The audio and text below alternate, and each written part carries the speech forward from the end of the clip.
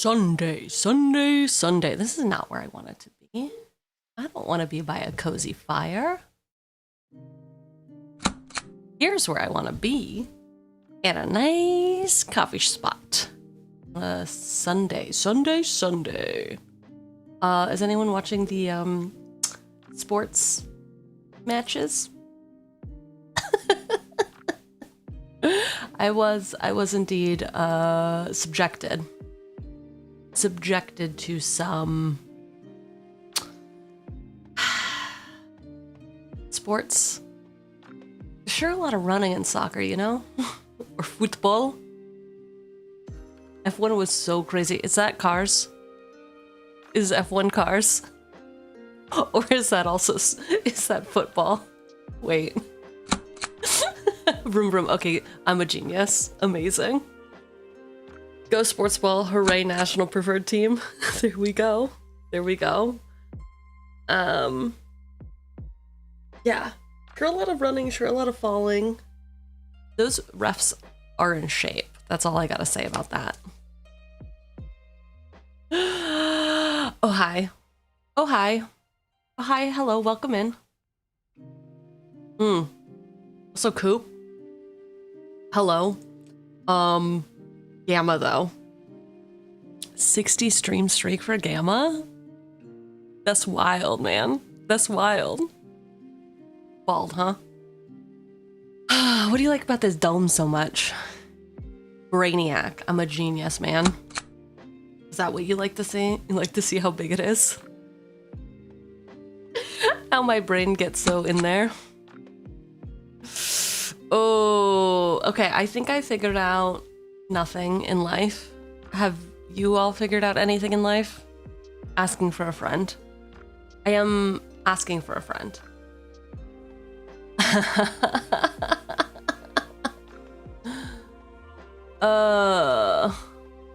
Wait, what the fuck? I don't understand, man. Pre-roll ads keep getting turned on, but I'm not turning them on. Ads. This is highly annoying. Highly annoying. Ads manager.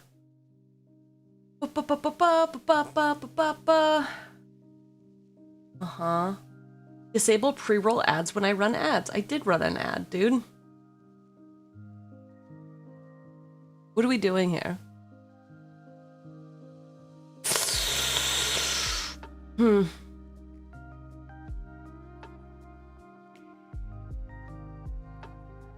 Partially disabled?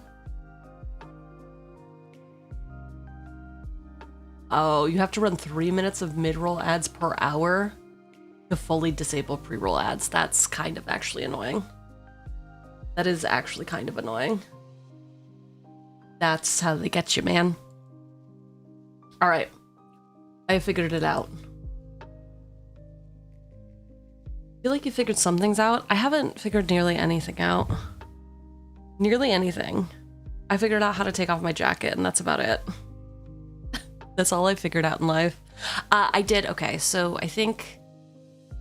ooh, happy midnight. Super chat finally active. Congrats. Thank you. Thank you. We worked really hard to get here. I owe it all to you, YouTube. I owe it all to you. So I was walking home the other day. It's hot as balls. Sweat dripping from my brow. Just kidding. It was hot, but I don't really have sweat dripping from my brow. I'm like not a... I don't perspirate a lot.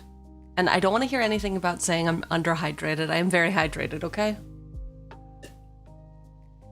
I am very hydrated. I think I just have tiny pores. Is that how that works? I don't know. You haven't said a single recommendation for the deck? Well, you got all day, buddy.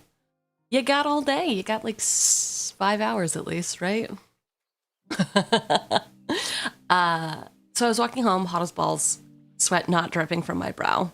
But, you know, it is what it is. Anyway, I noticed that my feetsies were a little sensitive. And I was like, what is going on? Got home, looked at the bottom of my shoe, giant hole. It wasn't giant. It was smaller than a dime, but still there was a hole in my shoe. I had worn through my sneakers, and then I thought back and I said, how long have I had these shoes? How long have I had these shoes? I've had them, no joke, 5 years. I did not know I had these sneakers for 5 years. Seems like too long, right? So I want to look up what they're called. Hold, please hold, please hold. Baggage. Oh, that's what it is. So I knew that they were sort of like wearing down a little bit, right? Because I could feel certain parts getting a little thinner. I did not expect myself to wear through them though. But I did. I wore through them. These are not correct. I'm gonna show you what shoes I bought. I don't know why. I had to buy the exact same shoes. Do you ever do that? You find something you like and you just have to keep buying the same thing over and over and over again? Or do you like to spice it up? I truly do have like 12 pairs of the same shoe.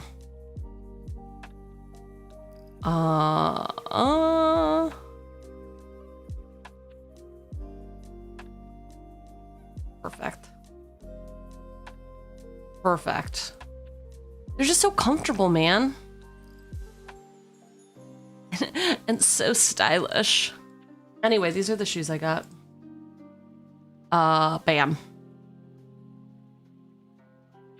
Pretty cool looking shoes, right? Here's that side view for you too. Side view of shoe. So now I just get to go sporting these shoes. 12 pairs, that's kind of too much. I do also have like 3 pairs of the same pants. Listen, when you find something that works, you just have to get it. I will say I only bought 1 pair of these sneakers though, because the last ones lasted me 5 years. The reason I have 12 pairs of the other shoes is because I wear through them in like 6 to 8 months. And they like discontinued that style. So I ended up buying all of them that they had in my size at the time. And I'm down to my last 2 pairs and I'm very sad. Okay. So yes, I did have 12 pairs of the same shoe, but I did wear through at least 10 of them, which are no longer with us. RIP. RIP those shoes I loved. Even I only have 4 pairs per item of the same. What about socks, man? Don't tell me you don't have more than 4 pairs of the same sock. They come in like packs of 6.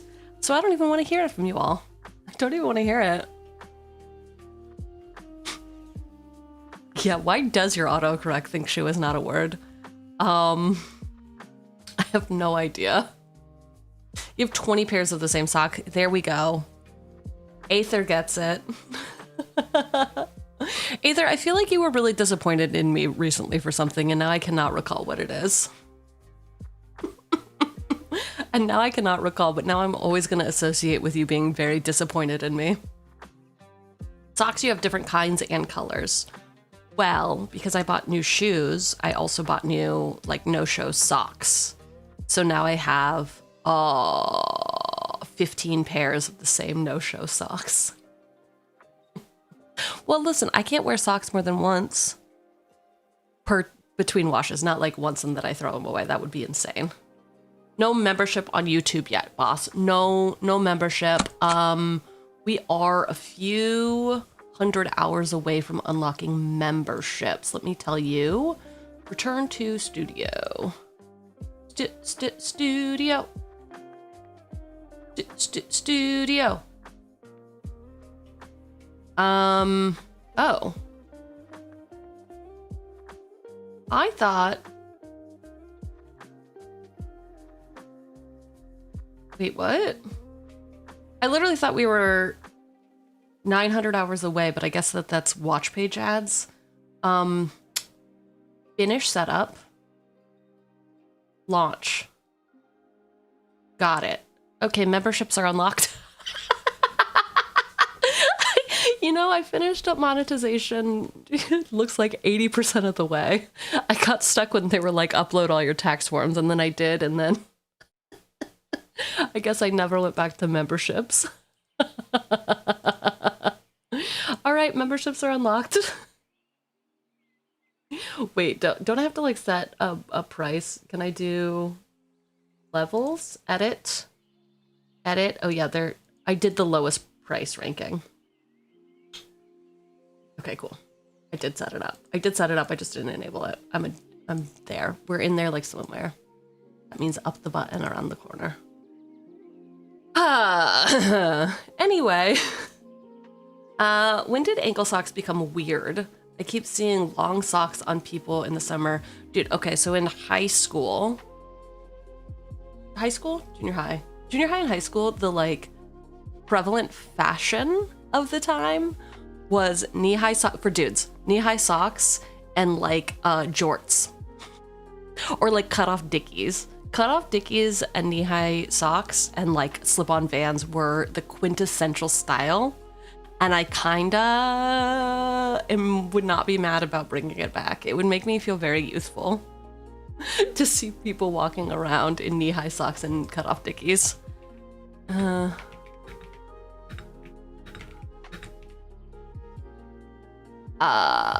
Images? This guy. Oh no, that's not that. I can't find any pictures of these people. They don't exist anymore, I guess. But I don't know. I like tall socks with shorts, at least for men. Well, that was the style, man. Back in the day, all the cool skateboarders had long hair, knee-high socks, cut-off dickies. Oh. Ow. Okay. Zoomers are anti-ankle socks. Why, dude? Do they just wear no socks, or do they just like to show off branded socks? I think the best branded socks I ever bought, or like the socks that like had a design to them, not just plain socks, are well, first of all, I bought Figma socks because obviously, actually, I think our design manager at the time bought them for us. Figma is a design program, by the way. So, okay. These are actually the best socks I've ever bought or had, is the middle one. It's got an arrow on it. It's a cursor. Yep, it's a cursor. I have those ones, which I love, but the other ones I got in Chicago? No. Minneapolis? I don't know. I was visiting the Midwest for a conference, and I went to a museum, and this museum, cannot tell you which one, but this museum had a socks that said closed on Mondays, and I loved it. No, not like a figurine company. That would be perfect. No, Figma is a design program. It's kind of like Canva, if you've heard of Canva, but it's for, how do I say this without being a dick? Whatever. It's just for real designers. Figma's for like anybody, but like, come on. Figma's for like real designers. For people who used to use the Adobe suite, but they're like hip and cool now. They work at SaaS companies. This stands for Sales as a Service? Is that correct? That can't be right. I work at a SaaS company. I don't even remember what it stands for. SaaS meaning Software as a Service. That makes more sense because Sales as a Service isn't anything. What was I thinking? Thank you. Listen, it's early. I haven't finished my Red Bull. She says at 12:30 p.m. Anyway. What's up? I forgot that here's a joke a bit. Okay. Lynde called me the other day to ask, do you ever get a shooting pain across your body? Like someone's got a voodoo doll of you and they're stabbing it? Rather concerned, I say, no. To which she responded, how about now? I like that a lot. That one is pretty good.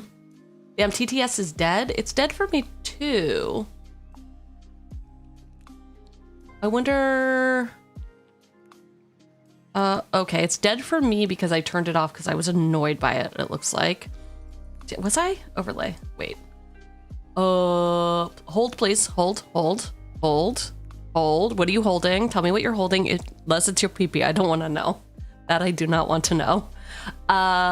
Overlays. Firebot. Listen, OBS crashed twice today. And I had to restart it, and then also something else happened. Oh yeah, it's just dead for me too. I think it's the Someone thing... shipped that misplay to the HR department. Oh, you know what it is? My Amazon Bedrock subscription has expired. I forgot to take action on those emails that they kept sending me because I was like, I don't use this for anything. I use it for... Oh, that's on me. Chat, that's on me. I have to fix it. I'll add a thing to the, I guess, something? Add a thing to the something? Stream manager? There we go. TTS is dead. Done. There we go, because you all read all of the titles. Is Lynde the commander giving curses to opponents? It is. It is. So we are breaking our rules today, and getting commander that gives and receives things with other opponents. So I've already, for my pod on Wednesday, been like, hey, anybody who's uncomfy with trying to deal with these shenanigans, how many pickle parties do we need?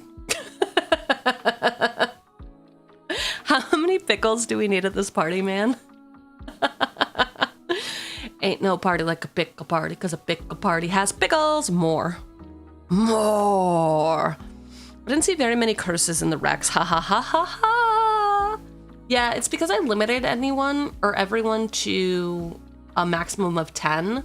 So I'm sure people didn't want to waste it on actual curses. But we will get them in. All right, I'm sensing that you're sick of listening to me. You want me to get to the cards. I understand. Listen, I understand, okay? It is not group hug unless we build it that way, I guess.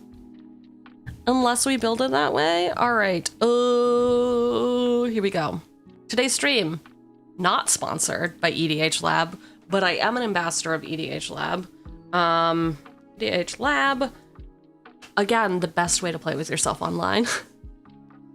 If you are in need of goldfishing your deck, aka playtesting it, and you want to do it against more than one opponent, what you can do is come over to this playtester and you can enter as many decks that you own as you want. You can also visit the community to find decks that you don't own. And then what you can do is you can literally playtest against yourself. So you can use all of the normal hotkeys that you can use anywhere. You can also program your own hotkeys and then literally just test your deck against interaction, which is the thing that we always miss, right? We can goldfish our deck as much as we want, but how do you actually test against interaction? You do it with EDH Lab. You can have up to 4. They also have a play online feature if you are interested in playing digitally with other people. You can have real games, and they've got microphones and all that. Oh, here's the ambassador page. Look at how cute I am. Curse Group Hug is kind of funny. I agree. This is our Lynde All Sales Final deck. Oh no, I just hit the same button twice. Why did I need to do that? That was the wrong button. All right. So we're doing All Sales Final Lynde Cheerful Tormentor. New rule for our Discord, no more than 10 suggestions per person. This is just, not that I don't appreciate you all, I do, but the goal is not to build the deck for me. That is not the goal for you to dump your whole deck list of like, here's how I built it, yada, yada, yada. The goal is just to share some cool and interesting cards that you think would work. You don't need to go crazy. It's just like, oh, have you considered this? Because we look at all the cards together. It's very great. You know, I usually have to finish the decks offline because we have so many recommendations. But yeah, we don't need to spam. I want us to be mindful of just spamming recommendations. Do things that are of the theme and that you think of. This week though, our theme is built around Lynde, Cheerful Tormentor. She's a scrappy entrepreneur who just wants to sell you all this cool upcycled retro stuff that she fished out of the dumpster. Wouldn't you or someone you love totally want to provide a home to this cute doll? Only $300 in my Etsy shop, Act Fest. So the deck for this is Lynde does all curse stuff. But the build specifically is going to be around cards that I have cut from previous decks, specifically, usually because they did interaction with like other people on the board and stuff like that. We still are not going to do library searching or things like that, but we will be able to give and receive curses as well as give and take permanents. So I have built this around a couple different cards. Conceited Witch. Literally, I just think she's hot. I know she doesn't do anything, okay? I know she doesn't do anything. She is my theme pick. What is it, Geyadrone? Is this how you say it, Geyadrone? Anyway, it's Dihada. She's my top sales gal, and she is recruiting. Involuntary Employment, you break it, you buy it, and the fine print now says that I actually own you. And then Displacer Kitten. The shop needs a cat. Also, I keep cutting this card. I know you all fucking love this card. I know. I will put it in this deck, okay? You will need eye candy to help move product. It's true. It is true. Lynde cares about curses, which, yes, is hard to do on webcam, but we will make it work through the power of Convoke.Games. The thing my deck is trying to do is curses and grixis bullshit. But keep in mind the build around cards and the theme of us running a shop that sells cursed items. Deck list, if you want to follow it, is in the pinned comments of both things. But let's take a look at what Lynde actually does. Also really hard to recommend anything with Displacer Kitten in this deck because my mind is rotted and just keep recommending very quote-unquote fun combos. Lol. To be fair, it's not hard to do scryfall searches for T curse ID burr. What is grixis, yes. I'm like, ID? Who's burr? What are we trying to do here? Burr, it's cold in here. There must be some toros in the atmosphere. I said OEOEO. Ice. No? Does anyone? Nobody? Okay, cool. It's an MTG with Cheugy like a motherfucker right now. Is it because I said I wouldn't play with you on Monday? I'm sorry, I had plans. Go out here having plans. I think I found Lynde's sales rep. Ooh, Gamma, I love. If you become a shop, you do need a ledger. That is true, I do. Hello. Hi. Oh, by the way, I have finally made all of your dreams come true. My one mod who keeps bugging me, I mean, lovingly nudging me, I've already told Primo this. Is it in here though? What? Has it really not uploaded yet? I added the hi emote. 156, okay.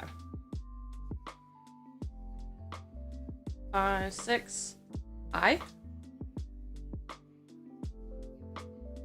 Did it work? Okay, cool. It's in there. I just didn't know how to find it. Anyway, we have the hi emote now as a follower emote. Perfect. You have found it. Excellent. I just have too many emotes in my thing. Wish I could play with a game with Cheugy. I know. I mean, listen, she's a popular gal. It's hard to get a game in. I say that jokingly, but honestly, it kind of is. Cute, but that card scares me. What's there to be scared of? There's nothing to be scared of. Look deep into her eyes. Look deep into her eyes. Also, who is this? I'd like to know who this is. I miss the idea of Cheugy.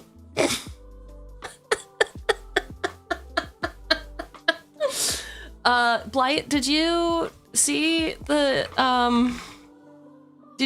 this is where Blight is about to be like, why, we're not friends anymore. We're not friends anymore. How could you do this to me? How could you do this? How could it happen to me? All right, B. Have you... Where is it? How could this happen to me? Am I on the right tab? I am on the right tab. In fact, I am on the right tab.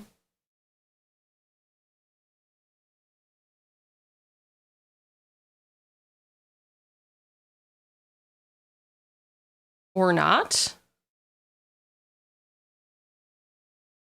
Hey, quick question. How many fucking shorts do I post? I guess it'll be in my comments. Anyway, wait for it. We're all waiting with bated breath. Comments. Comments.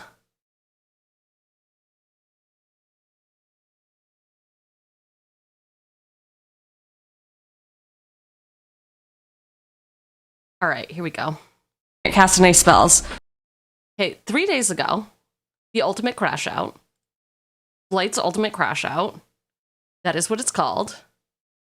Shroud, is that a, and okay, there it is. Oh, right, okay. This is what I wanted to show you. Not that it matters, Blight, but you have embarrassed yourself now in front of 34,000 people. Tell you on your upkeep, I'm gonna cast Silence so you can't cast any spells. Next one I'll cast is Prevent all combat damage that will be dealt. Would you like the sound of that? Yes. Okay, that's what it is. Thank you! Go Games, thanks for playing. I'm not done, Cheugy. I'm not done. What do you mean? That doesn't stop shit, bro. People are really on your side. Give a damn? I thought you were scooping. Is that not what's happening? No, I'm not scooping. So why does it say no comments yet? yet? You're dead. Okay. You think you need silence? You need more than silence, buddy. Or the combat damage prevention? You need it's both. Doubled, I know. This turn. I did both. I have 3 mana. What do you mean? Anyway, I think Instagram maybe Blight reported it. That's why it's not showing. There's a bajillion comments. See, there's 27 comments. Why did it say 0? Anyway, everyone's really divided, buddy. So I'm sorry, but also, you brought it on yourself? No? Yes? Ooh. Divided on what? On if you won or I won, because I didn't post the ending to it. I didn't post how the game ended.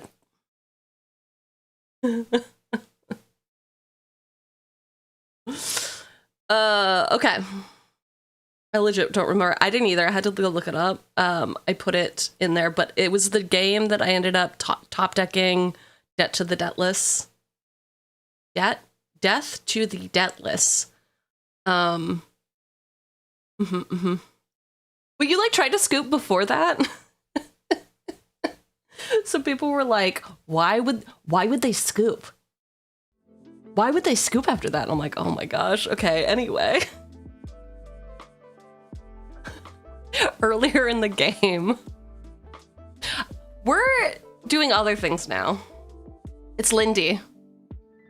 She's got Death Touch. Whenever a curse is put into your graveyard from the battlefield, return it to the battlefield attached to you at the beginning of the next end step. Beginning of your upkeep, you may attach a curse attached to you to one of your opponents. If you do, draw 2 cards. Legit, they're the luckiest person since we don't see them dead anywhere. How did it end? I guess I could, listen, I know we just went through this. File, history. There you go. Yes, perfect. Here is the post for all of you people who would like to see it. If you do actually want to see it, I did go back and clip the entire game, or like the entire this interaction.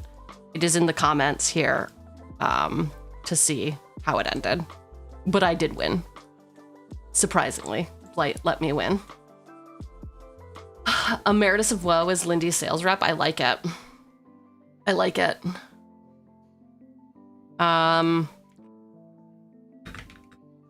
Whoa. Come on. All right. We're going to look at the other cards, though, before we get back to that. So, Lynde just wants to torture your body. My dad, okay.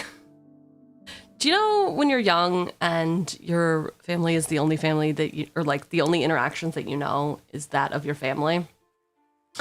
And then sometimes they do weird shit and you're like, this is normal. But then you tell other people and they're like, actually, no, that's crazy. My dad used to do this thing to all of us where he would take our like legs and like fold them, not fold, like I'm trying to think. Imagine you're flat on your back and you do like a riding a bicycle motion with your knees, right? He would take your knees and like kind of jam them into your stomach over and over again, kind of, and it was like to tickle you, but he would just yell, "I'm torturing your body, I'm torturing your body." And then we would always run up to him and they were like, and we would say, "Dad, torture my body," when we were out in public. And it was very much not the look that you should have out in public. Just these kids screaming joyfully. Joyfully. So anyway, that's what this deck is. She's just tickling you. Yeah, my dad left for milk. It's not funny.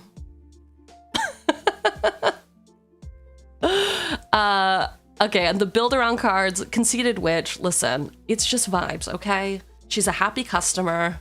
I gave her a cursed apple. She is now gorgeous. She's living. She's amazing. 2 and a black for this 2/3 human warlock. She's got a sorcery called Price of Beauty. Create a wicked roll token attached to target creature you control. And she's got Menace. Yes, she's basically a 3 mana, 2/3 with Menace. Fine. I have her for her looks, okay? We have her for her looks here. Mechanically, she basically does nothing for us, okay? Basically nothing. But we did put Dihada in. Because wow. Anyway, production for permanents with corruption counters. Ooh. She is a 4 loyalty planeswalker. Her +1 is each opponent loses 2 life and you gain 2 life, and you put a corruption counter on up to 1 other target creature or planeswalker. -3, gain control of target creature or planeswalker until end of turn. Untap it, put a corruption counter on it. It gains haste until end of turn. Perfect. Perfect. Look at, we're stealing. We're stealing people. We're recruiting them. And then her -7, gain control of each permanent with a corruption counter. So, yeah. I mean, it takes a really long time to get set up, probably. But hey, oh boy, howdy, when it does. We've also got Involuntary Employment. 4 mana sorcery, gain control of target creature until end of turn. Untap that creature, it gains haste until end of turn. Create a treasure. Perfect. We are involuntarily employing somebody. I'm gonna look at some of these after these cards, and then Displacer Kitten, Pet Cat, 4 mana, 2/2, avoidance. Whenever you cast a non-creature spell, exile up to 1 target non-land permanent you control, then return that card to the battlefield under its owner's control. So here I'm picturing this giving us a little bit of agility to move curses, perhaps, right? Whenever you cast a non-creature spell, exile up to one target non-land permanent I control, because I'm controlling all of the curses. So, whatever. It's a cat. It's cute. It's there. So those are our build-around cards. We essentially are trying to do curse stuff, but also just like grixis stuff is the vibe.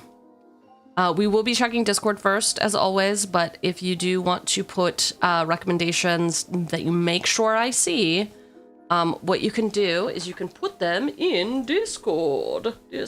Which cord? Discord. I will post that also for you, YouTube, in just one moment. 1 minute ago, I lost you. Hi, Zuri. Nope, there's no R there. I mean, there is an R.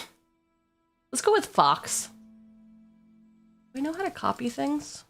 Copy. Paste. I do. I'm a genius.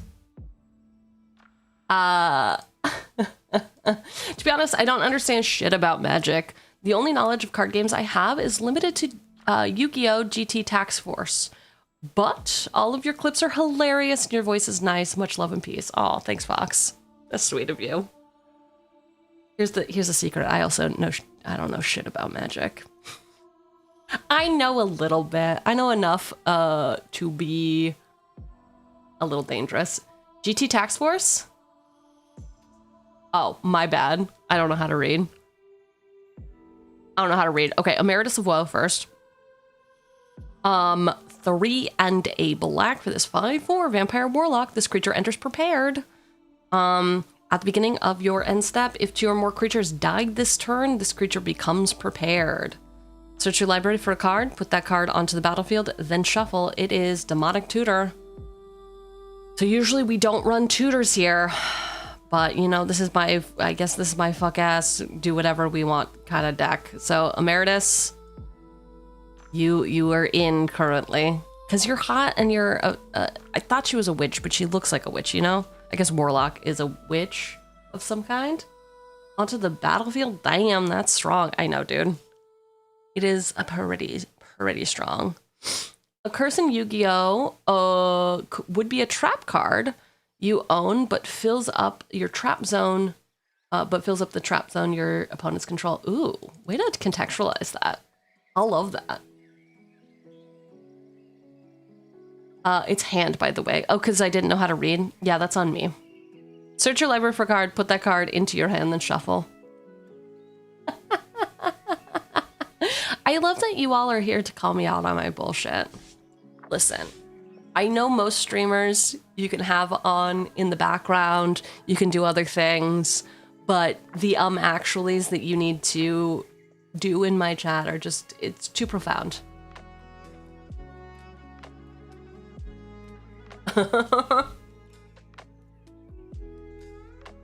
Here's a joke. What's the difference between a poorly dressed man on a tricycle and a well-dressed man on a bicycle? Attire.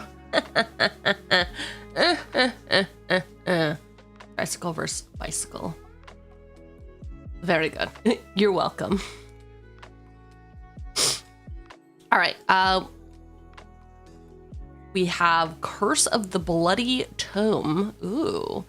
3 mana or a curse. Enchant player. At the beginning of enchanted player's upkeep, that player puts the top 2 cards of their library into their graveyard. After seeing his life's work drip away, the mage decided it was a good time to go crazy. Dude, who out here going crazy? Absolutely bloody. Into it. With TurboTax. No? Is that not correct? Is that not how that works? View your channel. Posts. For how much prep time I have, it is very interesting that I did not have all of my tabs open. 10 hours ago, just Sned? Wow. Wow, it looks like everyone gave up on YouTube. That's okay. I'll learn to forgive you at one point. It won't be today, but someday I will learn to forgive you. Okay. Sned the Dead. Curses. Okay, I'll mention a few of my faves, but overall, I'll try to stick to other things as curses are pretty straightforward. As far as personal favorite curses, Cruel Reality is the main one, but I also have a soft spot for Curse of Stalked Prey. However, I will break down additional cards by the others you had mentioned. So, I love what Sned does of like write a fucking novel here. Obviously, I wouldn't like it if it was like every single person, but I like to spend time with these, okay? I like to spend time with these. I read the whole thing. Sometimes I'll pause between paragraphs to look up some cards. Many of the cards people will repeat in Discord, so we don't usually look all of them up. But it is one of the simple pleasures, the simple joys I have in life, okay? We will start though with Cruel Reality. Cruel, cruel summer. Is that Gideon? Are we drowning someone? What's happening? 5 and 2 black for this Aura Curse. Enchant player, at the beginning of enchanted player's upkeep, that player sacrifices a creature or planeswalker. If they can't, they lose 5 life. As Gideon, watch the initiate murder his crop mate. His admiration of the city of Nakasakatuit, gave way to horror. Wow. So, does YouTube also get the 10 card limit? No comment. No comment. No comment.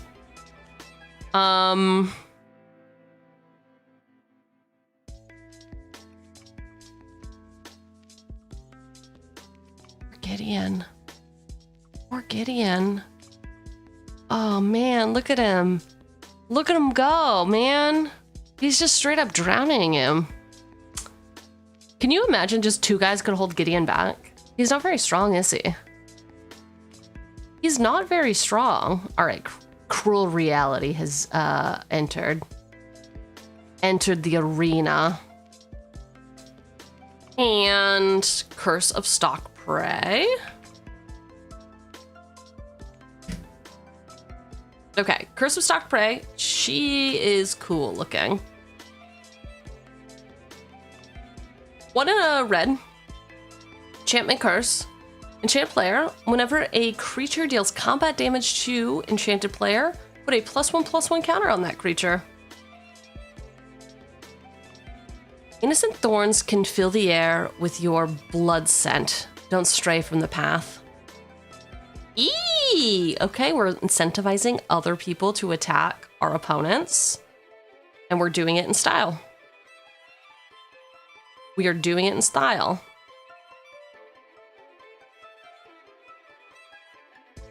I had an idea for a tech card, but its only real job is to be a gremlin to make the pod grumble. Oh gosh, what do you mean the pod grumble? Conceited Witch, I'm gonna be real. I really don't know how to add to this category. No one does. I would not expect you to. Okay?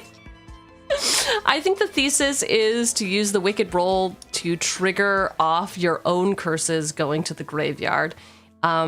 If that is the case, okay, you overthought it. It was for vibes, man. Ooh, confusion in the rank. We will look at that. I think the thesis is to use the Wicked Roll token to trigger off your own curses going to the graveyard. If that is the case, you don't want to add too many other auras, but maybe Smoke Spirit Aid? It should be able to make a bunch of token enchantments that like going to the yard. Not Dead After All is an okay protection spell in limited that has a great name. Spiteful Hexmage could also work, making an aura that can shrink an opponent's creature and triggering Wicked when it leaves play. All right, I like the name Spiteful Hexmage. And this is our vibes category, meaning meaning nothing. 1 black. With this 3/2 human warlock, when Spiteful Hexmage enters the battlefield, create a roll token, a curse roll token, attach it to target creature you control. Ooh, okay, so we steal somebody's guy, and then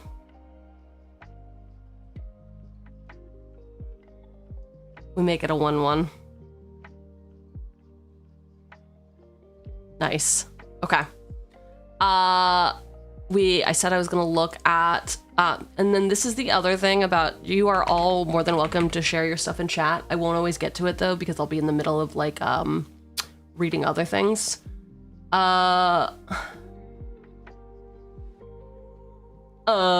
Confusion in the Ranks. Confusion in the Ranks is the only card I love when you want to play longer without a win strategy. Oh my god. 3 and 2 red for this enchantment. Whenever an artifact, creature, or enchantment comes into play, its controller chooses target permanent another player controls that shares a type with it. Exchange control of those permanents. No. I know I said we were gonna be doing some musical chairs, but this is too much. This is too much. Just swap control of them. Plus, it's a bit of an unbow with our stuff because we want to keep control of our curses, but we want to attach them to other people. We want to move around who they're attached to. Here's a joke. Dad died because he couldn't remember his blood type. I will never forget his last words. Be positive. In turn, you've gone too far. Also, I'm blood type B positive. Isn't that cool? Isn't that cool? I always found it ironic because I used to be very pessimistic. Used to be, huh? Used to be. And I was like, what do you mean I'm B positive? What's my blood supposed to be saying? Hello, hello. Hello, hello. Good night. Good night, good night, good night.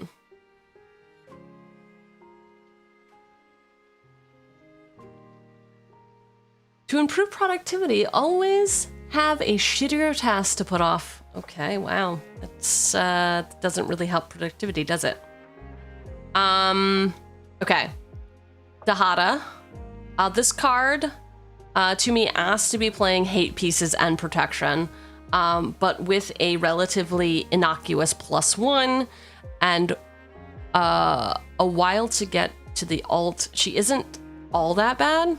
Marchesa, Dealer of Death, could work with her uptick in your targeting people with curses. Blim, Comedic Genius, could work, giving control of the curses that you cast. Laughing Jasper Flint could be fun as well with her ability, but you'd have to plan around ulting her, and I don't know how reasonable that plan is. Edea? Possessed Sorceress could also be good, but she is 5 mana and not entirely in theme for the deck as a whole, so your mileage may vary. What do you mean not in theme? The theme isn't to win, man. The theme is to be silly. Is that really the only copy of her? We only have a full art version? Okay. Anyway. So your curses return attached to you, so Confusion in the Ranks would just give that curse to an opponent, but still attached to you. Oh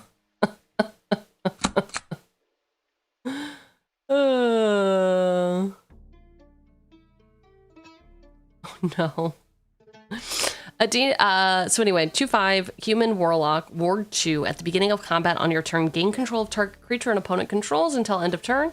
Untap that creature, it gains haste until end of turn. Whenever a creature you control but don't own dies, return it to the battlefield under its owner's control and you draw a card.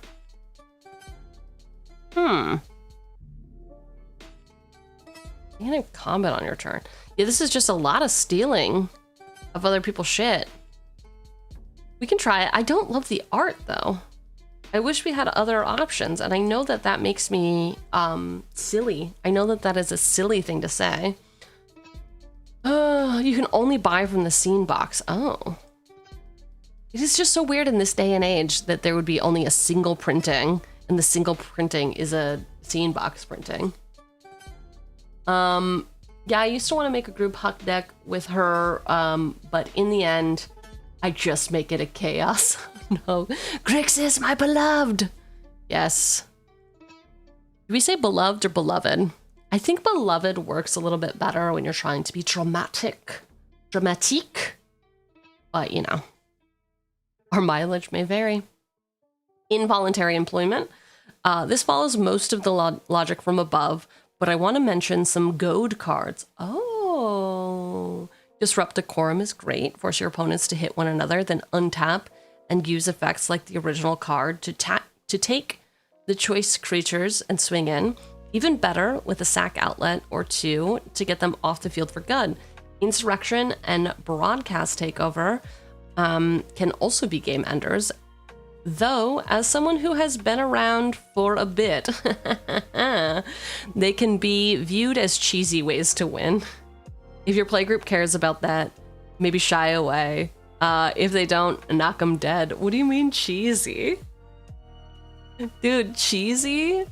I have Insurrection in my Goad deck. All right, so I already have a Goad deck built. Mileage may vary. Yes, I heard when you said romantic, but for some reason I heard traumatic. It's fair. All right, Broadcast Takeover, 2 red, red, red. Sorcery, gain control of all artifacts your opponents control until end of turn. Untap them, they gain haste until end of turn. It's just artifacts though, huh? They gain haste. All artifacts gain haste. And Insurrection. These don't feel particularly on theme for me. I mean, Broadcast Takeover feels kind of like a curse, right? Like we put a cursed item on your TV. Insurrection, untap all creatures.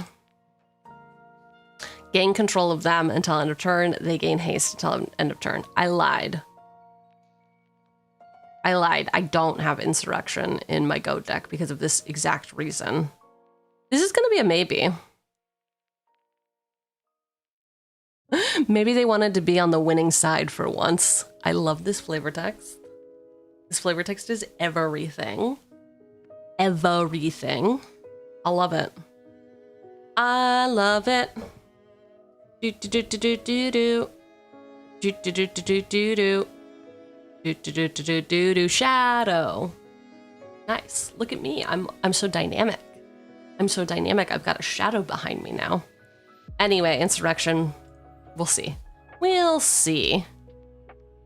Displacer Kitten. Well, good ETB effects with curses have been hard for me to find. The Rani or Charming Scoundrel could work as an ETB to make an aura token for Conceited Witch sub-theme, but I wouldn't want that to be your main plan. My main plan. I'm really not sure what to do with Displacer Kitten here, but I'm sure others have ideas. I love that. I noted a bunch of, I'm not going to call it jank, but a bunch of shit that doesn't go together and be like, this is the theme. 4 different cards that don't really work together. What do we think? What do we think? Finally, an honorable mention, Stuffy Doll. What a strange, definitely not cursed shop can exist without impeccable vibes. Okay, so chat. This is actually the reason I made this deck, is because we kept taking Stuffy Doll out of things. And I was like, we have to have a cursed doll. We have to put Chucky in here, don't we? Doesn't Chucky belong in here? Shouldn't we have Chucky? No, you don't like Chucky?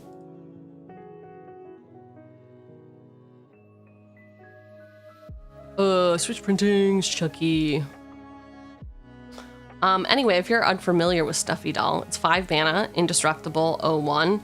As it enters, choose a player. Whenever they're dealt damage, whenever this creature is dealt damage, it deals that much damage to the chosen player, and you can tap him to deal damage to himself. He belongs. Question. When you say silly, do you want to be silly or cast opponent's cards? Well, okay, so this deck, all of our decks that we brew on Sundays are for our Wednesday Commander games. Our Wednesday Commander games generally are, no, always, they're always for entertainment purposes. So in my mind, I care much less about winning, and care much more about like slamming down cards that are maybe interesting or using them in interesting ways, or honestly just taking quick turns so that we can have more side talk during the game. So I do try to keep the cards like very, cards and mechanics very streamlined.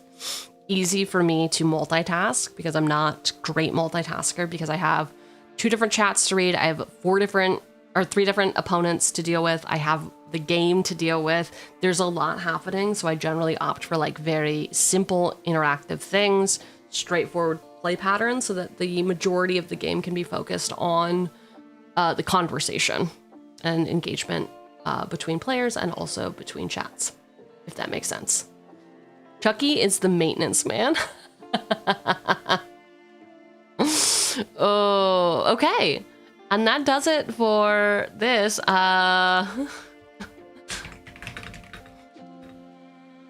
Thank you for trying with all these cards that simply do not work together. They simply do not work together, y'all. They simply do not. We didn't look at Disrupticorum, right? Oops. Let me do this. I like to keep a tab open with our commander so I can refer back to it. 4 mana, goat all creatures you don't control. Until your next turn, those creatures attack each combat if able and attack a player other than you if able.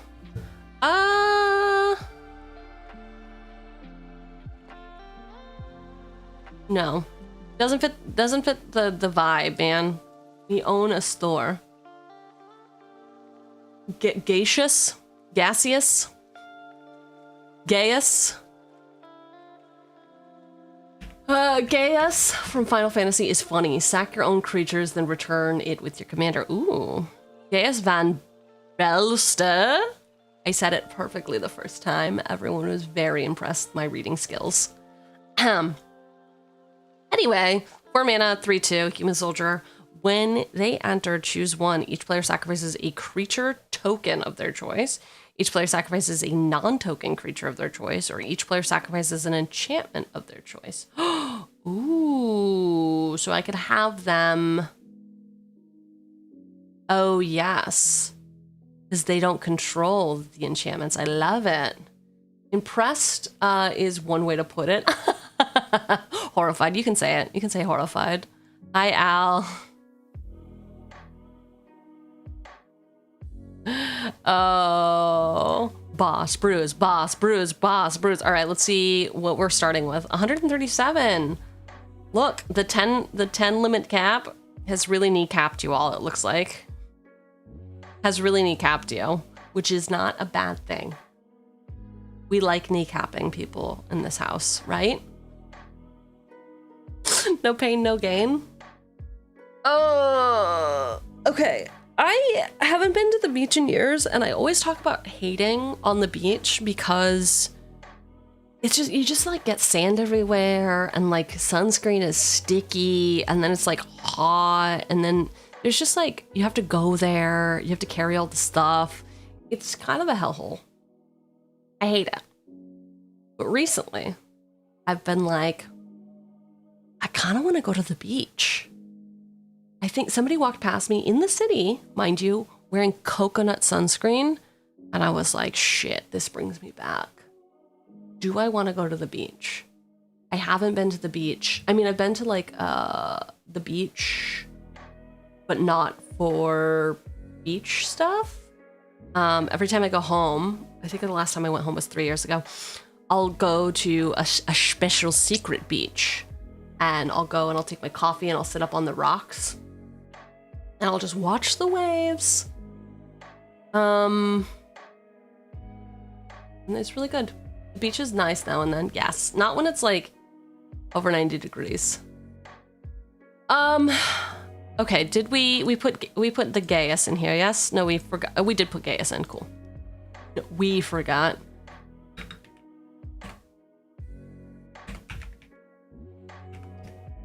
Beach is nice and the ocean calls. Ooh. Dude, okay, here's the deal. I love the ocean. I do not like the beach. Is that okay? Like, I love bodies of water. I think I want to go to a lake. I think I want to go to a lake. All right, anyway. You said this guy? This one? This guy? Yes. This one. Jeff Goldblum in the flesh. You've heard of chaos theory? Chaos. Yeah. Gas. 2/2. Human scientist. Whenever a player draws their second card each turn, that player exiles the top card of their library. During each player's turn, that player may cast a spell from among the cards they don't own, exiled with Malcolm. Chaos. I don't know how. I don't know that word, man. How to say? No definition found, huh?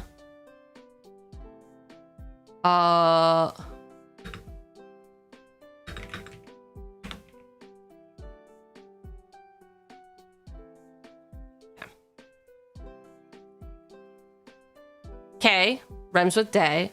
O dish, but tish. So Ko tish un. Chaotician. Chaotician. That's a dumb word. I hate it. Anyway, whenever a player draws their second card each turn, that player exiles the top card of their library. During each player's turn, that player may cast a spell from among the cards they don't own, exiled with him, and mana of any type can be spent to cast it. Oh. Oh. Draws their second card each turn, that player exiles the top card of their library. Okay. We're stealing stuff. I wonder what we're selling though. What kind of curse is this? The curse of drawing? Maybe it's of a cool paintbrush. Ian is now the tax man. Ooh. So, oh, actually, okay, somebody just asked me. Let me read it to you and maybe you all have ideas. Hey Cheugy, I got a random question. Context. I finally got a new job and I wanted to give a magic card as a going away present to a dude at my old/current job. He's an accountant as his primary job and works with me part-time at a restaurant.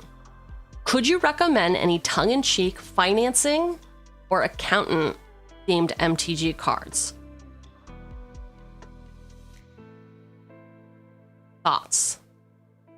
Thoughts for any MTG accountant cards? So I said very cool idea. Might be good to share it, insert location to get a broader selection of ideas. But my mind first goes to taxes or advisor cards, like Cowed by Wisdom or Grand Arbiter Augustine. Also, Mentor of the Meek is always a classic for something like this. Ooh, Ledger Shredder, bruh. Oh my gosh. Okay, here's what I said, because that's where my mind went. I was like, I don't know, I feel like taxes for accounting. Cowed by Wisdom is a bad card, aka cheap. Doesn't get seen a lot. I like the art on it, right?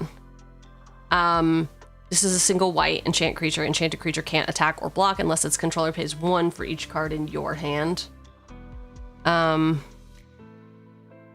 I liked it. Let's look at Ledger Shredder. I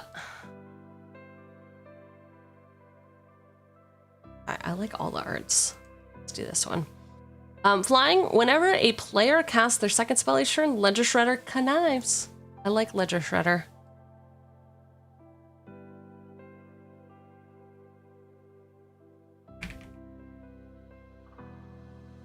All right.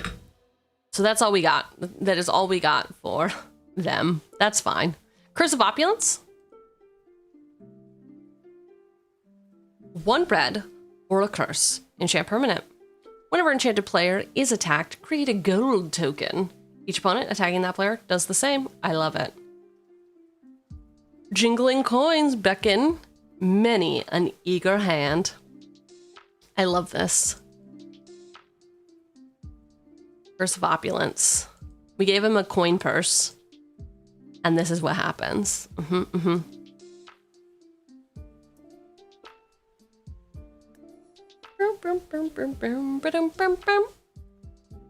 Curse of Misfortune. Yo.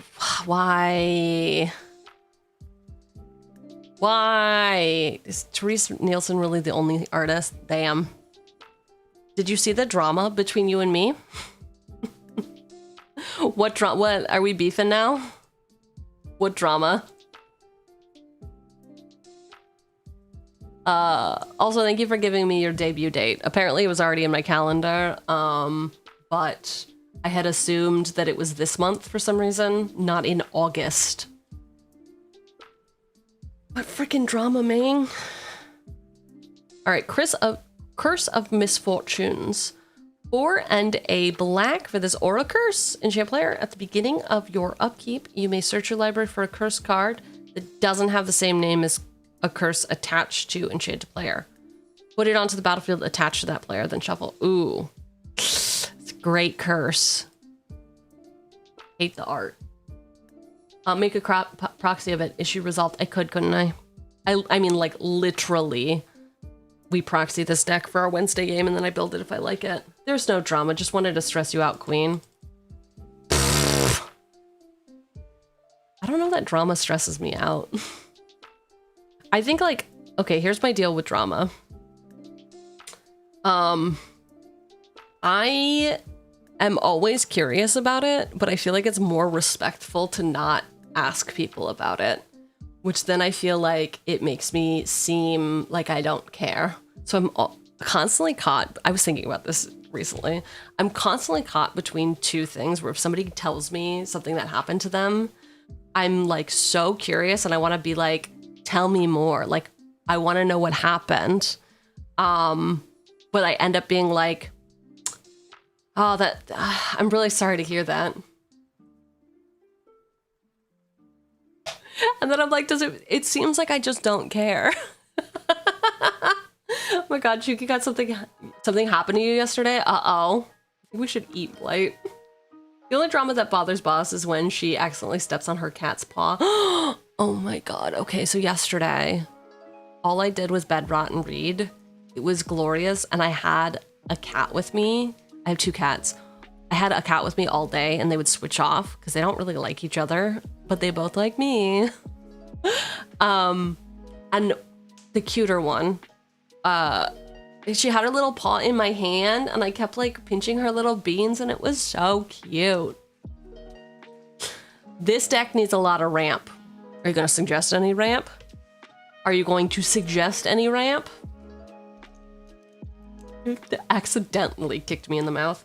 I do have a bunch of like scratches on my thigh right now from a cat jumping on me, and I'm like, why? Why must you do the things that you do? Also, the cats recently got put on elderly food. My cats are like at least 11.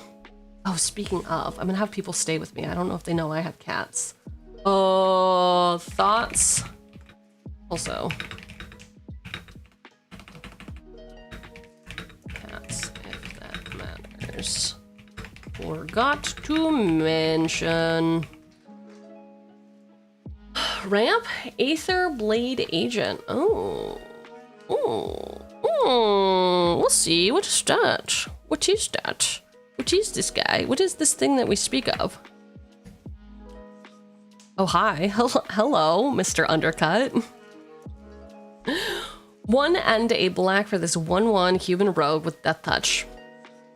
4 and a Phyrexian blue. That's how you say it. Phyrexian blue. And you can transform him. The Consulate of Kaladesh has always valued his particular talent for extracting information. And then he transforms, into a Gitaxian Mind Stinger. 3/3 Death Touch. Whenever he deals combat damage to a player, draw a card. But that's not ramp. That's card draw, right? Maybe, I guess ramp can just mean getting advantage, perhaps? Maybe. Expensive card draw. Dude, I do have expensive tastes. Stock up. Gotta have supply for the involuntary demand. True. All right, stock up. 2 and a blue. Sorcery. Look at the top 5 cards of your library. Put 2 of them into your hand and the rest at the bottom of your library. We're now accepting over 11 different inter-player currencies, including Polished Moonfall. Perfect. Stock up is a great. Ramp equals get more mana. Okay. Ramp does not equal just get more. You're ramping your hand, I'll ramp your hand. Gilded Lotus plays well with Displacer Kitten. Ooh.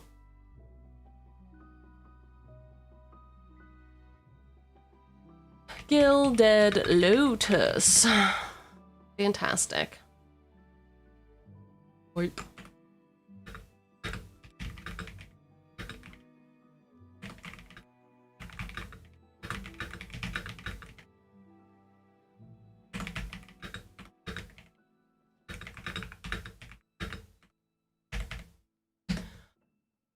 Clip, why? When I was silent? When I was silent but deadly. Anyway, 5 artifact. You can tap for 3 mana of any one color. Gilded Lotus. T'Challa merged Vibranium with what? Really? This is a Marvel card? I wasn't expecting to read the flavor text of Marvel because this card has been around for so long.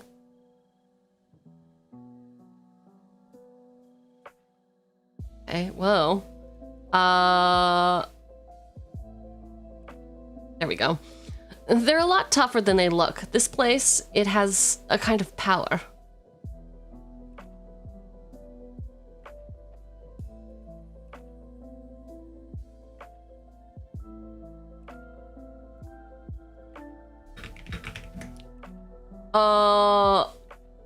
Didn't know there was a Marvel printing. I know, right?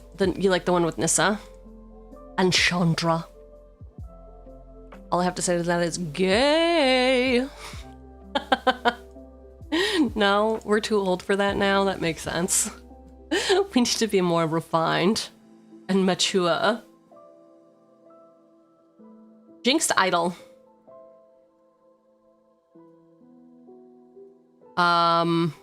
The Gilded Lotus has a Marvel printing now. Really? I hope it's not in standard. Well, there's one way to check that, right? I mean, there's multiple ways to check. I'm checking the dumb way. Cards? Cards. So, no, it was Commander / had the symbol on it. I am. Lotus. Here we go. Gilded Lotus is here. Back to life. Back. Uh-oh. Okay, no. 0 lotuses. 0 lotuses in this. Good. Thanks. Jinxed Idol. Nissa Chandra Lotus is the Pride Month promo. It is true. It is true.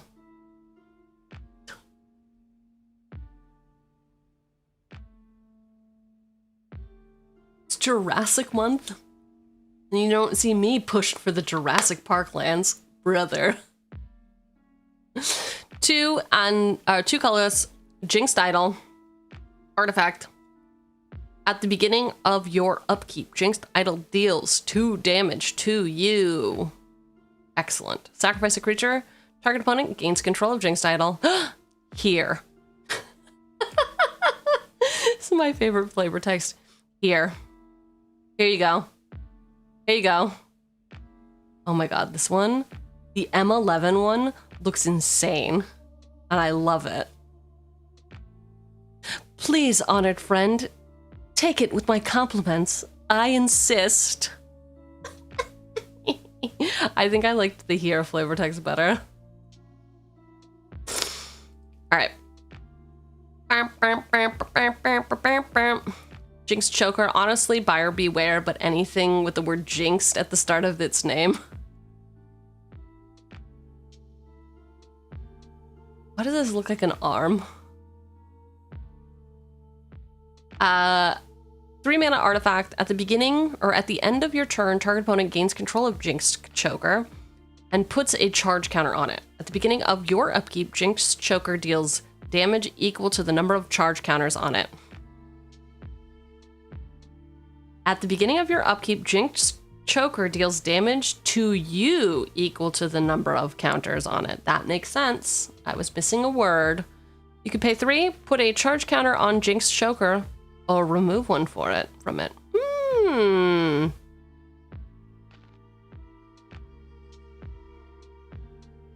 I like this. Fun. Fun giving stuff away. Choker, I hardly know her. Bruh.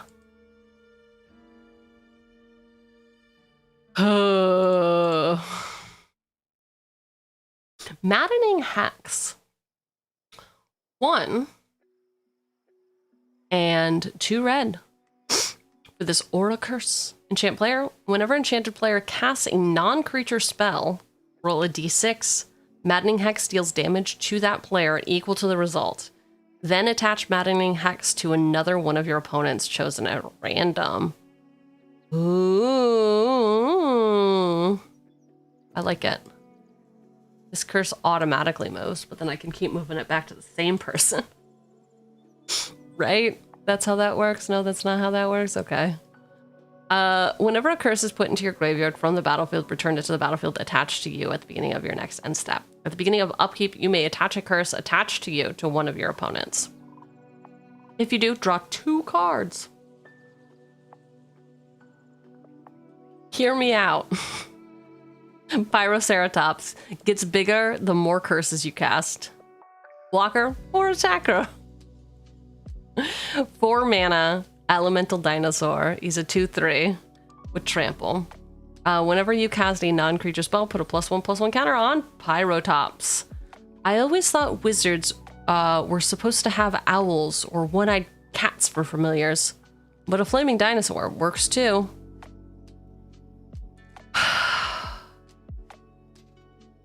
I mean, it's cool that it gets bigger. I'm not seeing a lot of the, like, what cursed item is it attached to, but we'll try it out. We'll try it out. Remember to hydrate. Oh my god, I am thirsty. Not like that. Mm. 5 mana. May you drink until you drown, but never be sated. Ooh, okay. That's, quite the curse. 4 to black for this Aura Curse. Enchant player at the beginning of enchanted player's upkeep. Curse of Thirst deals damage to that player equal to the number of curses attached to them. Ooh, sadist comment here. Over here, over there, yes. Yes. Dyson. I think the next shop theme, and the curses being enchantments demand some good bargain cards. High Fae Negotiator could be the customer always attempting to haggle. Excellent. Beseech the Mirror. Online portal for the online shop. Ooh. Back for seconds. The need to go back to the shop within the same day because you wish you had gotten that other thing. And Shady Out of Towner. Dyson, big props. Thank you so much for your flavor. Now let's check the cards. High-Fey Negotiator. 3, 2 black for this 3/5 Fairy Warlock with Bargain. You may sacrifice an artifact, enchantment, or token as you cast the spell. Flying. When High-Fey Negotiator enters the battlefield, if it was bargained, each opponent loses 3 life and you gain 3 life. I love this. I love this. How's the build going, boss in chat? Good. We've regaled each other with stories of the beach. Blight tried to start some drama over nothing. And I got called out for not reading. It's been a pretty typical day. Pretty typical stream so far. Beseech the Mirror. Yo, welcome in, Dark. 1 black sorcery with Bargain. Search your library for a card. Exile it face down, then shuffle. If the spell is bargained, you may cast the exiled card without paying its mana cost if that spell's mana value is 4 or less. Put the exiled card into your hand if it wasn't cast this way. Listen, Bargain seems very fucking cool, dude. I'm not gonna lie. Bargain, I did some like initial deck looking. That's usually what I do. I'll go to Moxfield, my favorite website on the internet. Shout out to Harry and team. I will go to decks. I will go to more filters. I will go to Lynde. Do I know how to spell this? Haha. Save filters. Go here. Go to most views usually. I'll look for the ones that are in the bracket and or have a primer, and then I'll go over here. I'll set this to visual spoiler, and I'll just like peruse the cards. I'm just like looking for, okay, what are, like, is there anything? Creepy doll. If somebody didn't suggest creepy doll, and I'll kind of like look at this. I did not initially see any bargain cards. Clearly I was not looking. I was not reading the text. I was just looking for vibes. What are the vibes of this, of all of these decks? Oh, a lot of curses. Very cool. Very hype. But I really, really, really like the idea of bargain. I really do. Therefore, we're getting a bargain at Bargain Barn. That's not a real commercial, by the way, but I do miss, I think that the youth are really missing out on this shared understanding of old commercials that we were all forced to watch. And now with like personalization and targeted ads, we're not going to have the same context. We cannot connect over the old Sears commercial that was like, it's a scorcher out there. I'll call tomorrow. I'll call today. Hi, have a good day. No, you have a good day. Bargain is a huge flavor win for this deck. It totally is.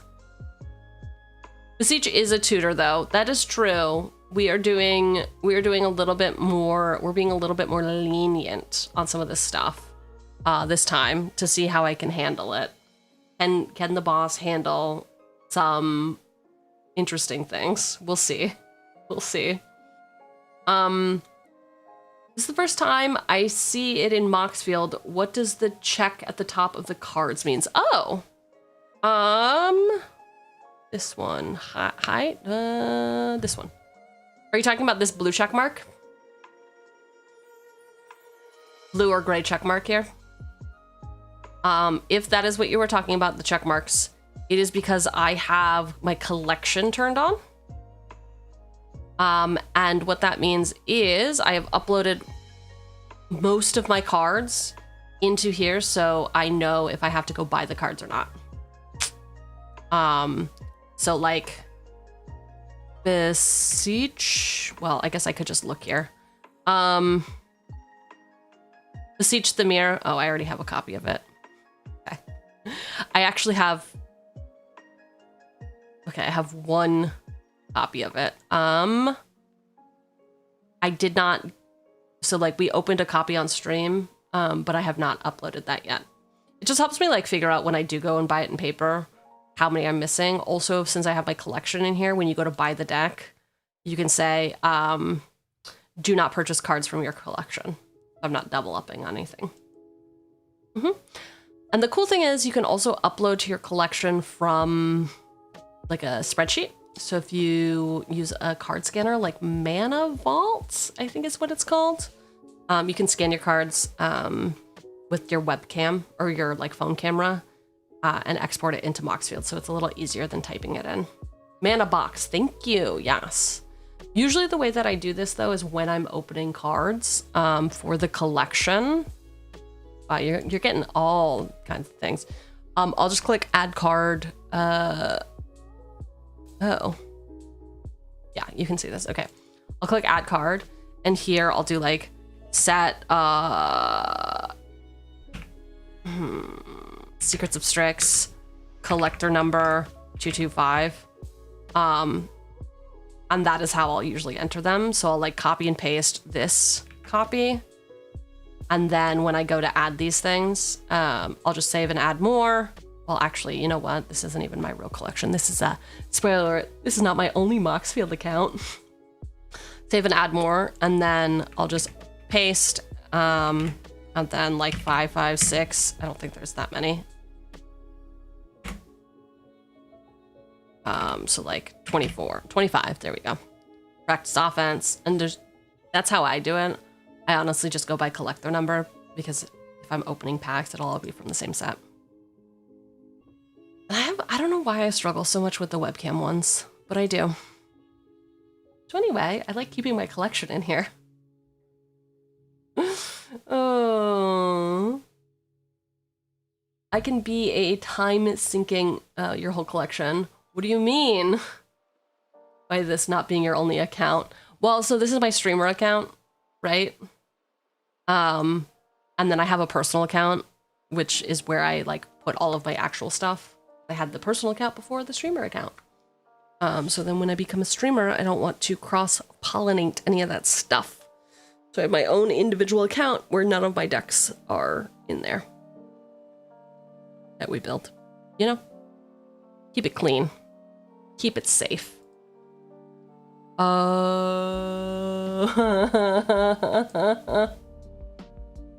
know.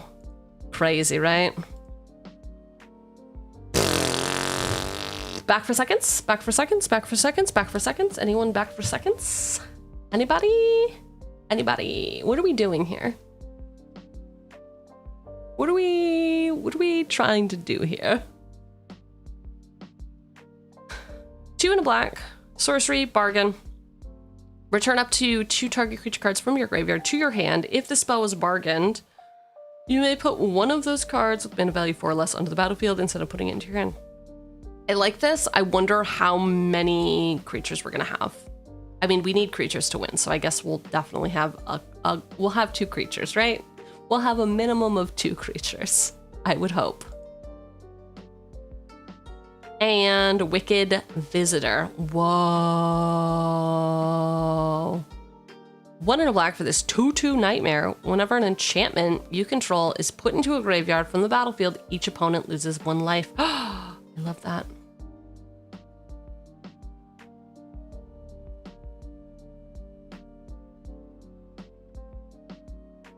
Return the slab? What are we talking about? What do you mean that's the rule? Would 5 CMC for a Bitterheart Witch be too heavy for this deck? We can see. We have a lot of 5 mana stuff. I praise your effort. I hope I can do the same if I have less collection, that is. Yeah, I honestly take it in pieces. Is what I say. And just like, while you're watching stream, like what else are you doing right now, right? Like you're not fully paying attention. So I usually like will throw on a stream and just like kind of fuck around. Boss has 2 accounts because she doesn't want us to know she has 8 moxes. I don't want to talk about it. Shut the fuck up. Good morning. Good morning, Zello. Yeah, I need to enter all the cards, though, at my office that we have opened on stream, which is quite a lot. Cursed Witch helps you put more curses on others. Ooh. Okay, we can look up a Cursed Witch in a moment.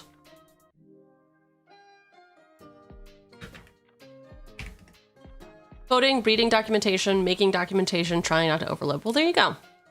You can do, if you like the Pomodoro method, 20 minutes on, 5 minutes off. You can scan a few cards during those 5 minutes. Okay, Wicked Visitor. Whenever, yeah, we like him. We like him. We like him too. Oh, amalgamations of many childhood nightmares stalk the realm of dreams, feeding on the collective terror of all those trapped in the wicked slumber. Ish. Hot. What? Wow. Oh, okay. That one got to me. 3 and a black for this human shaman. Spells your opponents cast that target a cursed witch cost 1 less to cast. When a cursed witch dies, return it to the battlefield transformed under your control, attached to target opponent. And it becomes Infectious Curse. Enchant player. Spells you cast that target enchanted player cost 1 less to cast. At the beginning of enchanted player's upkeep, that player loses 1 life and you gain a life. Ooh, I love this.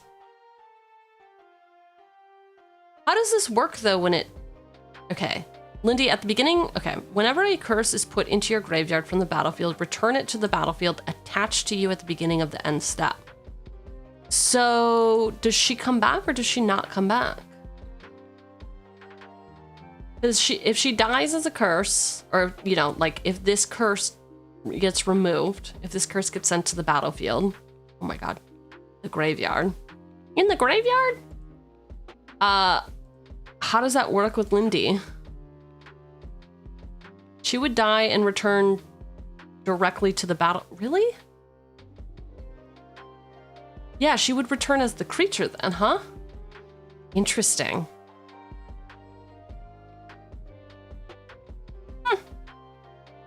Okay. That is pretty interesting. It is pretty interesting. And then she could do her whole thing over again. Okay. Okay. I'm not mad at it. Curse goes to the graveyard, will return as a creature. Thank you. Thank you, thank you, thank you. All right, Malevolent Witch Kite will be a late game draw, plus it reorganizes curses to other players. So pretty much sack the enchantments on your opponents. You attach to you, then replace the enchantments. Malevolent Witch Kite, 6 mana, 5/4 Dragon Warlock. When Malevolent Witch Kite enters the battlefield, sacrifice any number of artifacts, enchantments, and/or tokens. Then you draw that many cards. Very cool card draw too. It's unfortunate. I wish she had flash. Can we get him out on somebody else's turn? All those curses attached to me on everybody else's turn. Uh-oh. That's just asking for a beating. But we'll see. Shambling Suit grows over time in the game. I do like selling a cursed suit of armor. That makes sense. 3,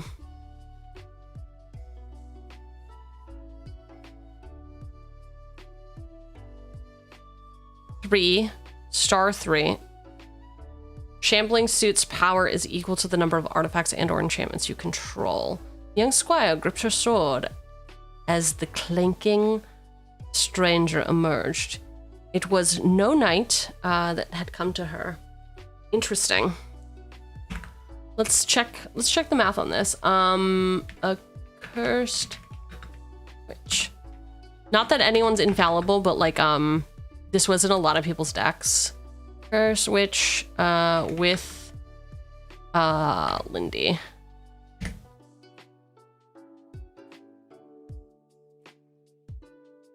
If you control both Lynde and the backside of a cursed witch, aka infectious curse, attached to a player, then sacrifice the curse. Would Lynde's trigger return the curse to the battlefield as a cursed witch, or would her ability not trigger at all? If the card is the infectious curse, when it's put into the graveyard from the battlefield, Lynde will trigger and try to return it to the battlefield attached to you. But since it's not an aura with enchant player, then it cannot attach to you. So a cursed witch will be put on the battlefield under your control, not attached to anything. That comes from Rule 303.4H. If an effect attempts to put a permanent that isn't an aura, equipment, or fortification onto the battlefield attached to an object or player, it enters the battlefield unattached. So it does enter. It enters the graveyard on the backside because that's how it died. But while it's in the graveyard, it is the front side. And we'll keep reading though. Lynde's first trigger's ability will trigger whenever a curse is put into your graveyard from the battlefield, even if a curse won't be a curse card in the graveyard. CR 603. I guess I could just show you this. Nothing in here that could. Okay. Anyway. Lynde's first triggered ability will trigger blah blah blah blah. CR 603, 6C, 10A, and 10. And with Lynde, that card will still return to the battlefield with the front face up. In the case of a cursed witch, CRs, whatever. But when that card would enter as a, okay. So she does come back as a creature. Based on all these arbitrary rules.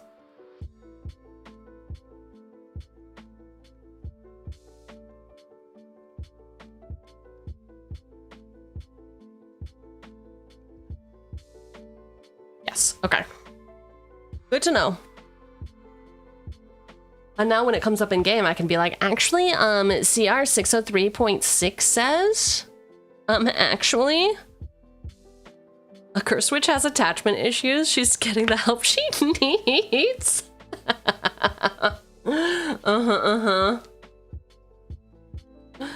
Oh my god. Oh.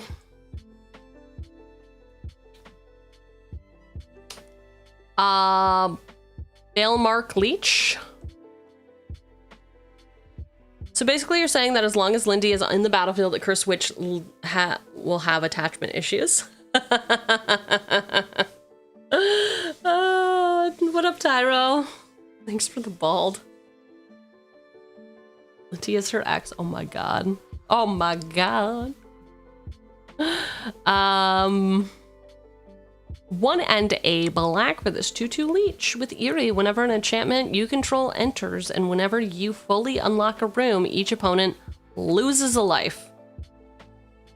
Whenever an enchantment you control enters. I like it. I like it for its enchantment stuff. I guess we could sell leeches at a curse shop.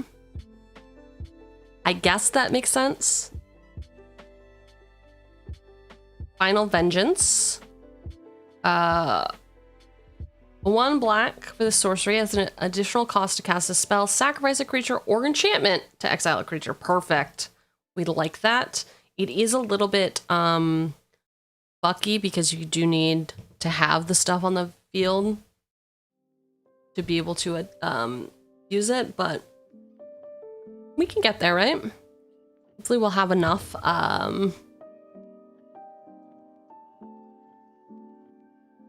hopefully we will have enough curses that it won't be an issue. Entity Tracker 2, blue with flash. Eerie, whenever an enchantment you control enters, and whenever you fully unlock a room, draw a card. That's pretty good, right? Drawing a card every time we play a curse. Oh, not what I needed. We are not doing room stuff, no. We are doing curses, which are enchantments.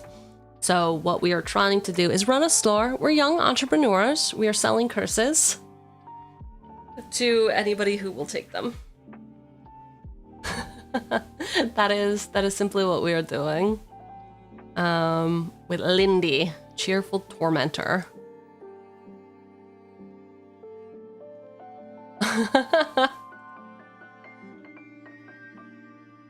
Curse of Echoes. 4 and a black. God, curses are so freaking expensive, man. Enchant player. Whenever enchanted player casts an instant or sorcery spell, each other player may copy that spell and may choose new targets for the copy they control. This is chaos, man. Every other player can do it. Will this not just hurt me? Will this not just hurt me equally as everyone else? Talk about group hug. Cyber conversion, 2 blue, instant.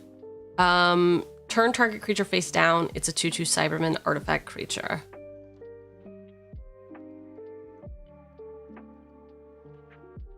Damn. And there's no way to flip it back face up unless they have like a megamorph ability, right? But everyone has to have the color to copy or play cast without mana cost. Whenever an enchanted player casts an instant or sorcery, each other player may copy that spell, so you're not even casting it. So you don't need mana and you don't need anything. You just get it.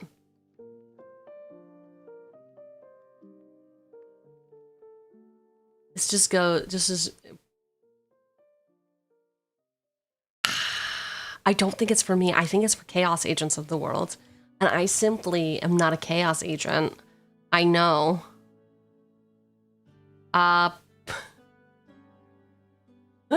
Works really well if you politic everyone into hating someone else. I mean, yeah, except that everyone knows that they just need to politic me, which is wild.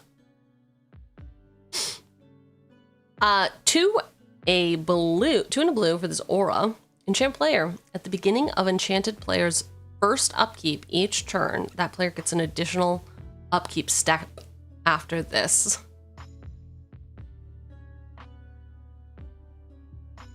Keep pace. Steady though the haze, at least you step on the heels of your future self or trip the self a moment behind you. What? Lemony, did you say anything? Additional upkeep for 3 mana. For everyone, though. Oh, for me. Okay. Listen. Paradox Haze. Enchant player. At the beginning of enchanted player's first upkeep each turn, that player gets an additional upkeep step after this step. Do we need an additional upkeep, though? What would we do on our upkeeps?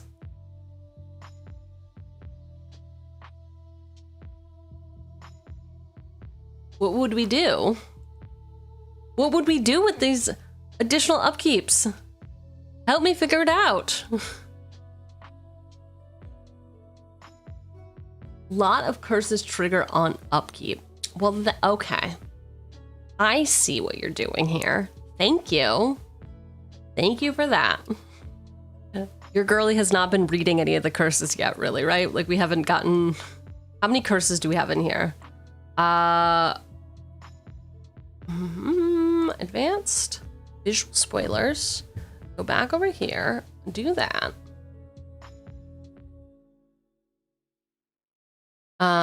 Okay. So, curses. At the beginning of your upkeep, at the beginning of enchanted player's upkeep, whenever enchanted player is attacked, whenever a creature deals combat damage, at the beginning of enchanted player's upkeep, at the beginning of enchanted player's upkeep, whenever enchanted player casts a non-creature spell, at the beginning of enchanted player's upkeep. Okay.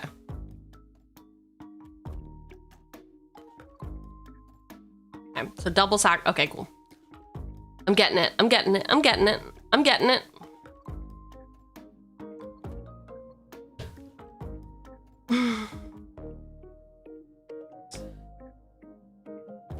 At the beginning of your upkeep, you may attach a curse attached to you.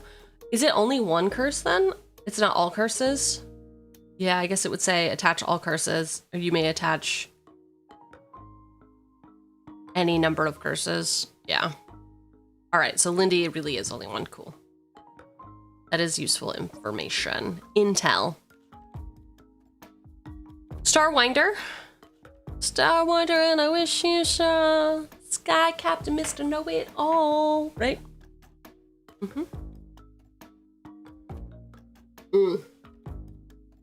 Stay hydrated, everyone.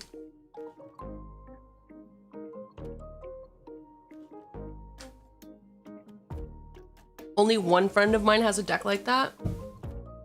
A curses deck, or what kind of deck? 5 and 2 blue for this 7/7 Leviathan. Whenever a creature you control deals combat damage to a player, you may draw that many cards. Got a warp ability for 4. Oh, so this is just a swing in. Wait, you may cast this card for it's a warp cause, exile this creature at the beginning of the next end step. Okay, so it doesn't have haste. Oh, curses? Nice. Do you hate playing against it, or is it fun? Do you hate it, or do you love it?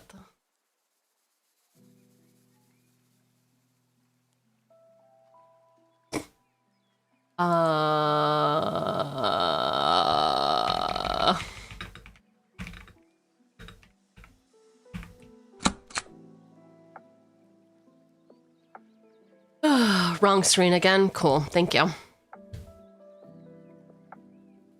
Hi, Monday. What's up? Oh, you really love it? Ooh, it's really fun and different. Excellent.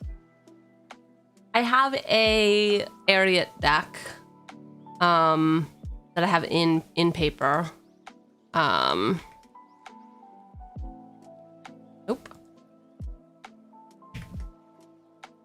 Ariat of the Charmed Apple.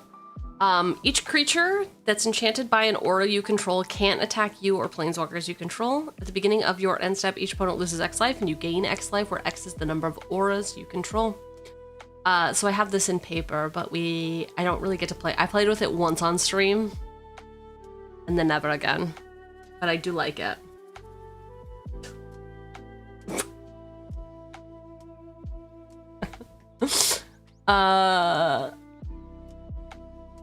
Maybe you're just a misogynist. I mean, or masochist.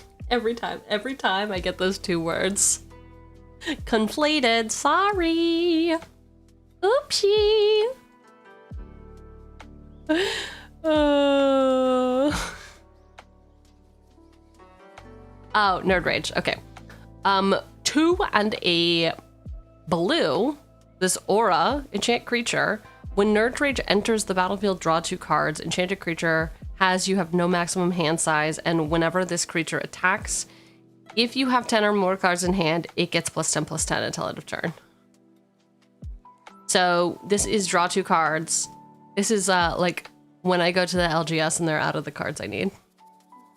I have Perry, the Pulverizer deck, with a Proxius Perry, the Platypus. Nice. Don't worry, I'm happy you know what I mean at all. I know. I'm only here to let you down. 90% of the time, I'm 100% wrong. Great Intelligence Plan. 4 blue-black, sorcery, draw 3 cards. Then target opponent faces a villainous choice. They discard 3 cards, or you may cast a spell from your hand without paying its mana cost. I mean, wouldn't they just draw 3?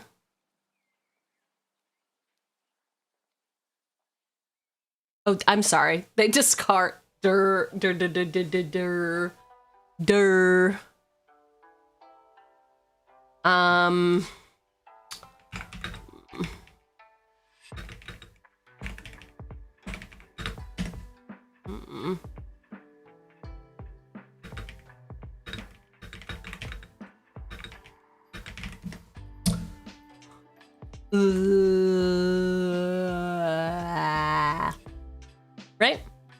Right? All right, they discard 3, or I can cast a spell for free. Perfect. Not draw 3. That would be insane. Congratulations on your 7-stream streak. Let's go streaking, everyone. It's Pandora's Box. Allure of the Unknown, 3 black, red, sorcery. Reveal the top 6 cards of your library. An opponent exiles a non-land card from among them. Then you put the rest into your hand. That opponent may cast the exiled card without paying its mana cost. Interesting.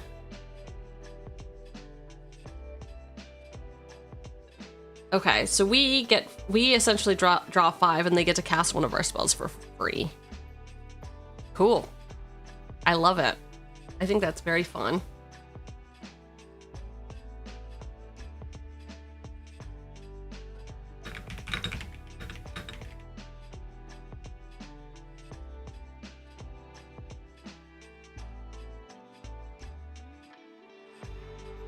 Hello?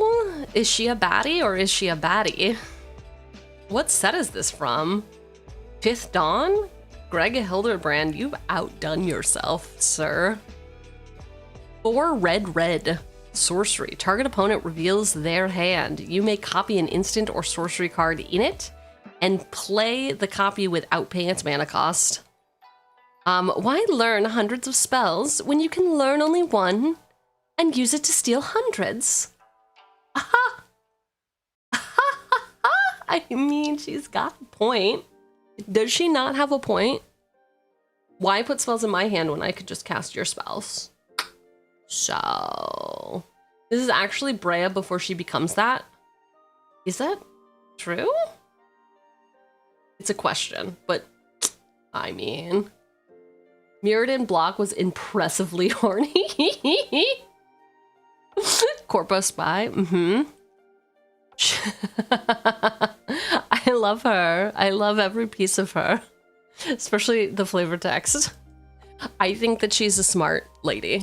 Listen, she's efficient. She is my type of gal. Why work harder when you can work smarter? I let her cast my spells. Okay, all right. Looking. Boobs.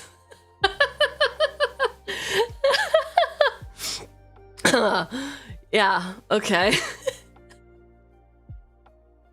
Smoke Spirit's Aid feels pretty much like handing out curses disguised as treasures, but you'll be getting all the treasures. Interesting. Smoke Spirit's Aid, X and a red, sorcery. For each of up to X target creatures, create a red aura enchantment token named Smoke Blessing attached to that creature. Those tokens have enchant creature, and when enchanted creature dies, it deals 1 damage to its controller, and you create a treasure token. Wait, what? Okay. For each of up to X target creatures, create a red aura enchantment token named blah blah blah attached to it. Okay. Those tokens have enchant creature, and when enchanted creature dies, cool. I love this. I'm understanding. I'm reading. I'm processing. I'm retaining. I'm loving. Old Magic was so horny. I know. Yeah, fucking Earthbind. Why? What happened to horny Magic? Oh, it's okay. I love the chaotic nature of Hit the Motherlode. Lore-wise, I'd explain this as being the source for the items in the shop. Oh. Ooh. We've hit the Motherlode and now we're gonna go open a store? Boss is reading, guys. Is she, though? Is she? I don't know, man. I don't know that you could consider this reading. Hi, Nerdsy. Happy Sunday. Sunday. 4 red. Sorcery. Discover 10. To discover 10, exile cards from the top of your library until you exile a non-land card with mana value 10 or less. Cast it without paying its mana cost or put it into your hand. Put the rest on the bottom of your library in a random order. If the discovered card's mana value is less than 10, create a number of tapped treasure tokens equal to the difference. That is huge. Huge. So you do want a low-costed spell because then you get 1,000 treasures. Are we saying go Knicks? Is that a sports team? I mean, I know, wait. I know it's a sports team, okay? I just mean, did they do a sports thing? Did they do a sports thing? I know TTS 07's in the chat for TTS. It's my own goddamn fault. I just I need to pay my bills, man. I need to pay my TTS bill, but I have not done it. Wow. They did a game. Excellent. Fantastic. Good game. Good game, Knicks. First championship win in 53 years? Oh.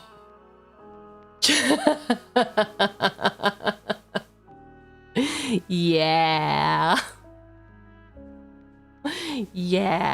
Oops.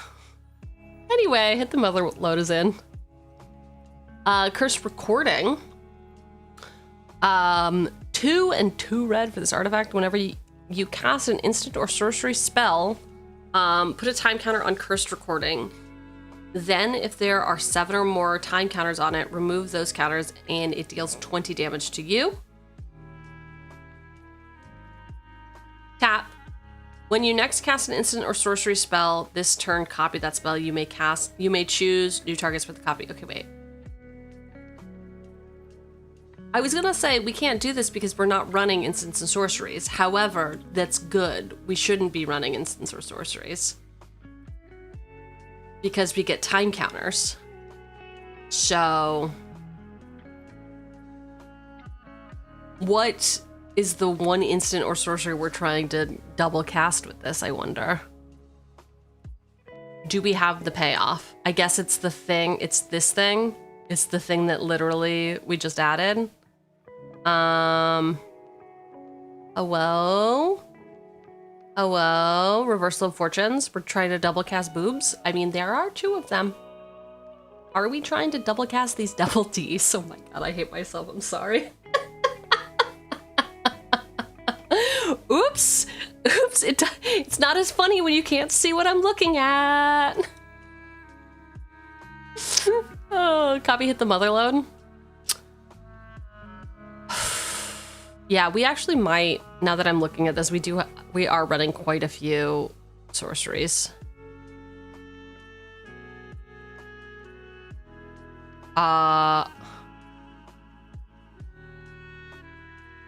Yeah, double cast, Hit the Mother Load. Okay, cool. We'll have to look at that. I mean, 20, it's not an automatic lose the game. It is a take 20 damage. But let's see what it can do for us. So no risk, no reward. Witch's Mark. 1 and a red for the sorcery. You may discard a card. If you do, draw 2 cards. Create a Wicked Roll token attached to up to 1 target creature you control. If you control another role, put it into the graveyard. Enchanted permanent gets +1/+1, and when this aura is put into the graveyard, each opponent loses a life. Ooh. What if you give it to someone else with Harmless Offering?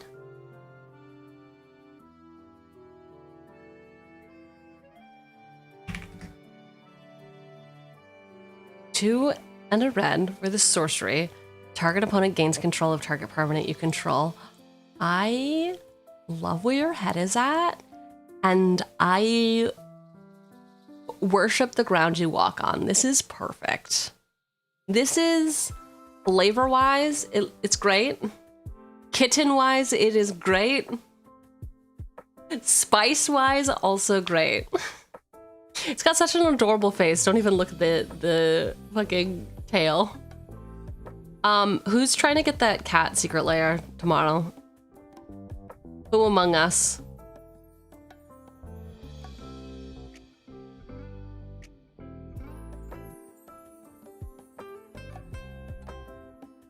Me. I guess there's a lot of different cats. I want Sims art. What is Sims art? Is that supposed to be 2 different words?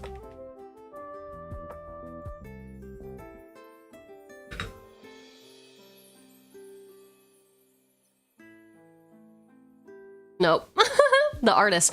Oh. I find no artist by the names. Okay, wait. Ist. Fuck. Simsart is the artist the whole time. Okay, actually I did see this on the socials. I do really like this. Obviously Sheltered by Ghosts was the one that I was like, that's for me. I don't know that honestly, I don't really play a lot of these cards. I mean...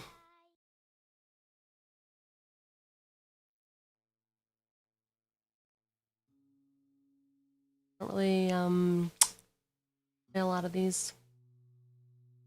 But I think that's maybe a skill issue on my part. This is the one you want tomorrow. I mean, listen, I'm a millennial who has a corporate job. Of course, I'm getting all of the Garfield. Of course, I'm getting all of the Garfield.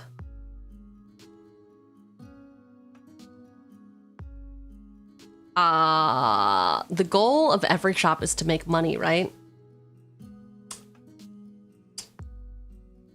I hope I can wake up in time. What are you doing tonight that would preclude you from waking up at 11 a.m. Eastern to get in the queue? Because it doesn't go live until noon our time. Working. Oh. Working. Working, huh? Revel in Riches 4 and a black for this enchantment. Whenever a creature an opponent controls dies, create a colorless treasure artifact creature token with tap. Sacrifice this artifact. Add 1 mana of any color to your mana pool. At the beginning of your upkeep, if you control 10 or more treasures, you win the game. Revel in Riches plus all that treasure? Sure, why not? Why not alt WinCon? Wow, you're 71% overworked. Just remember, if you're ever in doubt about whether or not to wash your hair, just wash it, man. Just wash it. Jinx Ring, Crown of Doom, Wish Claw Talisman. Yes, sir. It appears that we do have what you need to make your dreams come true. Ooh, I love it. Okay. Jinx Ring, 2 mana artifact. Whenever any card is put into your graveyard from play, Jinxed Ring deals 1 damage to you. Sacrifice a creature. Target opponent gains control of Jinxed Ring permanently. Okay. We have what you need. Sir, we have what you need. Crown of Doom, 3 mana. Whenever a creature attacks you or a planeswalker you control, it gets +2/+0 until end of turn. Target player other than, you can pay 2, target player other than Crown of Doom's owner gains control of it. Activate this ability only during your turn. Every head it rests upon winds up severed. Okay. Whenever a creature attacks you or a planeswalker you control. Okay, so they get bigger. They get bigger. Crown of Doom. Puppet, do you remember that card I recommended to you for your lightning deck that had a sword? I guess I could just look through our DMs. Wish Claw Talisman. 1 and a black for this artifact. This artifact enters with 3 wish counters on it. You pay 1 tap, remove a wish counter from this artifact, search your library for a card, put that card into your hand, then shuffle. An opponent gains control of this artifact. Activate only during your turn. I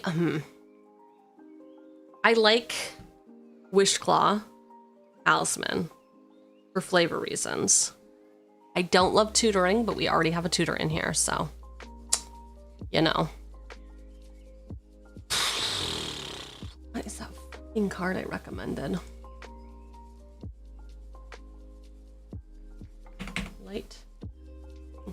Lightning? Light? It's easier to spell than that. Arrow.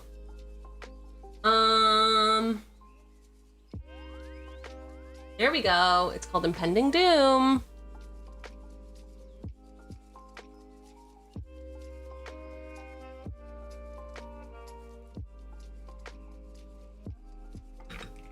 Have y'all seen this card? 2 and a red for this aura. Enchant creature. Enchanted creature gets +3/+3 and attacks each combat if able. When enchanted creature dies, Impending Doom deals 3 damage to that creature's controller. Yes. I just love this card so much. This was for a brew that Puppet was doing. It was about like tarot deck, and it had lightning in it. I think that this was for something specific, not for lightning's ability. Someone pretty cool recommended that. I was literally just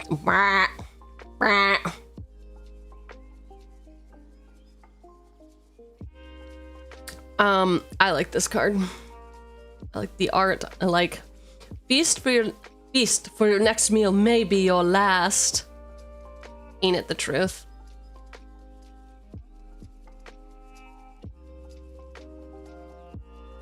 Just hit ads. I have that card in your Shishiro deck. Oh, nice.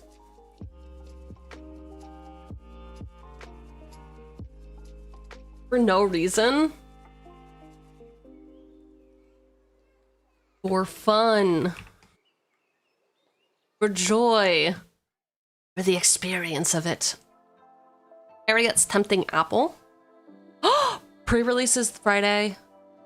I'm excited, but I'm not excited. I'm excited to go play Magic in person with some people.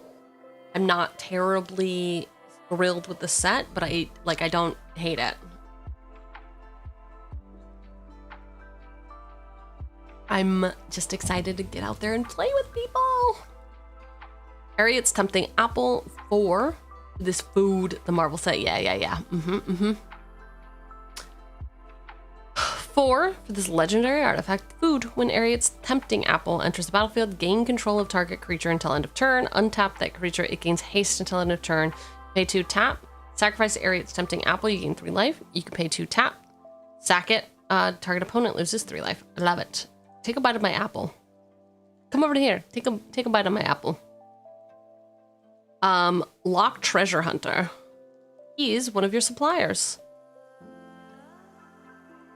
1 black red for this 2/3 human rogue. Lock can't be blocked by creatures with greater power. Mug. What do you mean mug? Like to steal things from someone? Okay. Not like a thing we drink coffee out of? Sure. Whenever Lock attacks, each player mills a card. If a land card was milled this way, create a treasure token. Until end of turn, you suck! I suck? You suck. Sharing food instead of bringing up for chat. Hi, Biz. Hi, Biz. Ooh, 3 stream streak? Hell, fuck yeah. All right, casting spells, doing shenanigans. Let's check it.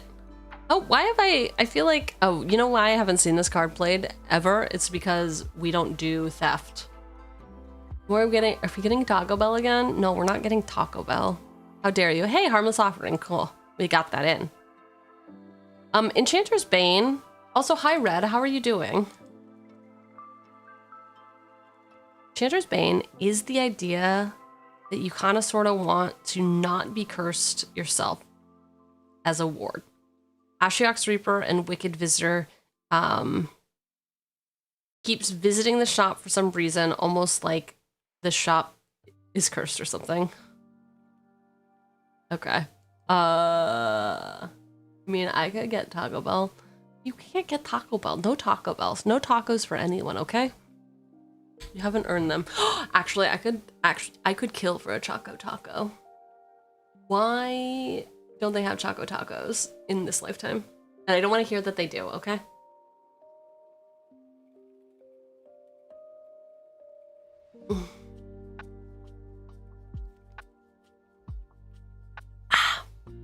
Enchanter's Bane, 1 in a red enchantment. At the beginning of your end step, target enchantment deals damage equal to its mana value to its controller, unless that player sacrifices it.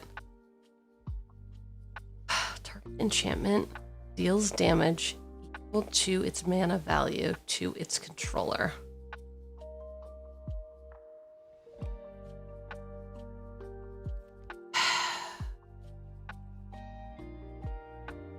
So I call an enchantment out. So this is enchantment removal. So I'm like, all right.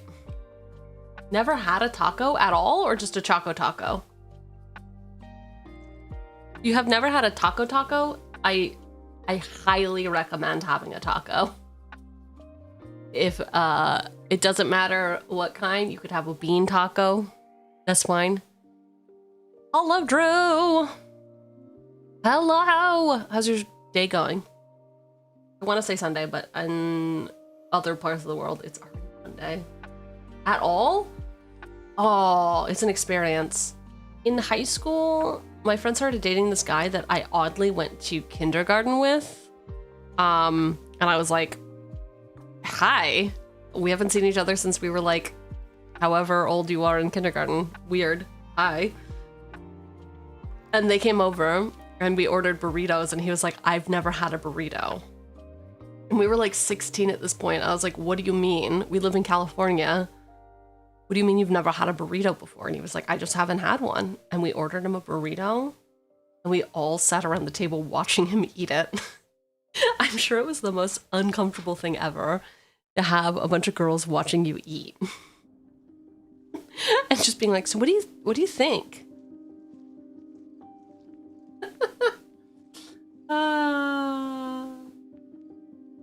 You could make a taco. You could get, I don't know, man.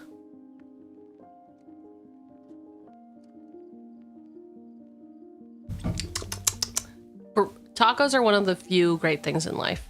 I mean, I guess there's a lot of great things in life, aren't there?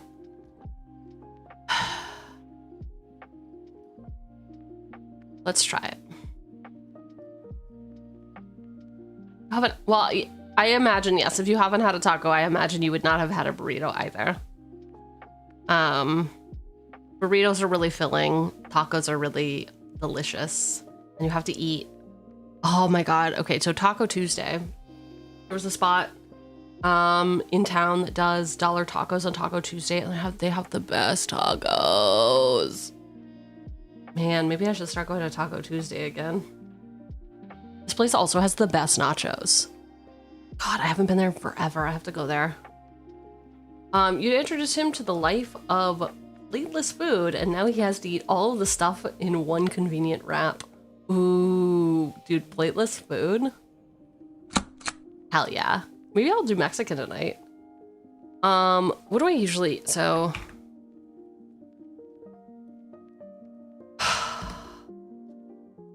no. Oh, that's why. Okay. I have these a lot. Oh, they're so good. Okay, open image in a new tab. Perfect. I have these a lot. Sopes. S-O-P-E-S. They are kind of like pizza, but not at all pizza. The traditional Mexican dish featuring a thick fried corn mesa based pinched edges, creating a small bowl for toppings like refried beans, shredded meat, lettuce, cheese, and salsa. They are popular street food that can be served as an appetizer or a meal, with variations found all across Mexico. I love these. There's one spot in town that does these, so every time I go to that Mexican spot, I get these. So good. So good. Just little mini pizzas. Highly recommend. I highly recommend food you don't need a plate for. They're very good. They are also awesome. How has work been treating me? Oh, dude, enchiladas are also...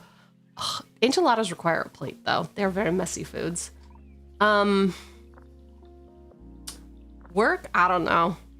We've been a little chatty today.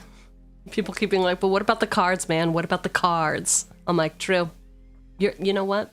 You're so right. True. True and also real. We should be talking cards. Sopas do be great. No, it has an E. Sopas are something different. It's a soup. Sopes. I'm just pronouncing this so poorly. I'm so sorry. One has an A, one has an E. Cheugy trying to thank Dixie Play out of business.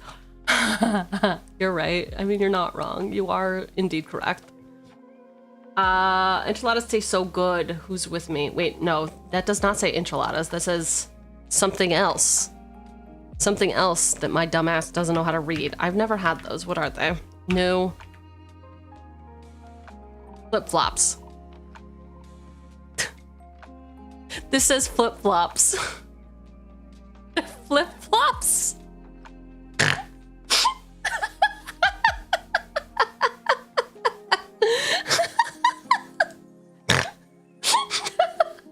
Don't eat shoes, man. I don't care. I don't care if they say they're edible. Don't eat shoes, okay? Yeah, y'all didn't have a Latino grandpa and it shows.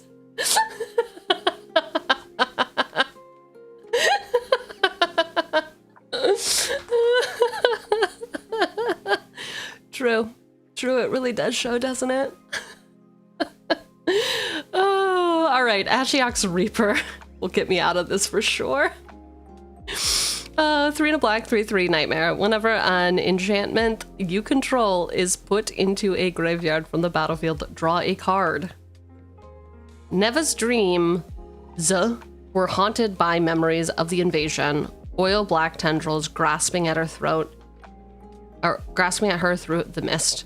Or was this something new? Your grandpa used it to swing a 10,000 damage to naughty kids. Oh god. Okay, he uses the flip-flops to do that. Your ex's mom used to hit me with chankalas.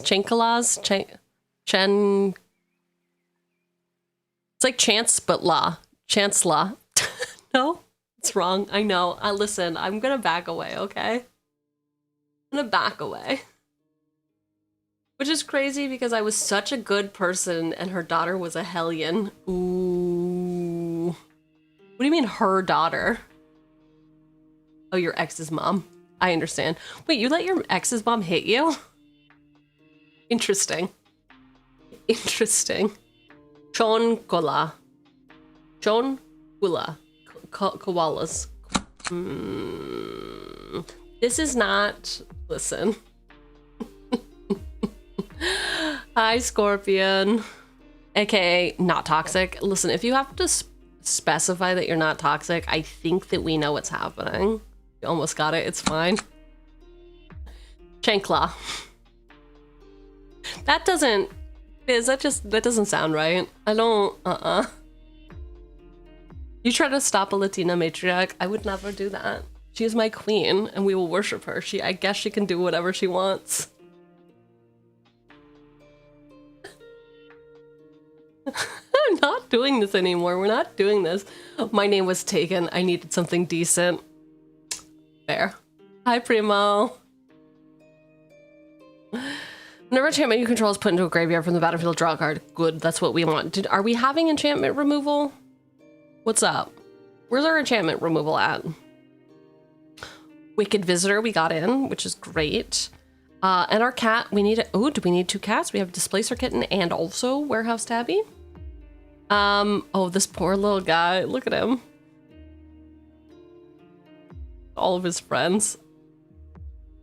Anyway, 1/1 cat. Whenever an enchantment you control is put into a graveyard from the battlefield, create a rat token with this creature can't block. You pay 1 and a black. Warehouse Tabby gains death touch until end of turn. Cool. Create some rats. Why not?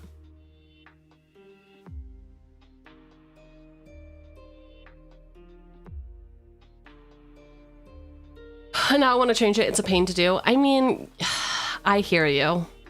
Changing any names are so hard, and then not only when you think of it, but then also like, what if someone has it taken? Which they always do, don't they? What's the theme this round? I'm so glad you asked. She says, she's like, can I... It's the easiest way to do this. So you know what? I think I usually have a YouTube up for this. Oh, jump to present. I don't want to jump to present. I would like to jump to top. Thank you.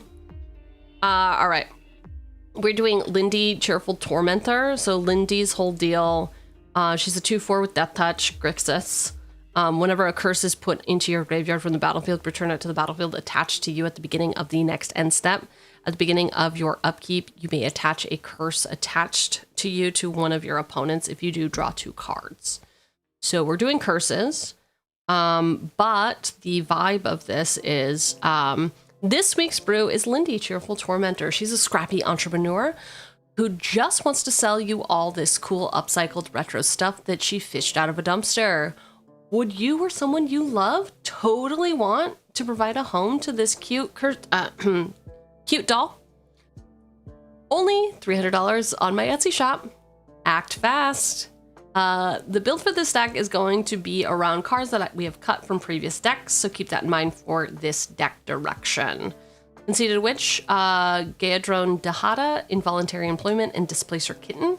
So we are doing a little bit of theft effects and a little bit of, I mean, we have to do curses, right? We're putting enchantments on other people. But Lynde essentially cares about curses, which is hard to do with webcam, but we're going to try it out with Convoke. And the thing the deck is trying to do is curses and grixis bullshit with the build around cards. Criminal activities. Yes, we are doing essentially criminal activities. No, we're young entrepreneurs. We are running a business here, okay? Business. No. So this is Nico Bolas. How dare you? How dare you? Someone's selling you these cursed items. I wonder who. Maybe the lady who constantly digging people out of their graves. I'm a pancake. Isa. I'm a pancake. Good morning. I'm a pancake. I'm a pancake. I'm a pancake.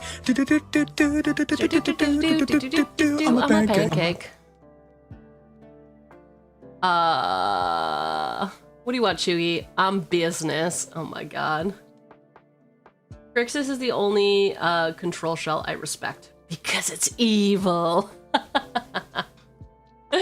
Yes, but we are basically doing curses. Curses. The deck is called All Sales Final. And it is pinned in the chat if you want to see deck list so far. Grixis is the official color of hot evil women. Ooh, is that true, chat? Is that true? Scorpion 25 Pancake is the next name. Jesus. Reading the card explains the card. Unfortunately, it appears you can neither read or understand the card. Rude. Legendary creature, human warlock. Ward, pay 2. Ward 2, pay 2 life. Skeletons and zombies you control get +1/+1 and have menace. Whenever you commit a crime, create 2 tapped 2/2 black blue and black zombie rogue creature tokens. This ability triggers only once each turn, targeting opponents. Okay, so yeah, the curses would work. Okay. Grixis was black and red. Black, red, and blue. Black, red, blue. Rakdos is just black, red.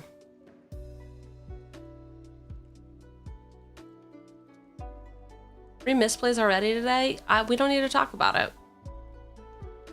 We simply don't need to talk about it.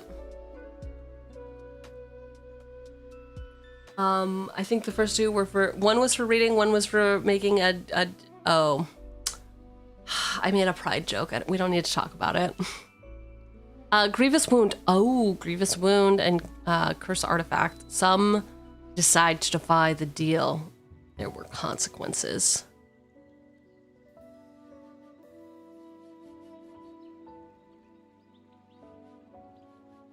You think the Mardu women are hotter?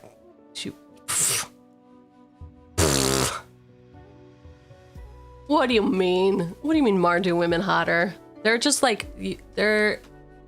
Why do the Mardu women seem more controlling than Grixis women, which is weird? They just seem like they have more power. Huh. Like, Grixis just seems straight evil. Mardu seems like women are in charge. Where is the Jeskai women at? They don't exist, sorry. Nope. 3 black, enchantment aura. Enchanted player can't gain life. Whenever enchanted player is dealt damage, they lose half their life, rounded up. Vicky was so tired. The pain began to fade.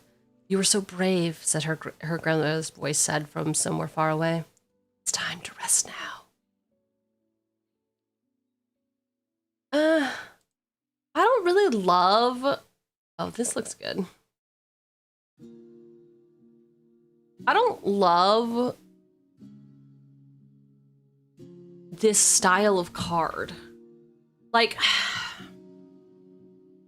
I don't want to say that it's too mean because, you know, this is the game. It's good it's good response to dealing with a life gain player. It's just, it's so sick nasty. What do you mean whenever they're dealt damage, they lose half their life?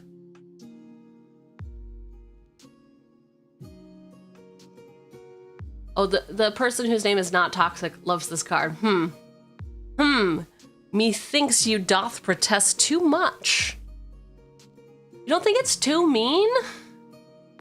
This is something that would make someone cry. This is a crash out card, no?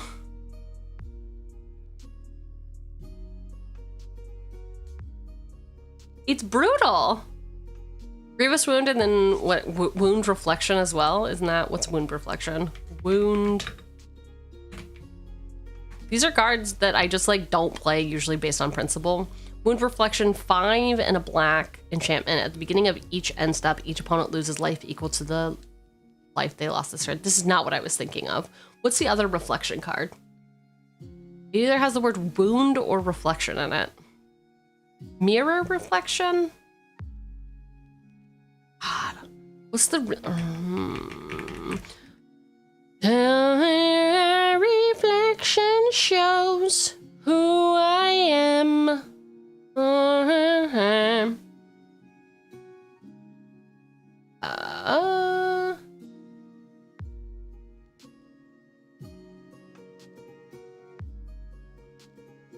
Yeah, I can't believe that they took all the good songs out of Mulan.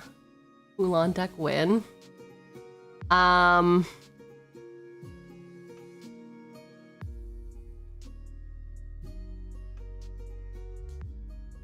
Okay, I guess the card I'm thinking of doesn't exist. I love Stab Wound. Can we just talk about my love for Stab Wound for a second? I don't know why I love this card so much. Every time I see it, it's great.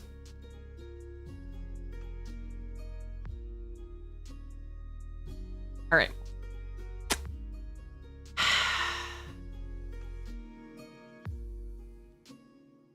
I mean, we'll put it in. I'm just like not gonna feel good about playing it is the issue.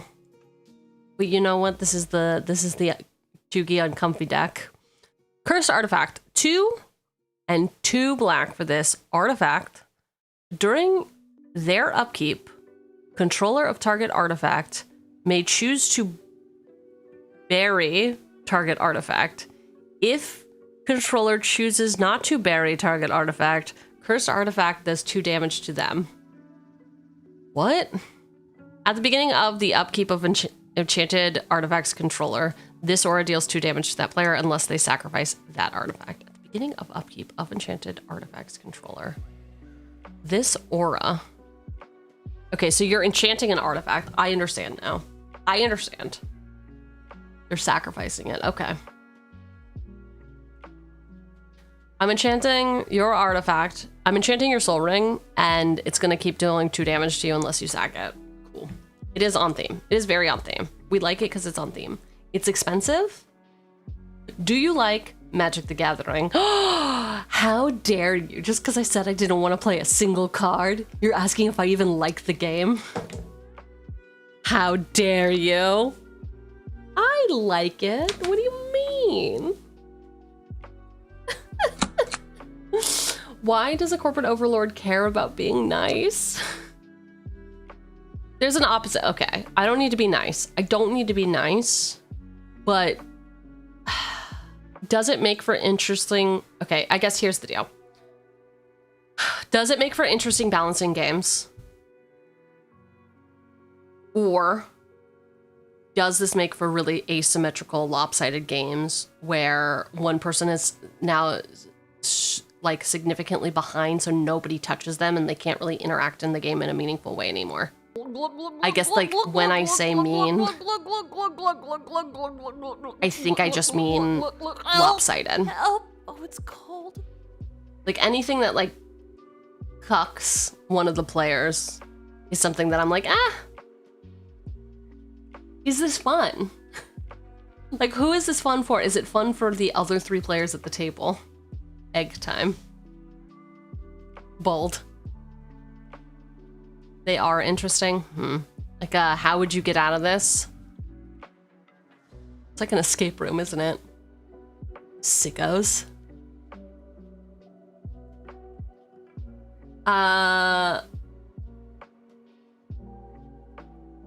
Because you basically have a loaded gun. Sure.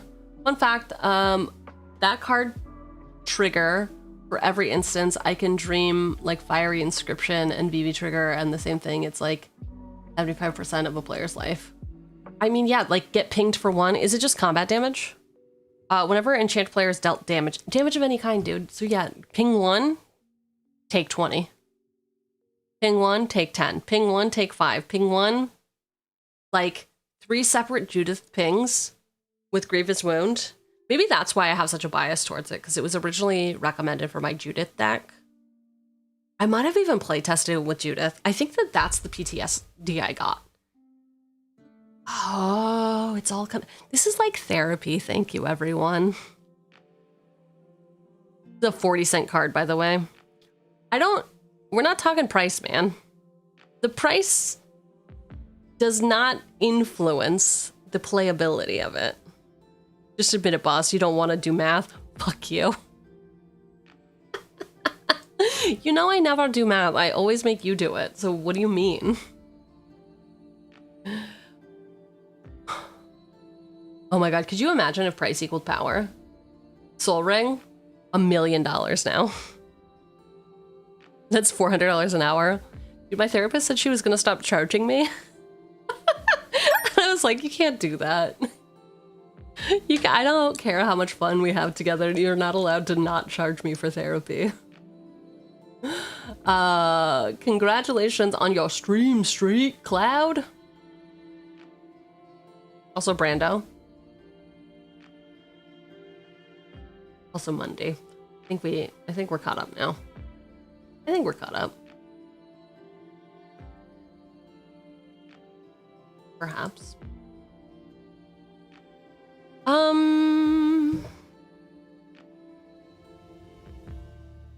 Nightscape from Maliar. My watch streak is at 69. Just want to put that out there. I guess you can never come to a stream again. Well, I guess you lose your streak if you don't come back, though. Wow, what a sticky pickle. Can we pretend I didn't just say that? I was thinking of like a sticky wicket, right? That's a saying. Sticky wicket. I'm not insane. I'm not insane. Sticky wicket meaning? A sticky wicket is an idiom meaning a difficult, awkward, or delicate situation, right? It's the same thing as a pickle. That sounds like you're in a pickle. I didn't mean to say anything about your sticky pickle. I apologize. Ooh, ain't no party like a pickle party, cause a pickle party got pickles, pickles, pickles, pickles, pickles. Sticky and pickle is not a nice duo of words. I mean, listen, I got 2 things mixed up. It's not a big deal. Okay? Let's just talk about this guy. Okay, can we just talk about the Zombo? Can we get off of talking about sticky pickles and talk about this boner instead? Right? No? No. I guess he's not a skeleton, so technically he's not a boner. 1 and a black for this 1/1 zombie. Blue spells and red spells you cost 1 less to cast. You can also regenerate him for 2. I love this. Hi, Miz. Hello, Miz. How you doing? These are always the clips that or first time chatters that are like, first impression, by the way. First impression. And all I can say is, you're welcome. I aim to please. How's your Sunday going, Miz? How do I do this? How do you do what? Oh, like how do you keep doing this? I understand, man. I think it's because that's like 100% of my thing. I think that that's because that's sort of just the vibe, right? Oh. Oh no.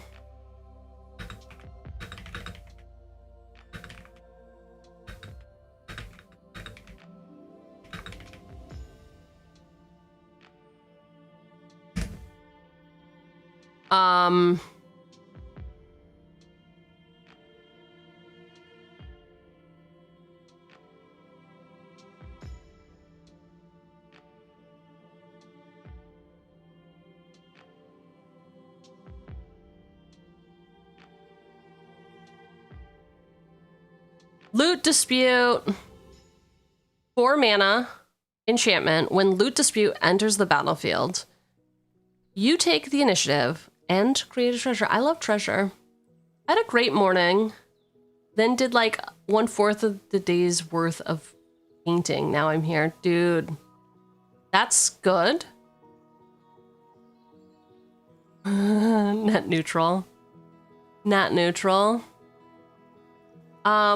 Yeah, I woke up, made some coffee. I made double coffees. Listen, I went crazy with the coffee this morning. I made hot coffee and then I also made iced coffee because the iced coffee needs 24 hours to brew. And I'm like I'm a cold drop coffee type of gal. I don't do hot beverages anymore. My sensitive little mouth doesn't want them. It's like, no, ice, please. Give me ice. Give me fuel, give me fire, give me the Baja Blast I desire. Well, I'm gonna go get some coffee. Don't burn everything down while I'm gone. Good luck, man.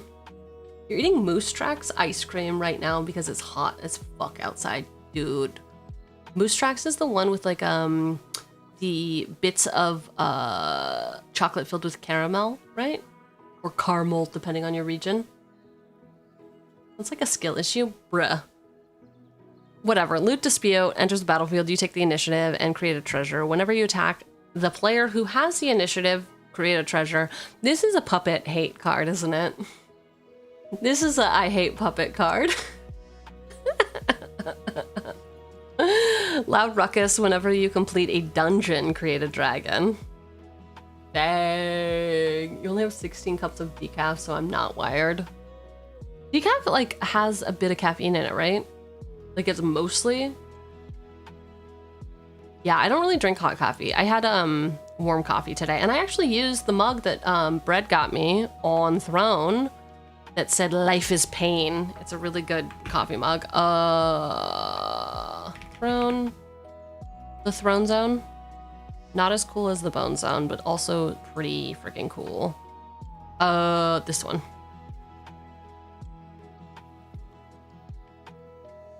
Yeah, that's fine. All right. Life is pain. Au chocolat? Au chocolat? Isn't it cute? Isn't it a cute mug? Isn't it a cute, cute mug? Because life is pain, but it has croissant. Is bread in French is pain? No? No? No?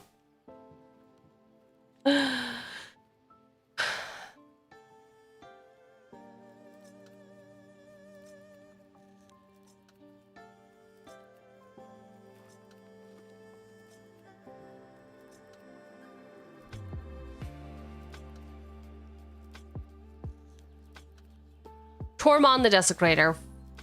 For this 4/2 zombie wizard, whenever one or more cards leaves your graveyard, create a tapped 2/2 black zombie creature token. It's also got partner. Pain sounds like pan. That is how it's pronounced in French, isn't it? Pan au chocolat? Yes, but pain. Life is pain. Life is pain au chocolat. But stupid Americans, come on.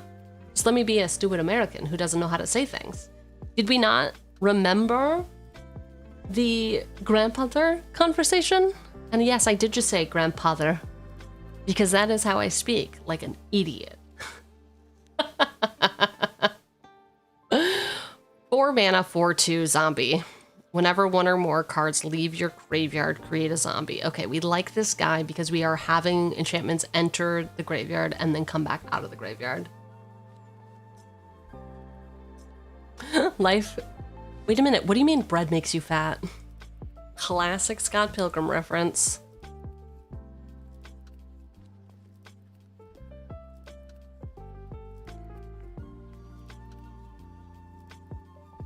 Treasure nabbers. A good one. People need to pawn their rocks. Oh my god, wait, stop. Pawn their rocks to the store every now and then, or now and again, if they want that good ramp. All right, treasure nabber. 3 mana, 3/2, Goblin Rogue. Whenever an opponent taps an artifact for mana, gain control of that artifact until your next turn. Welcome in, Wind. Oh, this card is so good. I know. I did say we're doing. Listen. We asked for permission. We'll see. We'll see how I handle this. I guess. Hey, listen. I'll just make everyone give me their deck list. I will print out a proxy of everyone's deck. Therefore, it makes it very easy to steal cards. How do we think that that's a good plan? Good card, but is it the one? Frenzied Fugue. Ooh.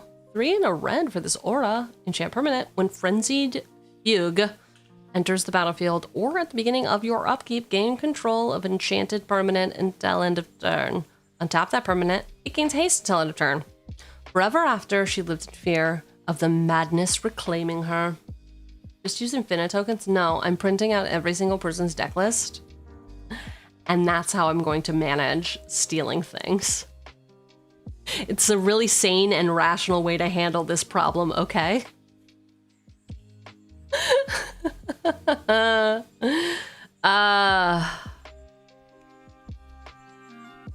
Wow. Okay. I just keep gaining control of it, huh? Whenever a curse is put into your graveyard. So this is just an aura, so this is not gonna come back.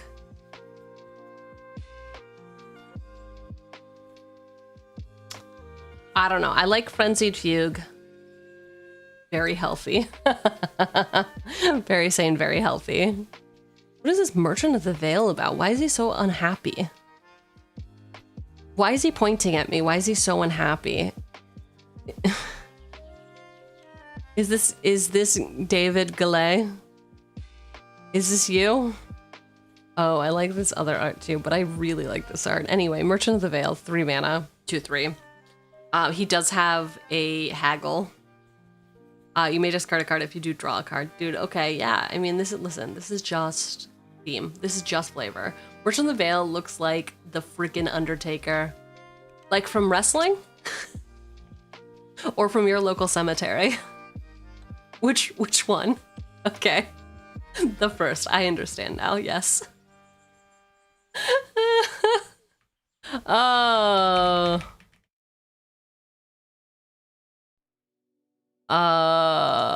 Open image. Okay.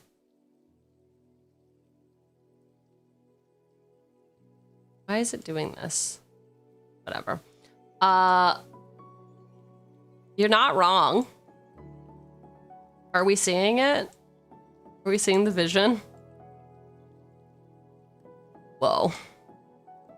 Whoa. I'm sure there are better images. That was the first one that came up. I'm sure that maybe it was a direct reference. Would it be really sweaty wrestling in this? Can somebody make it make sense, man? Would you not get super sweaty wrestling in this? It feels like you would get really sweaty. Oh, it's just him. It's literally just him. Isn't wrestling inherently sweaty? Yes, but wouldn't you sweat more? Wouldn't this be like hotboxing your body?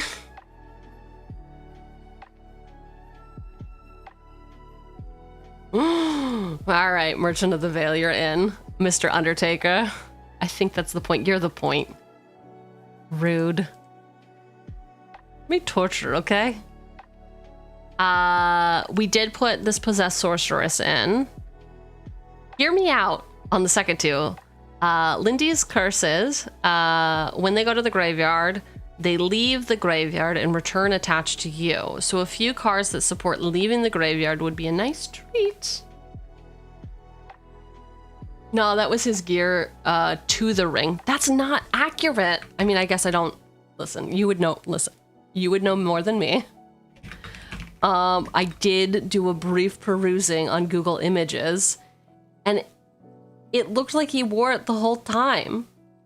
Look, he's just sitting on this guy's face with all of his clothes on. That's not how it's supposed to work. This is weird, man. He's wearing all of his clothes.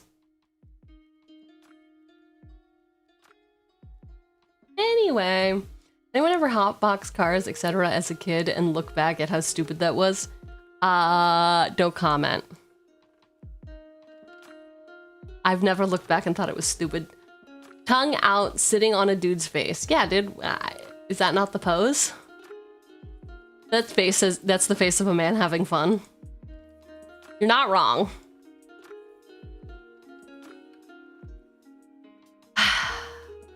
Perfect. I mean, he's, yeah, most perfect specimen we've ever seen. It's like, why? See, he's wearing his clothes while wrestling and very sweaty. But again, you would know more than me.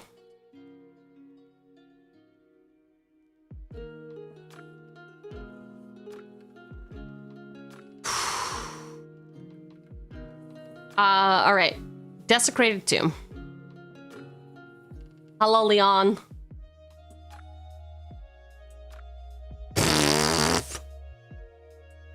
Not the fart smells. Oh no. 3 for this artifact. Whenever one or more creature cards leave your graveyard, create a bat creature token with flying, which is good. But I don't know how much creatures we're gonna have returning. I do like a Desecrated Tomb. Let's try this one. 4 mana, Advanced Reconstruction. So it is an enchantment class. At the beginning of your next main phase, mill a card. Then exile a card from your graveyard at random. You may play the exiled card this turn from the battlefield. Damn. Okay. Level 2, whenever one or more cards leave your graveyard, this class deals 2 damage to each opponent. Okay, so we're getting it out, but we're immediately leveling it up.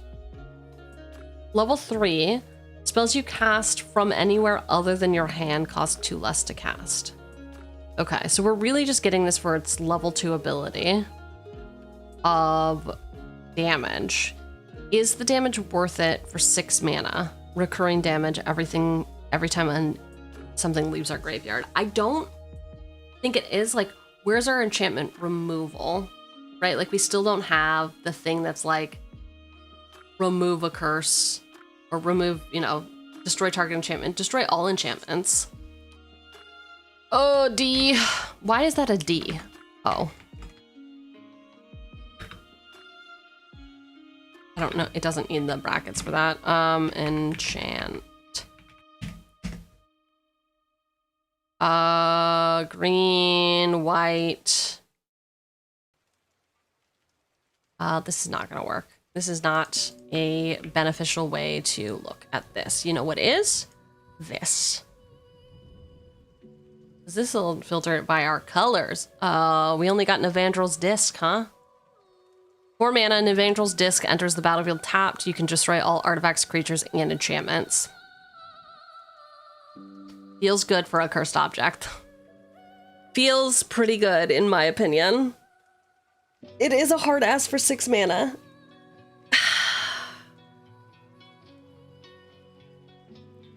Okay, I'll do better.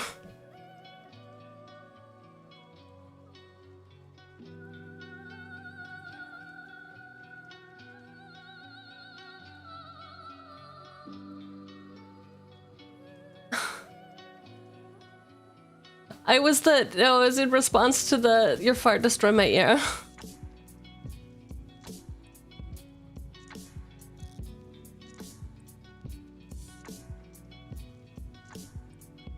I think. I don't know.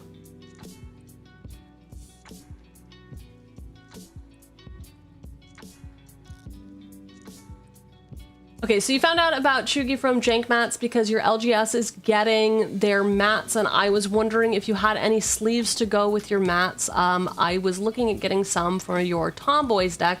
Sorry if that's OSTMI or anything bad. No, it wasn't. You're fine. You're fine. I think you're fine. I think we were talking about different things. The Don't Fart in My Ear Again was about Undertaker, not about Jank Mats. We got there. We all fucking got there. We all were able to read between the lines. I don't have any of the sleeves. Last time I tried to get them, I did not get a response from the team. I will just follow up because we are also working on deck boxes. Was there a particular art in particular that you were looking at? Because I did when I originally got these things done.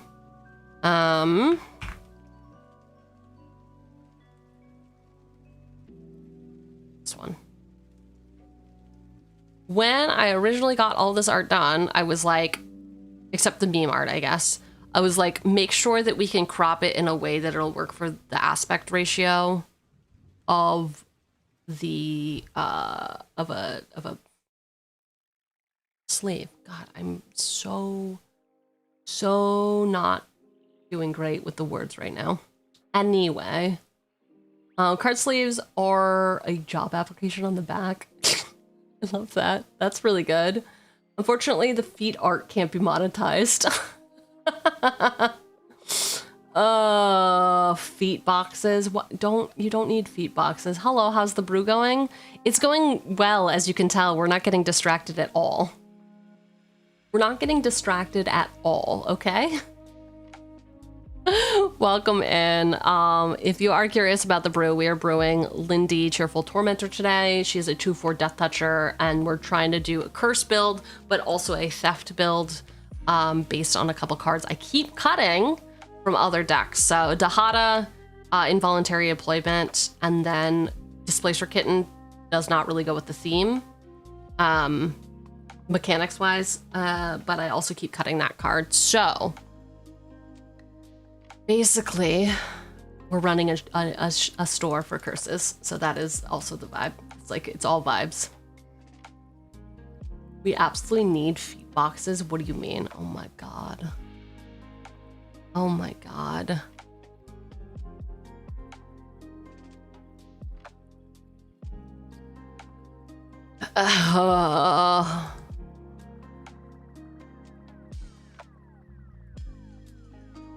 Anyway, we got the enchantments done. We got the disc. Defiled Crypt or Cadaver Lab. Okay, so Defiled Crypt, 4 mana. Whenever one or more cards leave your graveyard, create a 2/2 black horror enchantment creature token. This ability triggers only once each turn.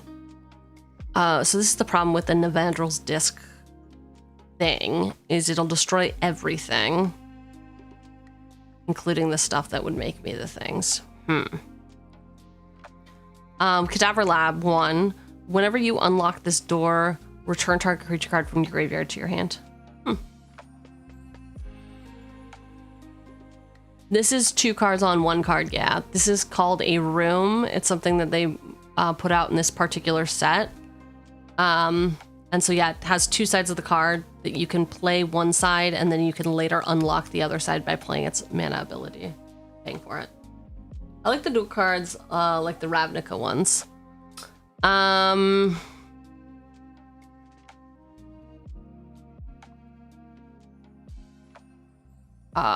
I thought Done and Dusted was one. No? What are those fucking... I also like them. I cannot remember any of them. Cut to Ribbons? Cut to Ribbons I know is one, right? There we go. I'm a genius. I'm a genius. These ones are not from Ravnica, though. So they used to have cards here, Primo, where they would have the one card name, and then they would have like a hidden word. So like everything from this cycle was like something to something. Cut 2 ribbons.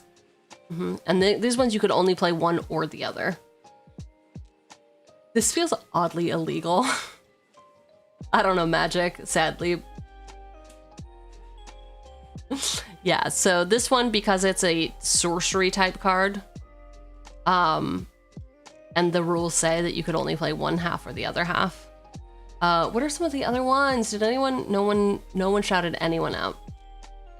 What's the red artifact enchantment removal? I don't know.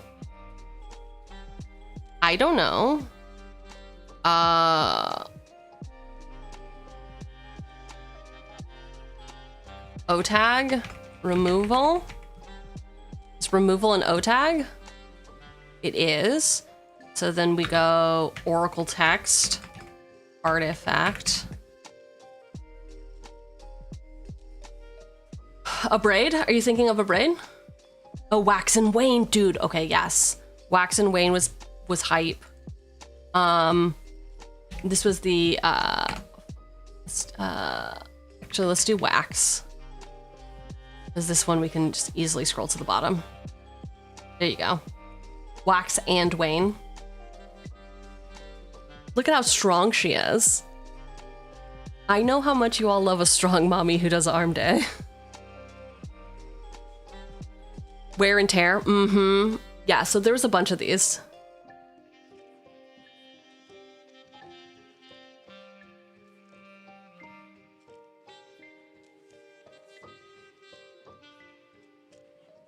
Oh, you're thinking of wear and tear.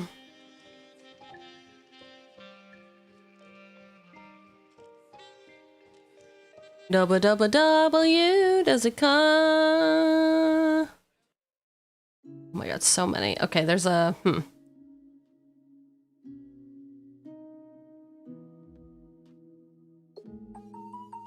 Yo, welcome in. Yep, here is the wear and tear. Destroy target artifact or destroy target enchantment. Fuse. You may cast one or both halves of this card from your hand. So this is the fuse thing in particular is interesting because now you can do both. Dude, I missed the fuse thing. Interesting. Welcome in, Squash. Squash. Back to the cards. Back to the cards. Sorry, desecrated as creatures. I got you. Let me be the one to add a whole bunch of curse recommendations. Ho ho, Bob gets it. Curse of Verbosity. Verbosity? Verbosity. It's pronounced verbose, not verbose. So I'm gonna say verbosity. Are you trying to say something to me? Bob's out here trying to throw me under the bus. Again, wow. Hates yapping all of a sudden. 3 mana, or a curse, enchant player. Whenever enchanted player is attacked, you draw a card. Each opponent attacking that player does the same. Love it. Love when a plan comes together. Back to top, back to deck list. Add that to the deck. Cool. Trespasser's Curse. Ooh. Hey, yo. Does the played being attacked include when the other players talk shit? Oh, like an emotional attack? It doesn't, but it should. It should, shouldn't it? Oh, that would be... I think we should do like a made-up rules version of this. It really should, yeah. Trespasser's Curse. 1 and a black. Or a curse, enchant player. Whenever a creature enters the battlefield under enchanted player's control, that player loses a life and you gain a life. Perfect. Sayonara, token players. Oh.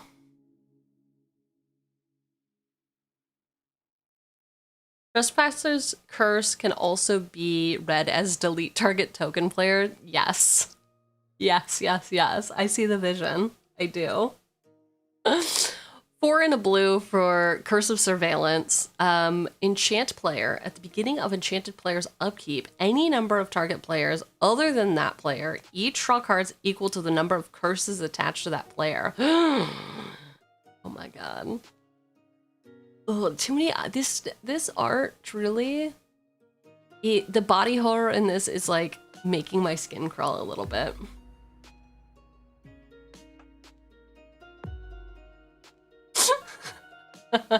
Oh. For every eye gouged out, 2 blinked open. Ugh. Still not as bad as that black card that is the guy eating his own face over and over again and it's coming out of his eyes. Why can't I like purposely never remember the title of this card because it's so sickening.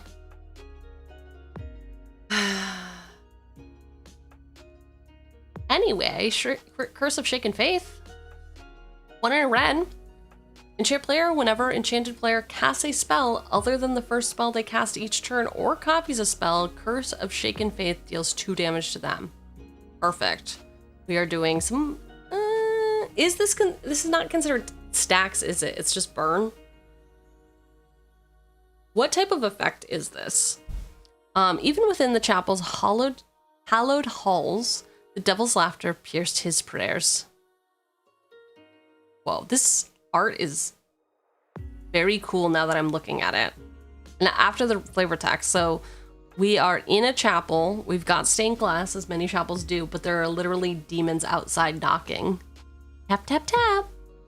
Tap, tap, tap. Also means delete target storm player. we do like deleting all people from the face of the earth, don't we? The black one does not go as hard. The black and white version does not go as hard. This card goes hard though. I'm really into it. Good pick. Good curse. Torment of Scarabs. 4 mana.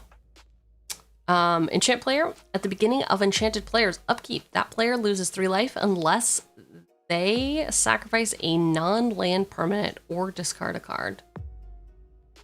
Huh. Enchanted player's upkeep, that player loses 3 life unless they sacrifice a non-land permanent. Okay.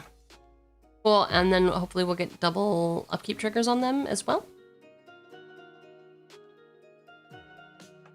You get to discard another curse for later, then give it to someone else.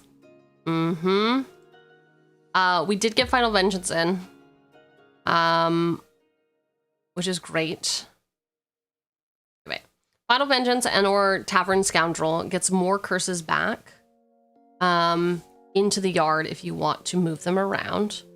We have not looked at Tavern Scoundrel. That's the hot one, right? You said the hot one.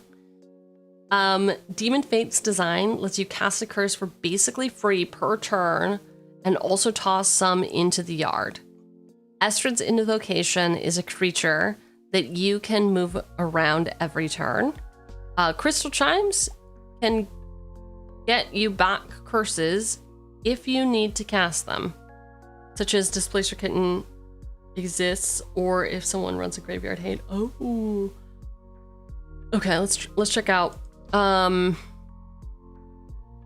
this is not the hot one. 1 and a red for this human rogue. Whenever you win a coin flip, create 2 treasures. Pay 1, tap, sacrifice another permanent to flip a coin. Oh, we're getting them in the graveyard. Okay, cool. Yes. Smart. Smart. I like it. Yeah, I really like it. Okay, cool. Okay, wait. I want to go down that train a little bit more. This one. Sacrifice. Permanent. It's not how you spell permanent, is it? No, it is not. It's got an A in there somewhere. Anyone else use Google as their spell check?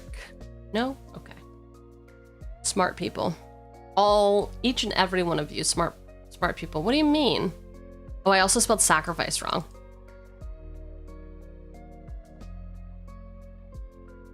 Did you know it's bad to spell both words wrong? Every time you say O-tag, I think of the damn cat and I giggle a little. What cat? What? Is it an internet cat? I don't know about internet cats. I'm so sorry. Sacrifice a blue permanent to counter target spell.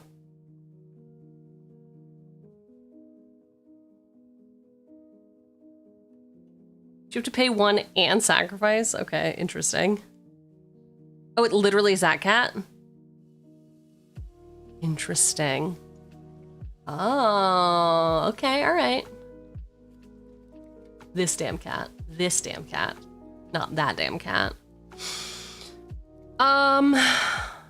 Whenever a player plays a creature spell, that player sacrifices a permanent unless they pay 1. Apocalypse Chime. 2 mana. You can pay 2, tap, sacrifice Apocalypse Chime to bury all cards from the Homelands expansion. So no, not that one. We won't be doing Apocalypse Chime, unfortunately. Anchor to Reality. As an additional cost to cast this spell, sacrifice an artifact or creature. No, because we want to do enchantment or permanent. Excuse me. Excuse me. Okay, wait. We do target player sacrifice. I guess we just do a permanent instead of separating it out. A permanent. Those Homeland players need to be taught a lesson. I agree. Thank you for the blessings. All right, Baron, Master Wizard. Baron counts as a wizard. Fantastic. You pay 2, sacrifice a permanent, return target creature to its owner's hand. Oh, interesting. Interesting fuck-ass wizard we have here. Blood Aspirant. 1 and a red. Whenever you sacrifice a permanent, put +1/+1 counter on him. Cool. If you're unstepped, you may sacrifice an artifact, creature, or enchantment, or land. If I do, each opponent may sacrifice. Okay, Braids is perfect in this deck.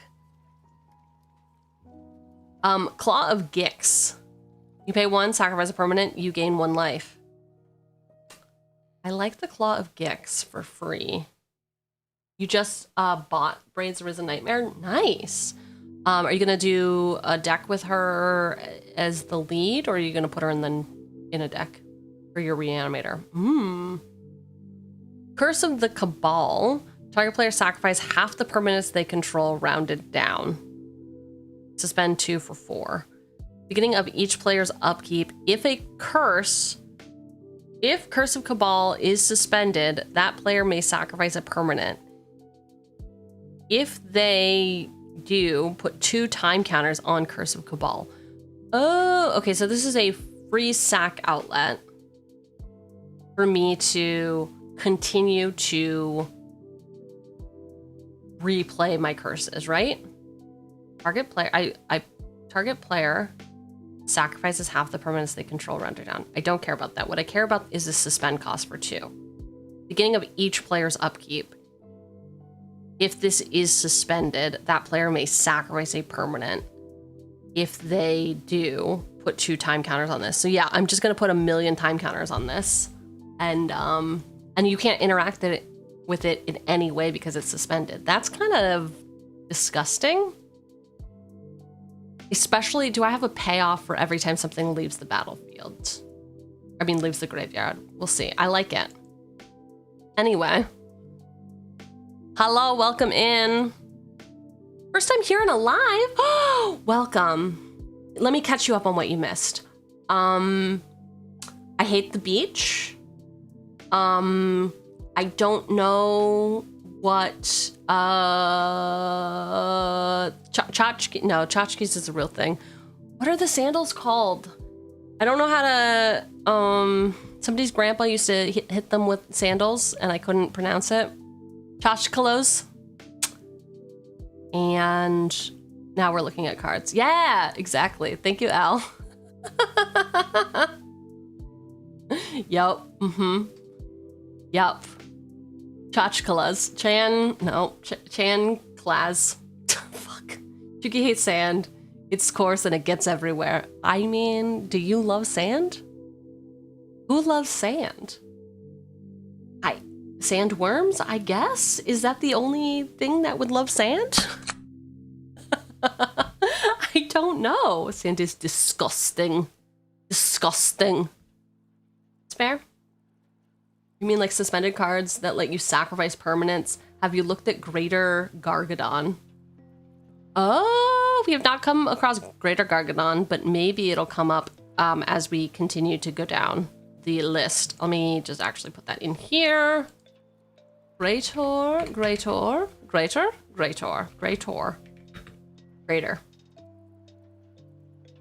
I tried to put an O instead of an E. Sacrifice an artifact, creature, or land. Remove a time counter from it. We want to sacrifice enchantments, unfortunately. I mean, I guess we do have quite a lot of artifacts, but I think most of our strat is in enchantment. So it'd be great. We want to get our curses in particular into the graveyard and then come out and reattach. But what are we building? Oh, it is pinned in the chat if you want to take a look at the deck list. But we are building Lynde, Cheerful Tormentor. And I needed to pronounce it like that, Tormentor. She's got Death Touch. Whenever a curse is put into your graveyard from the battlefield, return it to the battlefield attached to you at the beginning of the next end step. At the beginning of your upkeep, you may attach a curse attached to you to one of your opponents. If you do, draw 2 cards. I guess that's the payoff. Literally, it's the card draw is the payoff. Do you know the lore, though, about the Unluckiest? I don't.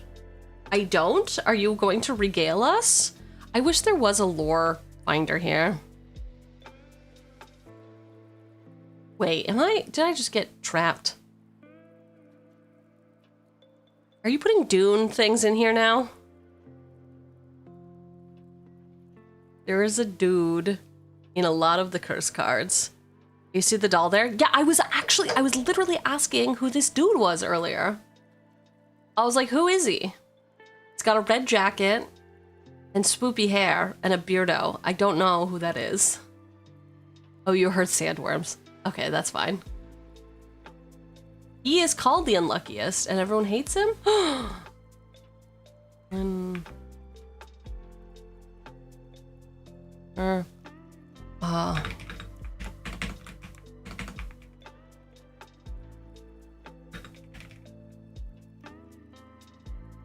Okay, wait. Oh, it's this asshole.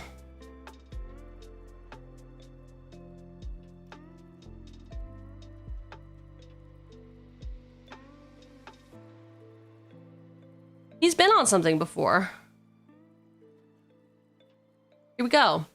The Unluckiest, a real character in Magic lore. I've seen, this is Curse of Opulence guy. And this looks like a fake card? Yeah.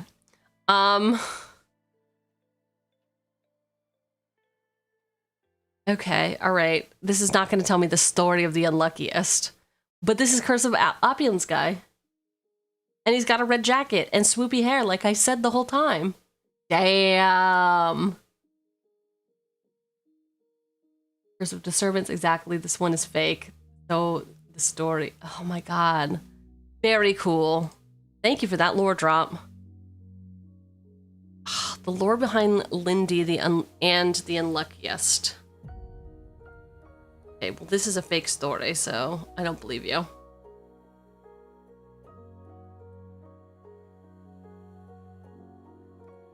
I love this. Okay, cool. Poor guy. Or not. Maybe he deserved it, honestly. Maybe he deserved it, okay?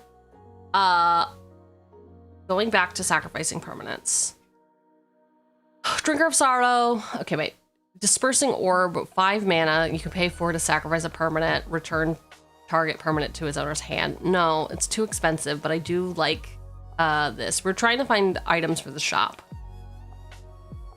Havoc Jester, Jury, Oatham Limb Duel. Dude, Limb Duel? When am I gonna get my Limb Duel card?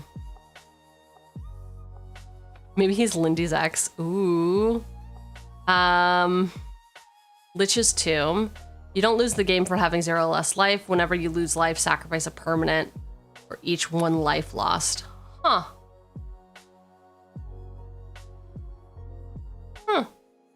Raven Man is in here already? Not yet. Not yet. We will look at. We will look at.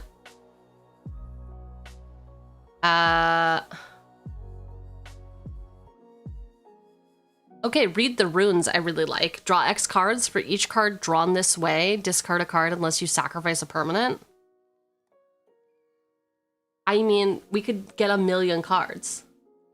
Do we like getting 1,000,000 cards? Who out here getting 1,000,000 cards? He's a card boss. That's who Limb Duel is. I didn't think he actually had a card. He's just in flavor text of a lot of cards. We've been down this road before.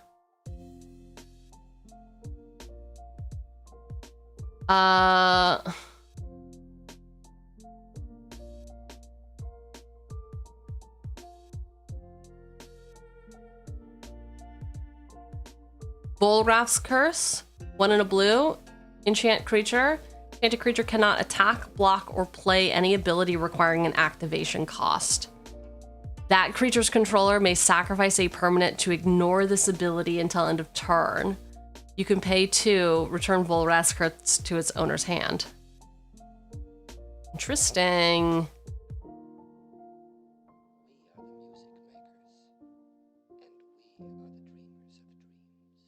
Cool. I mean, listen, I did what I wanted.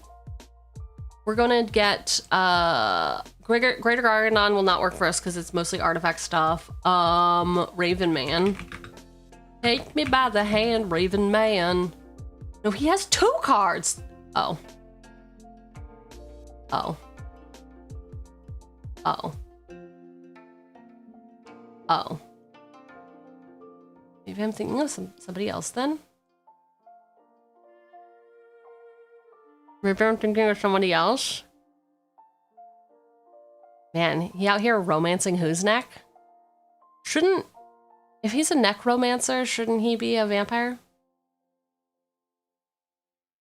Fine, whatever, man. Whatever. She says as she keeps looking at this, Lore Finder, Limb Duel.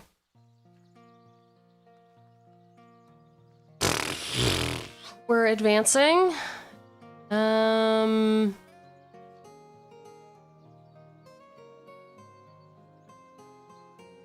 am not thinking of Limb Duel. I think I was thinking of Leshrac. Maybe? Does Leshrac have a card?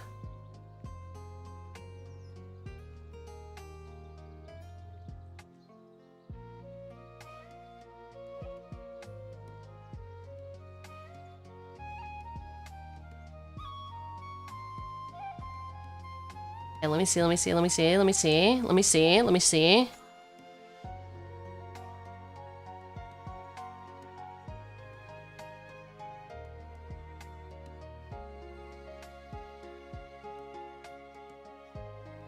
No lore about Okay, wait. We're thinking.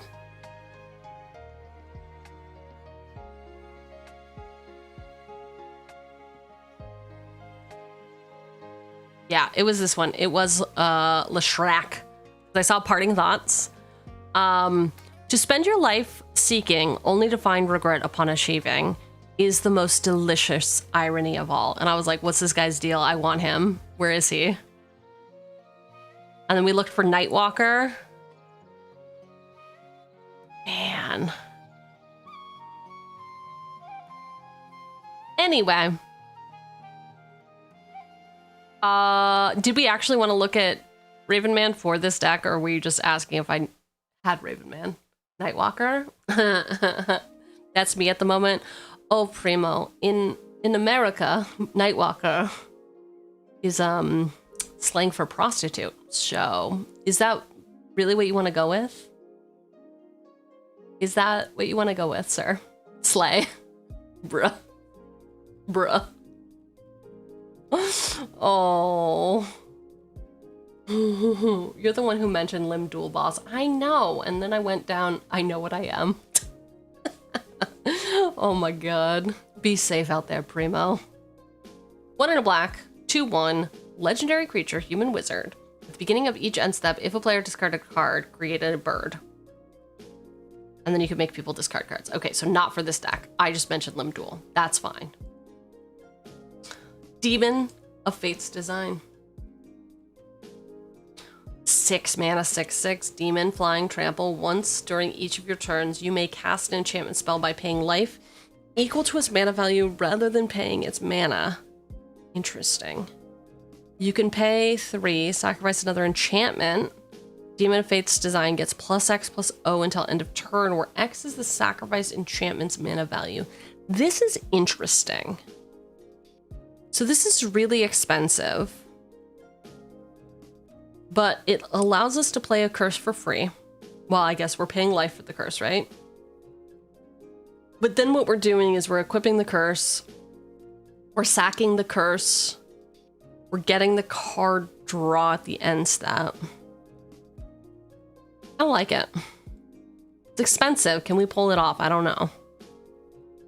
I don't know. Life is a resource, says the person who doesn't play Magic. Yes, it is.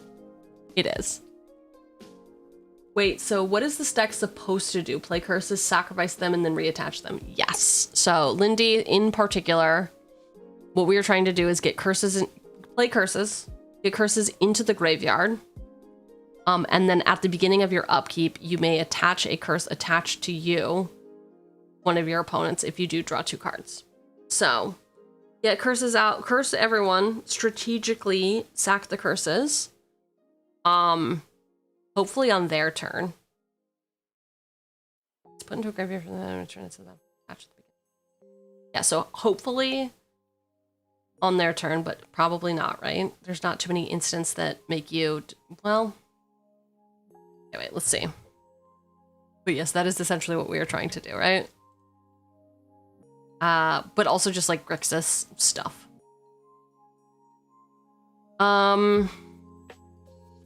Type is going to be instant. Effect is going to be, let's just say enchantment. Let's see what comes up. Okay, anal. I mean a null. Counter target artifact or enchantment, not what we need. This spell costs 1 less to cast if you control an artifact and 1 less to cast if you control an enchantment. Destroy target creature or planeswalker, not useful. Audacious Swap. Casualty 2. As you cast a spell, you may sacrifice a creature with power 2 or greater. When you do, not what we need. Each enchantment deals 2 damage to its controller. Then each enchantment enchanting a creature deals 2 damage to that creature it's enchanted. This will not help us because we still control all of our enchantments.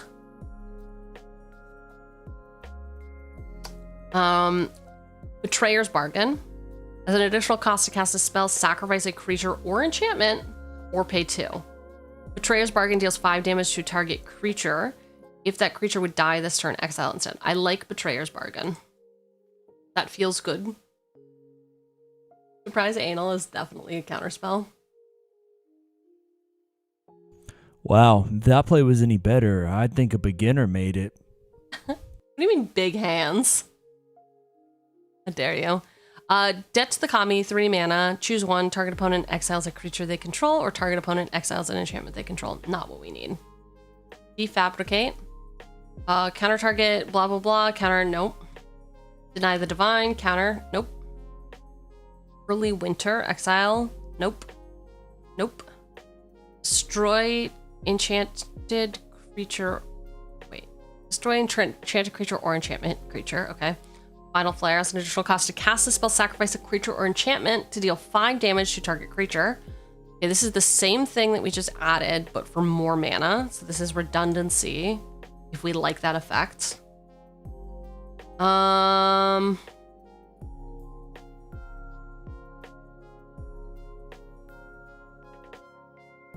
There is a way to search specifically for cards that sacrifice enchantments. You're saying sacrifice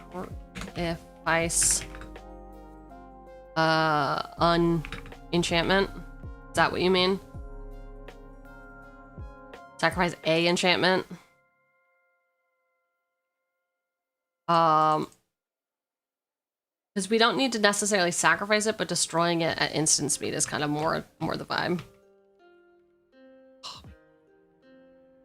Damn it.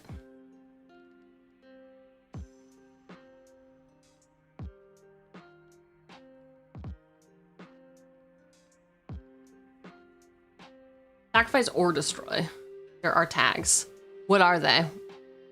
Tell me all of the tags. Hoodwink. Return target artifact, enchantment, or land to its owner's hand. I do like Hoodwink for the flavor, but that is not necessarily what we want to be doing, is the issue.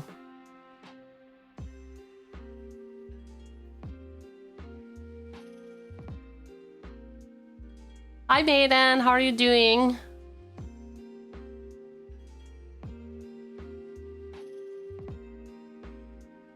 Sacrifice outlet enchantment. You're so smart. But is it? Because we also want to destroy. Guess we could try it. We'll try it and see what comes up. Because usually if we have to sacrifice a thing, we'll get benefit. But we will see.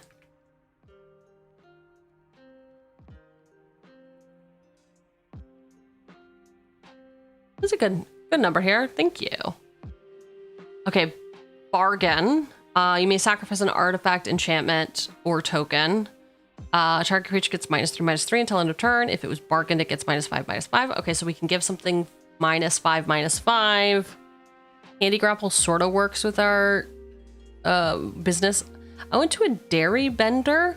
You went on a dairy bender with Doc last night, and it didn't end well for me. Oh God, do you remember when we got ice cream that one time? That was wild. I tried to get from that ice cream place again. And it didn't hit as hard. Like it just wasn't the flavors were not flavoring, you know? Farsight Ritual. Look at the top 4 cards of your library. If the spell was bargained, look at the top 8 cards of your library instead. Put 2 of them into your hand and the rest on the bottom of your library in a random. Okay, draw 2. Draw 2. And we will also get a draw trigger. I like that. It's 90 out right now. Ice cream sounds so good.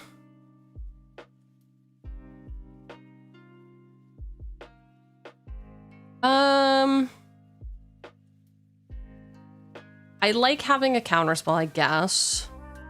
Rowan Search. If this spell was bargained, look at the top 4 cards of your library, then put 2 of them back on top in any order and the rest in your graveyard.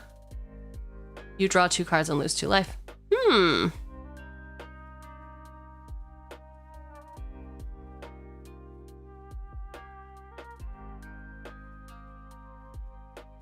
Okay, so it's card draw. Stone Splitter Bolt, bargain. Deals X damage to target creature or planeswalker. If the spell was bargained, it deals twice X damage. Sure. Torch the Tower. Deals 2 damage to target creature or planeswalker. If the spell was bargained, it deals 3 instead. Permanent dealt damage. Yeah, we don't like Torch the Tower. Okay. Anyway, moving back onto the Discord. Oh, by the way, I just noticed the Discord service. Can I get a link to it? Thank you. Thank you, Al. Yeah, so in the Discord server, open up a new.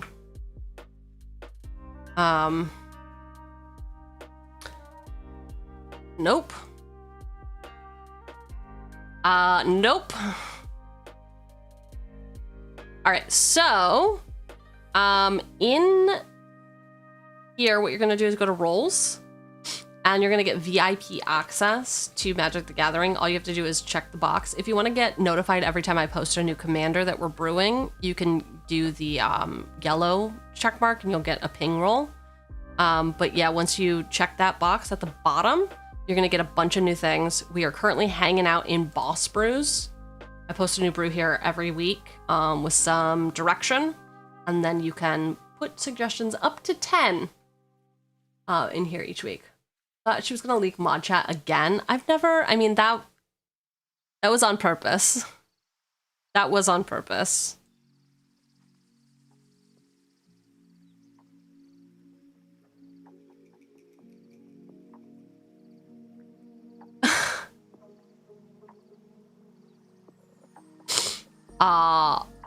Noted. Noted on mod chat. Fuck, not again, you've done it like 4 times. I purposely leaked it though, to embarrass you. It wasn't an accident. I don't do a lot of accidental leaks.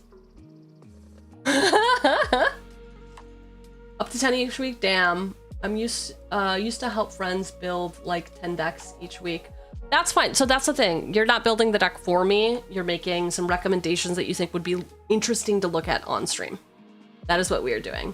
Collective wisdom, pulling it together. I always will tune the deck after stream.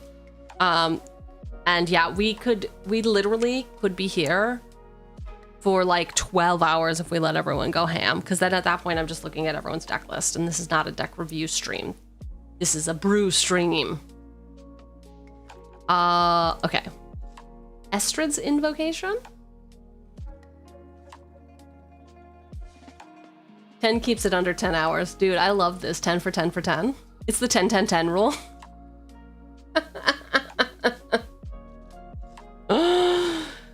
Estrid's Invocation, 2 and a blue enchantment. You may have Estrid's Invocation enter the battlefield as a copy of an enchantment you control, except it has at the beginning of your upkeep. You may exile this enchantment. If you do, return it to the battlefield under its owner's control. Oh, okay. I like this for the utility. It is a May ability, so we can swap it out to turn it into any other curse that we want, which is cool. I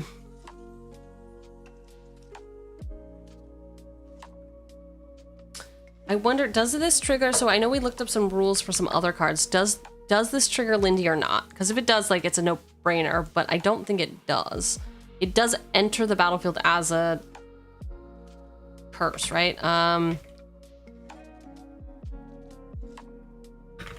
With Lynde.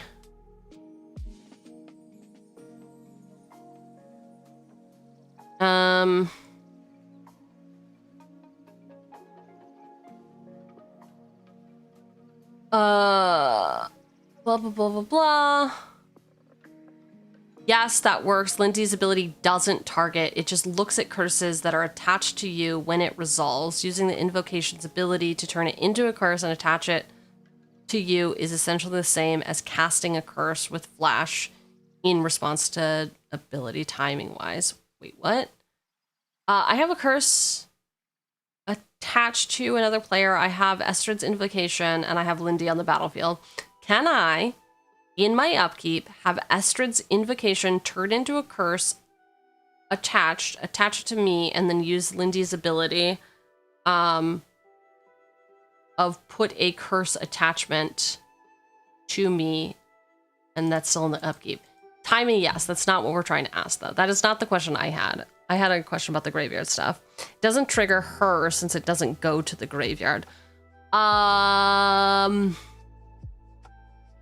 Yes. Okay. Yeah, because he gets exiled. I think I was thinking about removal because my brain was in Sackland. Whose brain isn't in Sackland? So could I sack it and then bring it back rather than use its exile ability?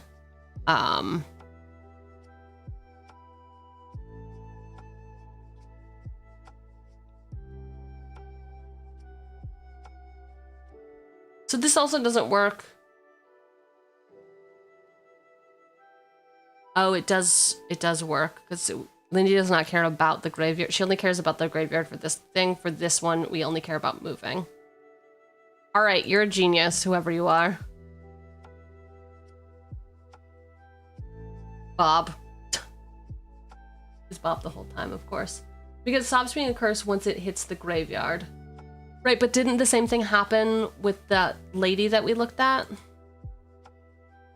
When it checks... No, because it checks what enters the graveyard.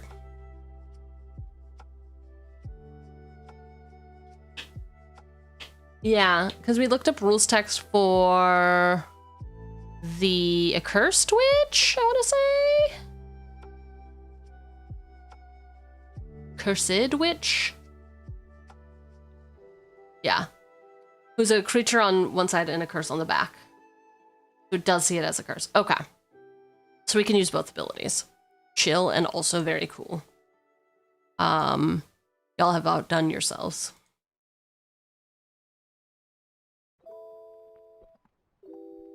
Anyway, Crystal Chimes. Pay 3, sacrifice it. Return all enchantment cards from your graveyard to your hand. Okay, so Crystal Chimes, if we don't want to deal with... If things enter there before Lynde's on the battlefield, or somebody tries to do Graveyard Hate like before the end step. Yeah, it is Graveyard Protection, as was described by Bob. Can get back curses if you need to cast them, such as Displace or Kitten Exists, or if someone runs Graveyard Hate. Chimes are great. Chimes are great.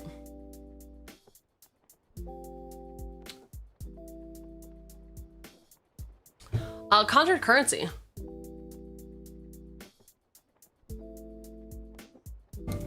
5 and a blue for this enchantment. At the beginning of your upkeep, you may exchange control of Conjured Currency and target permanent you neither own nor control. Whoa. You don't love this fuck-ass rare? You don't love it? A bargain in Keyhole Downs is always too good to be true. Only one printing and return to Ravnica?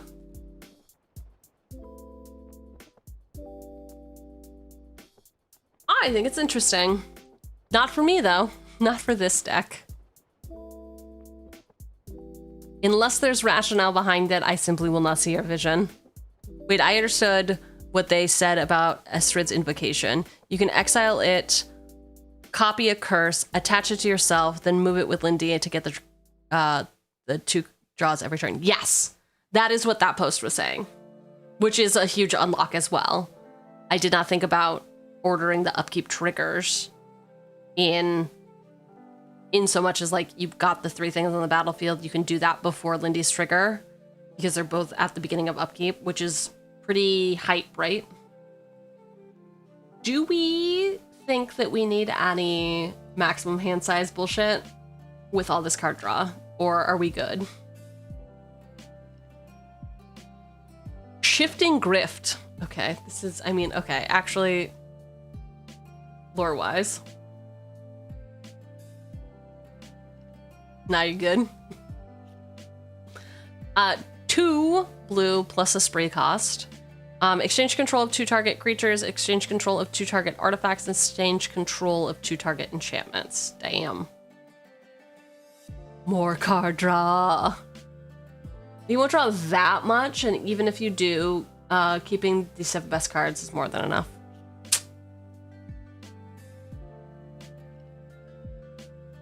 Isn't there a card that's like, if you have exactly some X number of cards in your hand or something, something happens?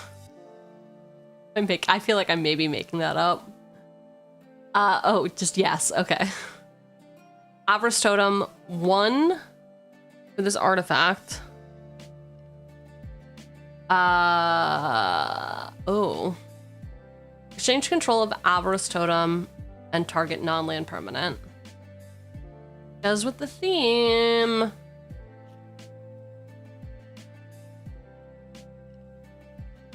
Triska deck Triskaidekaphile.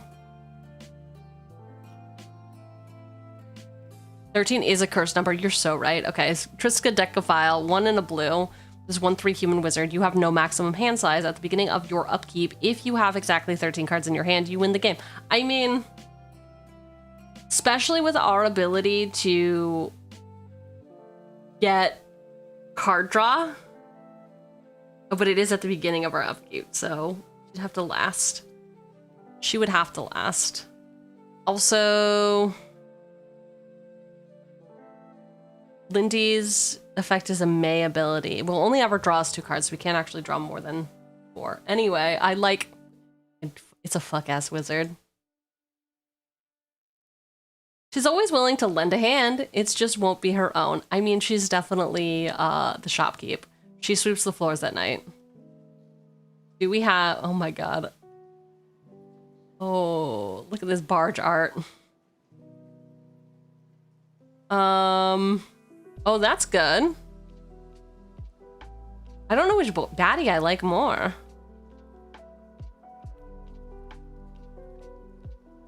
Well, they never changed the flavor text except for the secret layer. 13 aces, read 'em and weep. That's pretty good. Hi, Cheugs. Hope you're doing okay. I am doing okay. How are you doing, Epic? I mean, I should just say Charlie. How you doing, Charlie? I haven't been around your parts for a while. Everything good? Possibility Storm. We can't stop overthinking, so we made a card for it to help us stop overthinking. 5 mana enchantment. Whenever a player casts a spell from their hand, that player exiles it. Then exiles cards from the top of their library until he or she exiles a card that shares a card type with it.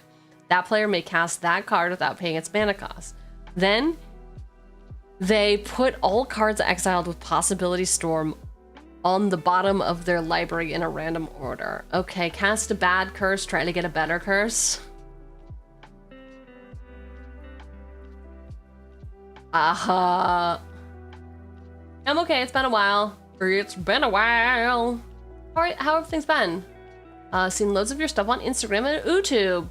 I've been good. I've been making magic stuff. Magic moves. Magic moves. Which is... say... that I guess we did Jump King. We did Jump King. Warp World will take a lot of time to resolve.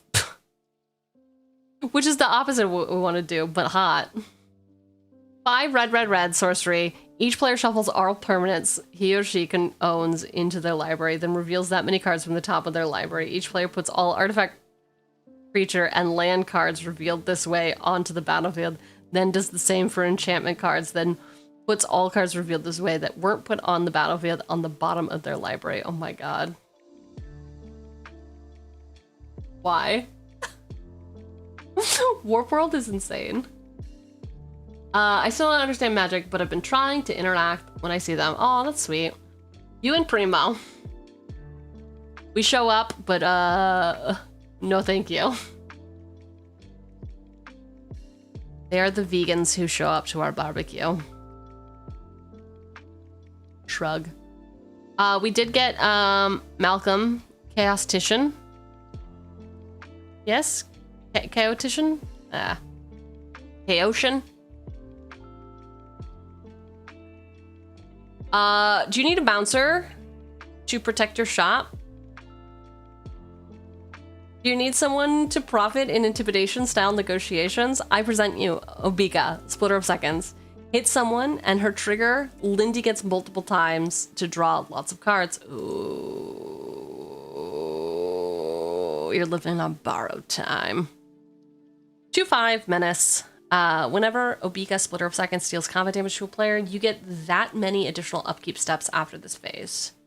This is better than I thought. Because this will unlock our sorcery speed stuff that destroys enchantments. I mean, pretty cool, man. All right, anyway. She's cool. She's cool. I keep not putting her in stuff because I'm like, why do I need additional upkeeps? We get it. What if Lynde or one of her employees is also into counterfeiting? And they use spells like Mirror Maid and Copy Enchantment to keep their inventory stocked. Mirror Maid, 1 and 2 blue enchantment. You may have Mirror Maid enter as a copy of an artifact or enchantment on the battlefield. Does this work with curses?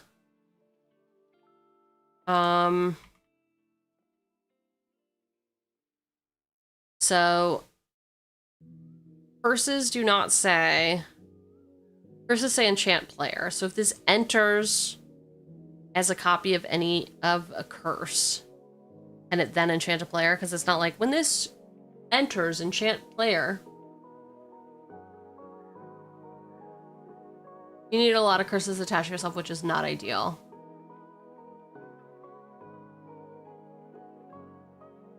Oh, right, because then we need the end step.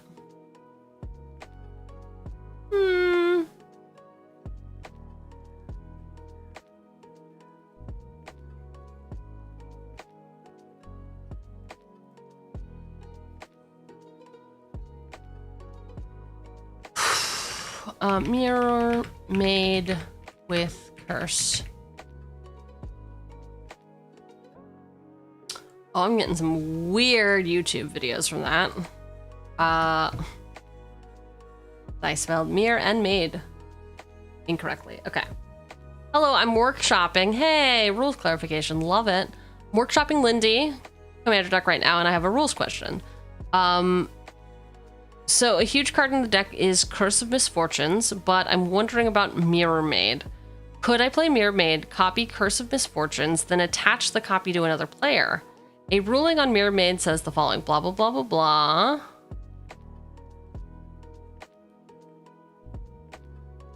If you're casting Mirror Maid, it copies an aura. You choose something to attach it to when entering. This doesn't target. You just choose something legal and attach to it. It doesn't attach to whatever the original aura is attached to. So if it copies a curse, you could attach it to a different player than that who the original aura is attached to. If a player has 2 Curse of Misfortunes attached to them, then both of them will trigger at the beginning of your upkeep, not just one of them.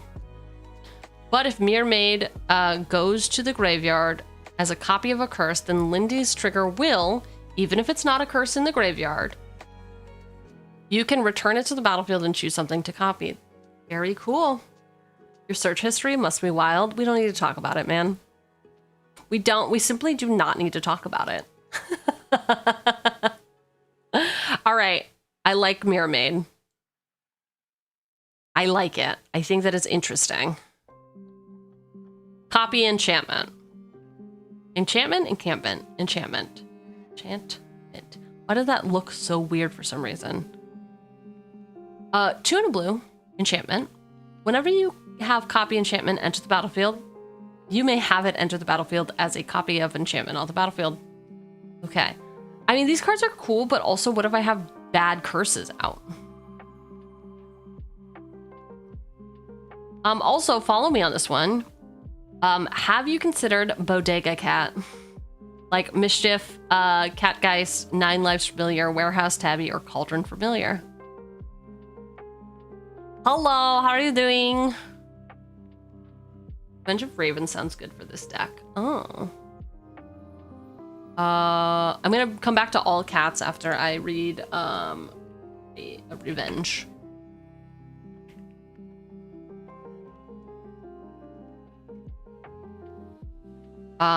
Three and a black enchantment. Whenever a creature attacks you or a planeswalker you control, that creature's controller loses 1 life and you gain 1 life.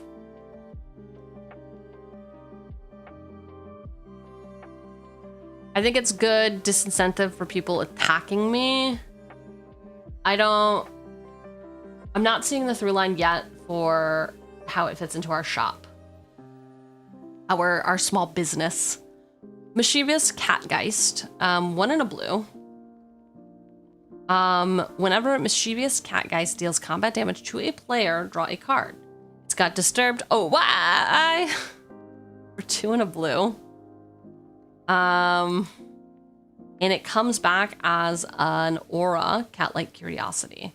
Enchanted creature has, whenever this creature deals combat damage to a player, draw a card. If cat-like curiosity would be put into a graveyard from anywhere, exile it. Revenge of Ravens is fun, but does it trigger for the attacks as a whole or per creature? Per creature, whenever a creature attacks you. So if they attack me with 3 creatures, it's going to ping them for 3. And I gain 3. Not really, like, great for our curse deck. Like, how do we put a curse on you, you know? Sustain. I mean, it's a sick card. 1 black for this 1/1 cat. This creature enters with 8 revival counters on it. When this creature dies, if it had a revival counter on it, return it to the battlefield with 1 fewer revival counters on it at the beginning of the next end step. Yes, so we're doing Lynde, Cheerful Tormentor, Grixis, blue, black, red. 2/4 Death Touch. Whenever a curse is put into our graveyard from the battlefield, return it to the battlefield attached to you at the beginning of the next end step. At the beginning of your upkeep, you may attach a curse attached to you to one of your opponents. If you do, draw 2 cards. Mostly curse stuff, but some interesting, like, Grixis stuff. Warehouse Tabby, we got in Cauldron Familiar. When Cauldron Familiar enters the battlefield, each opponent loses life, and you gain a life. Sacrifice a food to return it from your graveyard to the battlefield. You could also bring to the table worst curse of all, the day-night mechanic. Bruh.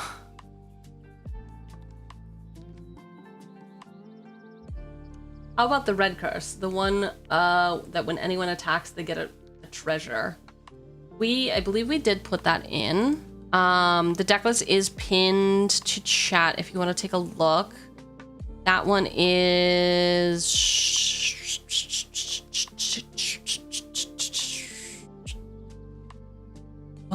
Curse of Opulence.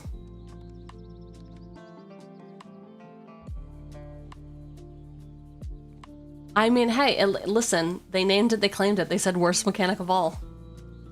Curse of Leeches. 2 and a black. This Aura Curse. Enchant player. As this permanent transforms into Curse of Leeches, attach it to a player. At the beginning of enchanted player's upkeep, they lose a life and you gain a life. This has got daybound.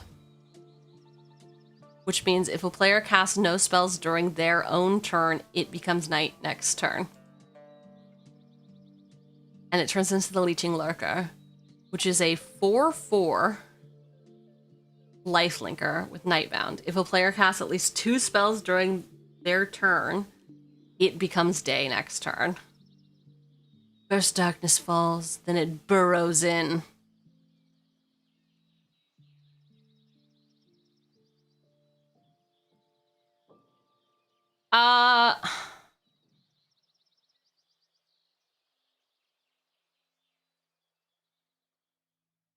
So, transform means it's on the battlefield the whole time.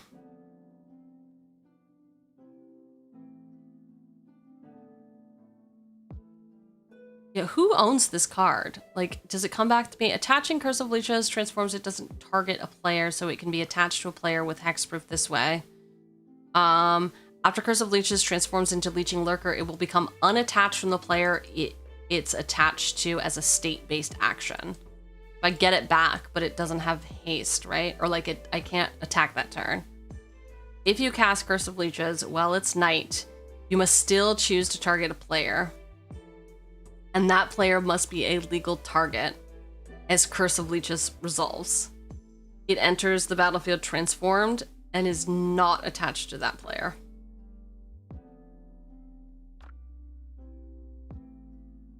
Day and night are designed that the game itself can have. The game starts as neither. Once the game becomes day, or less commonly night, the game will be exactly one of them, day or night, going back and forth for the rest of the game. It's just a funny ruling. Okay, so basically, this enters, right? And it is daybound. Okay. If a player casts no spells during their turn, it becomes... So it enters and it is daybound. It starts as a daybound thing. Okay. I mean, fuck it. These are the interesting kind of conversations we like to have, isn't it? Al. I just remembered, if you want to sack an enchantment for the benefit, in this case card draw, there's Disturbing Mirth. The individual in the card art could be one of the suppliers to the shop. To be fair to her, this guy wears a hat whenever he delivers the new stock. Disturbing Mirth is 1 black, 1 red. This enchantment. When Disturbing Mirth enters, you may sacrifice another enchantment or a creature. If you do, draw 2 cards. When you sacrifice Disturbing Mirth, manifest dread. Cool. Look at him. He's vile, and I kind of love him. The 2 mana, draw 2 cards, and we get to do our curse stuff. It feels pretty good. We're at the end? We're at the end. It's the end of the Rex as we know them. It's the end of the Rex as we know them. And I feel, yes, I feel like I'm going mad. Anyway, question is, how much card draw do you really need in one deck? Is card draw not a win con? Aren't there things whenever you draw a card? Oh. Whenever you draw, can that be a win con? Can whenever you draw a card be a win con?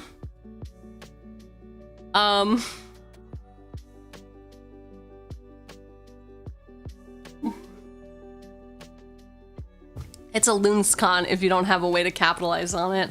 I'll capitalize on you. Whenever you draw a card, put a +1/+1. Whenever it's attacks, if you draw a card, put a... He gets bigger. He gets bigger. Is there no burn? Can we do some burn? Can we do some direct damage? Whenever a wizard creature comes into play... No, thank you.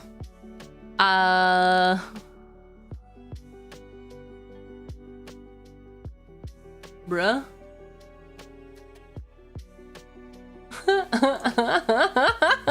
Shut up, all of you. Whenever you draw your second card, don't care. Whenever you draw your second card, don't care. Whenever you draw your second card, don't care. I mean, I kind of like the Gixian Puppeteer. Dies, return another target creature card with mana value 3 or less from your graveyard to the battlefield. This could get our Triskekadelian back. I like having a Puppeteer. It's a maybe. It's a maybe for me, dog. Hey, big dog, it's a maybe.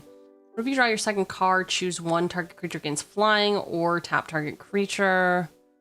Whenever you draw your second card, put a +1/+1. Whenever you draw your second card. Okay, wait. Whenever you draw a card, if you control another hero, Human Torch deals 1 damage to target opponent. I like it, I just don't have any heroes. I could be your hero, baby. Whenever you draw your second card, Ironcrag Pyromancer deals 3 damage to any target. Hot? Wood? I like it. I don't limit to any target. Can we do each opponent? Can we do each opponent? No. Whenever you draw a card, you may have target player put the top card of their library into their graveyard. Okay. Jace loves to ensnare people. We know. You can check each opponent as well. Yeah. We're already at the Jace, though. Whenever Kang attacks, he connives. Whenever you draw your second card, each opponent loses 1 life and you gain a life. Do we like Kang? Only our second card, though. Kid Loki, whenever you draw your second card. Why is everyone always obsessed with our second card? What is that, like a magic thing? Yes. Whenever you draw your second card, put a +1/+1 on this guy.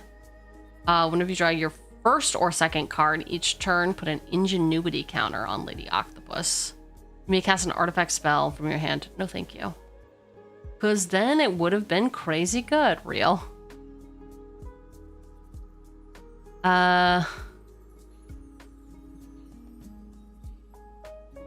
Okay.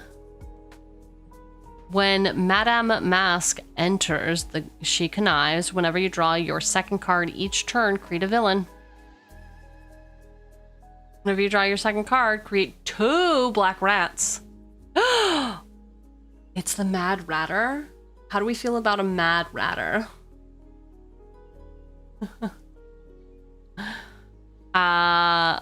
Whenever Mindless Conscription enters the battlefield and whenever you draw your third card each turn, amass zombies. 3. Put 3 +1/+1 counters on our army you control. Interesting. So Lynde draws us 2 cards. So we are always gonna, if we trigger Lynde, we're gonna draw 3 cards.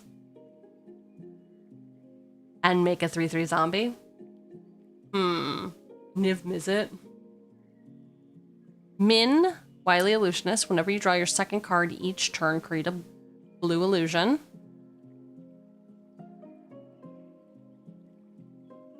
It's not always a 3/3. It starts as a 3/3, then it goes to a 6/6, then a 9/9. Modok, Evil Intellect. Flyer. Whenever you draw your second card each turn, target opponent sacrifices a non-token creature of their choice. Oh. Moonring Mirror. 5 mana. Whenever you draw a card, remove the top card of your library from the game face down. At the beginning of your upkeep, you may remove your hand from the game and swap it. You could swap it, I guess. But what comes after 9/9 boss? I can't count that high. I can't count that high. Whenever you draw a card, you may pay 1. If you do, put a +1/+1 counter on this Kraken. And create a tentacle. Oh, okay. Nivy Mizzy can't be countered. Flyer. Whenever you draw a card, it deals 1 damage to any target. Whenever a player casts an instant or sorcery spell, draw a card. Nivy Mizzy. We've got the Firemind. Flying, whenever you draw a card, he's going to deal 1 damage to target creature or player. You can tap him to draw a card.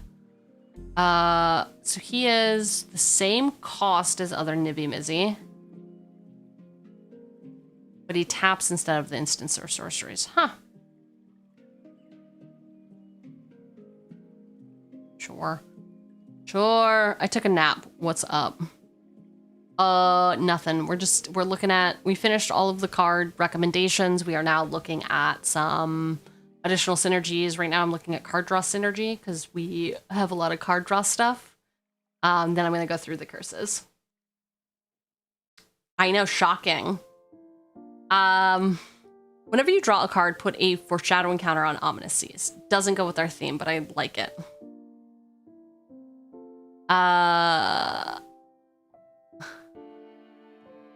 We can mill people out for fun and or help graveyard players. What about Shelly? What's Shelly do? Whenever you draw a card, you gain 2 life. Whenever an opponent draws a card, they lose 2 life. Infinite life gain? That infinite life gain glitch?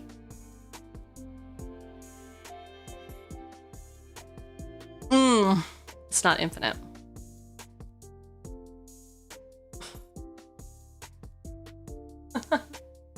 Is the sale going to be from 9 to 5?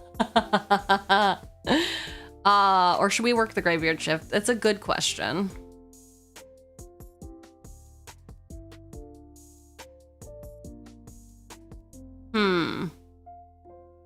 All right. I'm not loving. Ooh, what about wiretapping? Hi, hide away 5. Whenever this enchantment enters the battlefield, look at the top 5 cards of your library. Exile one of them face down. Put the rest on the bottom of your library in a random order. Whenever you draw your first card during each of your draw steps, draw another card. Then, if you have 9 or more cards in your hand, you may play the exiled card without paying its mana cost. Huh.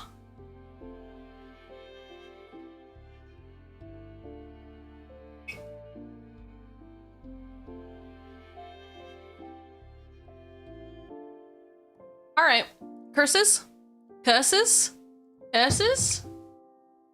I now just checked. There is literally no card that says whenever you draw a card, burn each opponent. Damn. Not even whenever you draw your 8th card each turn, burn each opponent. I guess I know what mine's gonna be. My card when I win a world championship. No? You nobody thinks I can do it? Wild. Okay. I'm gonna zoom in. I'm also gonna get my fat ass out of the way. To look at these. Okay, cool. So 2 up. I think, wait, can I do it this?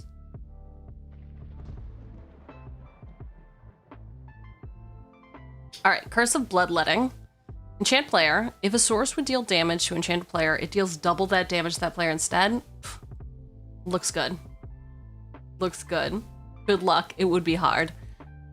But, like, it's hard to win worlds. You don't think I could do it? Just because my record is, like, 1 in 22? What do you mean? Bloodletter of Elskalots. What do you mean, hey, listen? What do you mean, hey, listen? Hello, Raiders. Hello, Raiders. Everyone say hi to the Raiders.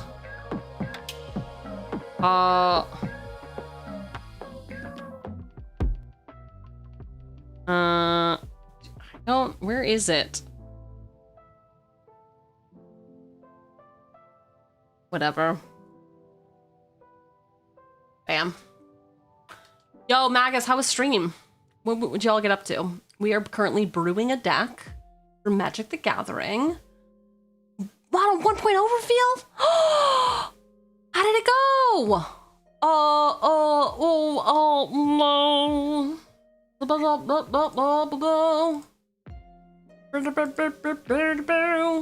You have fun? Did it go exactly how you expected? Mute. Did you love it? Hello? What is happening here? Okay, there we go.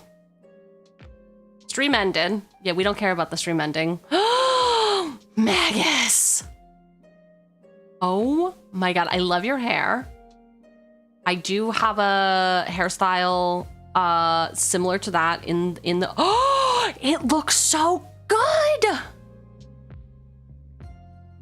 Oh my god, W's for Magus 1.0.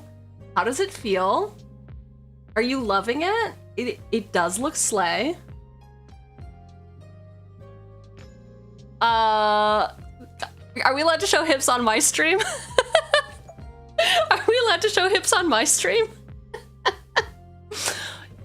Girly pop, yes. Look at it. Oh, congratulations. I'm sure you have had this in the works for many moons.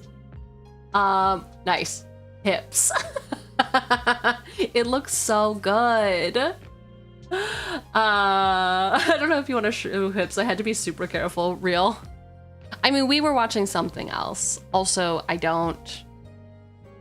people have to see it to report it, first of all, and I don't know if anybody here would see that and be like, I'm gonna report Cheugy for showing hips on stream. Actually, my mods might.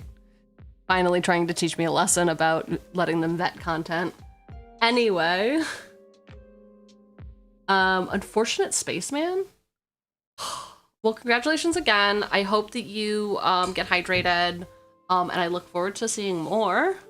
We saw you were working on a new deck, and I know a lot of my friends and viewers love EDH. Oh, amazing. Well, for those of you who do not know me, hello, I am Director Cheugy, Chugly, Chugster, any variation of that. I do Magic content now, pretty much exclusively.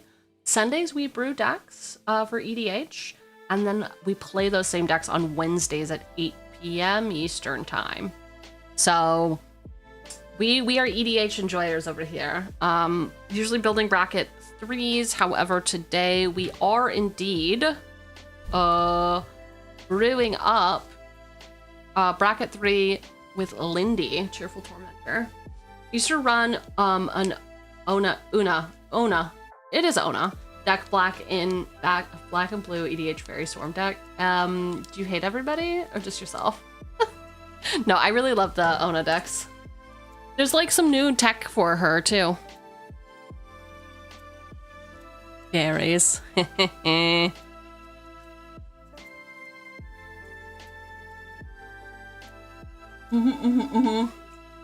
Well, thank you for the raid. Welcome in. We're looking at curses right now because I like to cause pain to those around me, if possible. Feel free to hang out, vibe. I want you to bully and be bullied. I mean, hey, we've all got our kinks, right? Curse of Chaos, anyone? Curse of Chaos? The best way to play EDH. The bully book. Bully. Curse of Chaos. Enchant player. Whenever a player attacks enchanted player with one or more creatures, that attacking player may discard a card. If they do, they can draw a card. Let them cry for mercy. The only one who can hear them is me. Whoa. Curse of Masochism is more like it. It is, isn't it? It is a bit like that.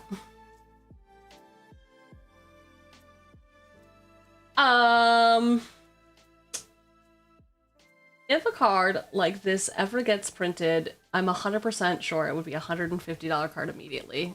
That's because everyone wants me, man. Everybody wants me. Yes, there he is. His red jacket and his stupid hair. Do you think, why is he so unlucky? Is because he's like too good looking? Everyone is like, he's a witch, burn him. Is that why? Curse? More like a blessing. Yo. Misogynists are not funny. Just kidding. I learned how to read. Don't worry. Anyway, Curse of Death's Hold. 5 mana. Or a curse. Enchant player. Enchanted players. Creatures get -1/-1. Nah. Disturbance though. 3 mana enchant player. Whenever enchanted player is attacked, create a 2/2 black zombie creature token. Each opponent attacking that player does the same. Love it. Who wants to get a bunch of zombies out? Anybody? We're not doing Curse of Echoes. I'm so sorry. It's just not happening. I don't care if I own it. I'm not. I'm not getting it. Depends on whose leash you're holding. I mean, I'm gonna go grab some chicken wings. Dude, enjoy it. Bask in the chicken wings. Let your hands get so sloppy. Feel full. Curse of Fool's Wisdom. 4 and 2 black. For this Aura Curse, enchant player, whenever enchanted player draws a card, they lose 2 life and you gain 2 life. Madness for 3 and a black. I like Fool's Wisdom. I think it's too expensive, but we'll see. Curse of Hospitality, because look, we sold them a book. It's How to Be Cool for Dummies. But it's so expensive. It's 6. Hello, Ceylon. Have you slotted Relic Bane into this bad boy yet? Oh, no.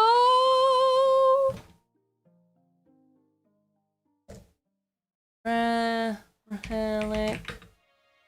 Oh my god, that's very wrong.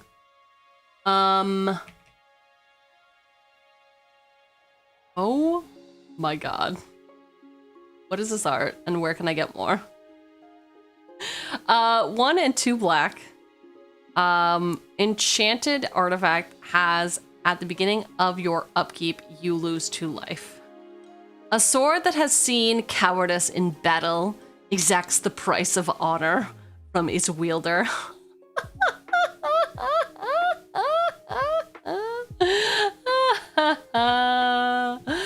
Oh, all-star in your spouse's combo deck? Hell yeah. I like it. I will definitely remember to add it in. It's not a curse, but it does do the thing that the deck is trying to do, which is sell cursed items. This is great. At the beginning of my upkeep, you lose life.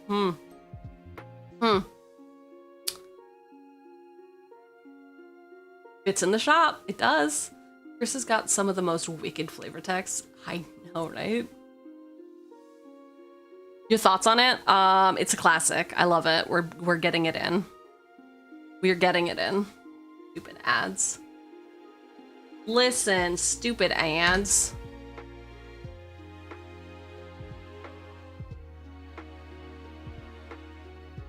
Curse of Hospitality, 3 mana, enchant player. Creatures attacking enchanted player have trample. Whenever a creature deals combat damage to an enchanted player, that player exiles the top card of their library. Until the end of turn, that creature's controller may play that card, and they may spend mana as though it were mana of any color. Ooh, no. No. No. Absolutely not.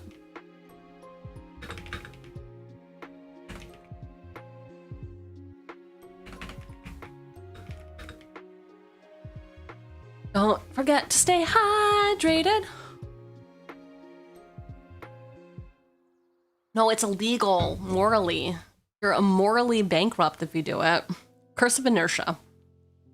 3 mana, or a curse. Enchant player. Whenever a player attacks enchanted player with 1 or more creatures, that attacking player may tap or untap target permanent of their choice. Oh, whoa. So the attacker gets the power.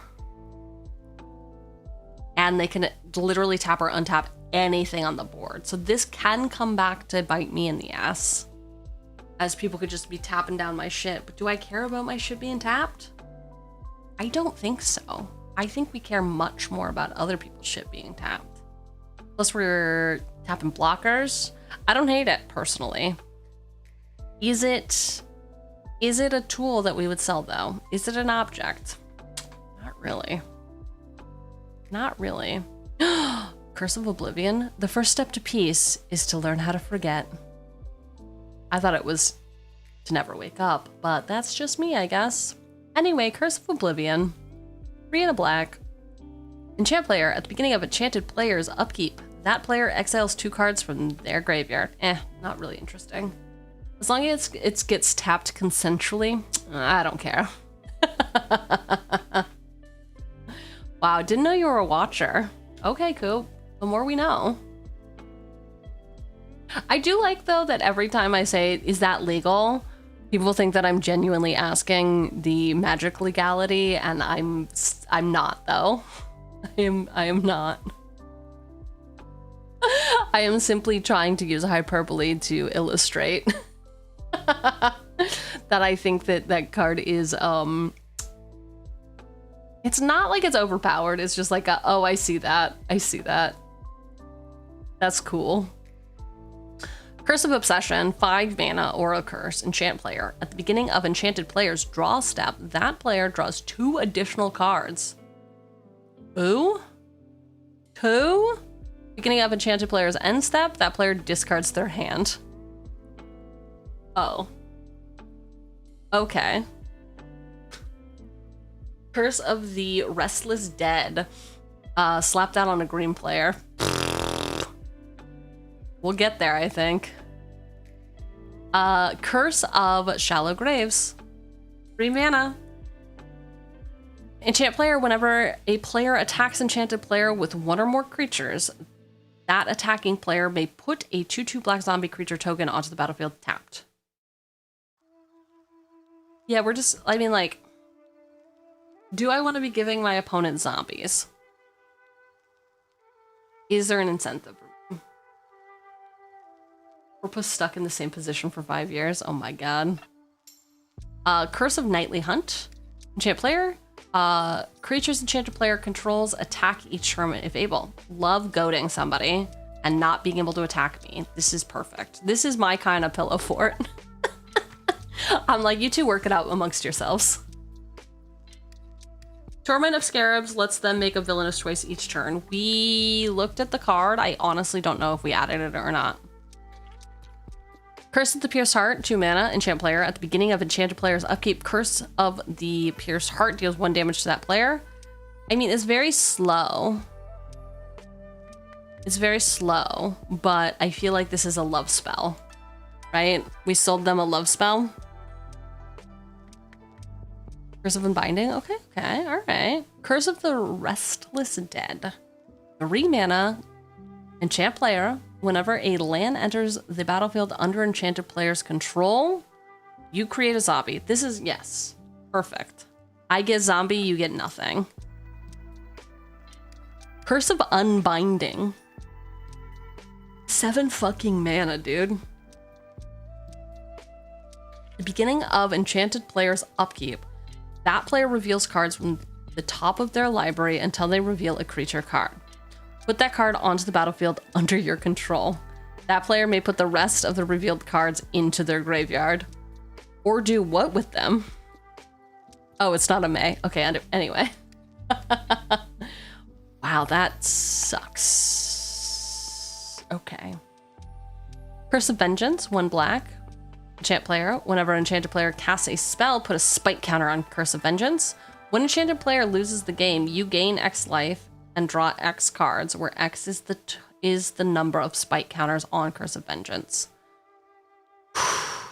So here's what I think about this. I like this card. I have this card in some other decks. For this build, though, if we are trying to essentially recycle items, do we... Like, this is a great turn 1 play, right? Yeah, it's not good if we can't even sacrifice it. So it's like one that we just leave hanging out forever. And then this is how we kill ourselves, right? Draw X cards.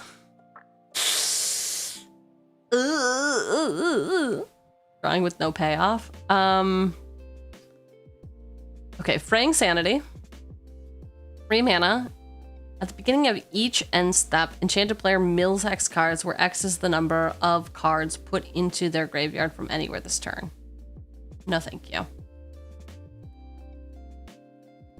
And that was it. Okay, Curse of Unbinding was the one that you recommended. For me to steal some things. I mean...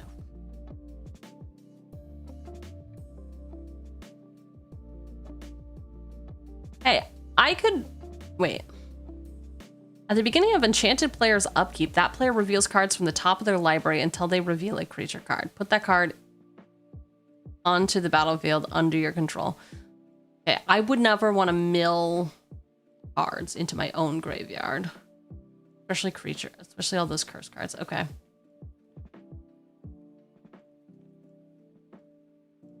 Maddening Hex, you love this card. Enchant player. Whenever enchanted player casts a non-creature spell, roll a d6. Maddening Hex deals damage to that player equal to the result.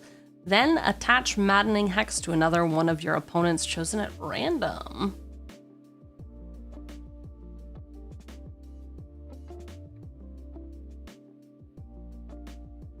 It's good. It's very cool. Okay, so we did put Torment of Scarabs in here, by the way. Okay, I need to tune this deck, obviously. But based on this, is there anything else that y'all want me to look at? Dihada has to stay in because she's one of our build-arounds. We're gonna have to cut a lot of these creatures. That's just the way it is. Wait. Nope. Here. Yeah, a lot of creatures. But we didn't look at the Marchesa. None of you recommended that Creepy Doll. Creepy Dolls did not make it in. What does Creepy Dolls do?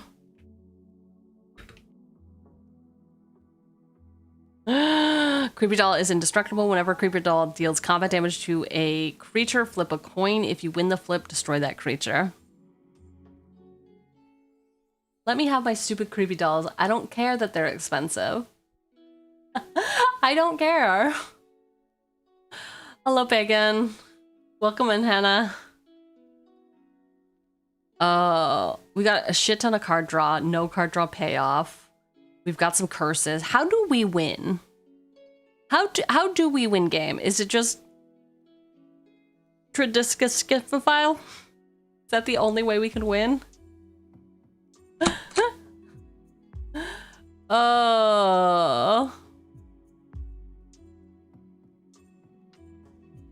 Make opponents give up. Oh, that's an option.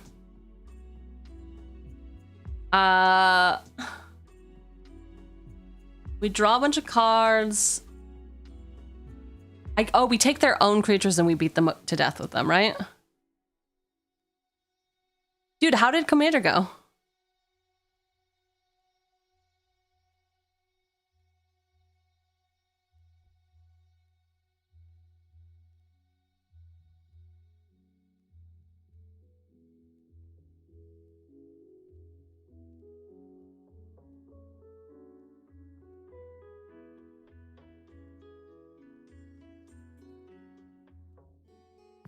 Yeah, I'm wondering, like, is there like a sack enchantment to deal direct damage? I mean, this one, like this particular one does sack a specific enchantment, but I'm wondering, sack all enchantments? Sack permanents to deal damage? Look, what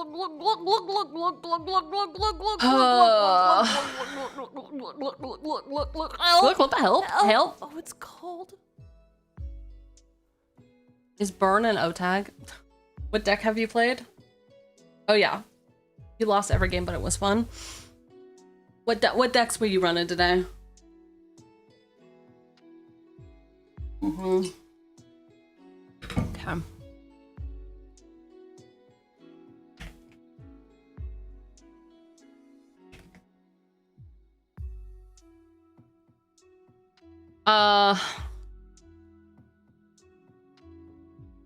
Each sliver has sacrifice. No, thank you. I don't know that I care about that.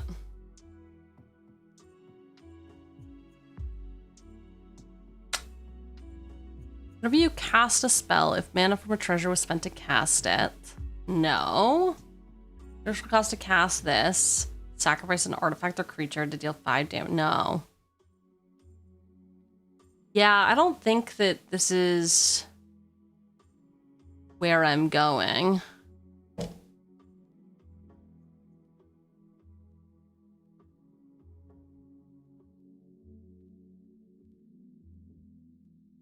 Aether Flash, whenever any creature comes into play, this deals 2 damage to that creature. What? What the fuck? What do you mean? There are quite a lot of sacrifice payoffs in the form of burn. For enchantments, though, whenever one of your opponents plays a creature spell, this is going to deal 1 damage to them. All will be 1 whenever you put 1 or more counters on a permanent. No, during each player's upkeep, ancients 1 player to each artifact. Wait, for each artifact they control.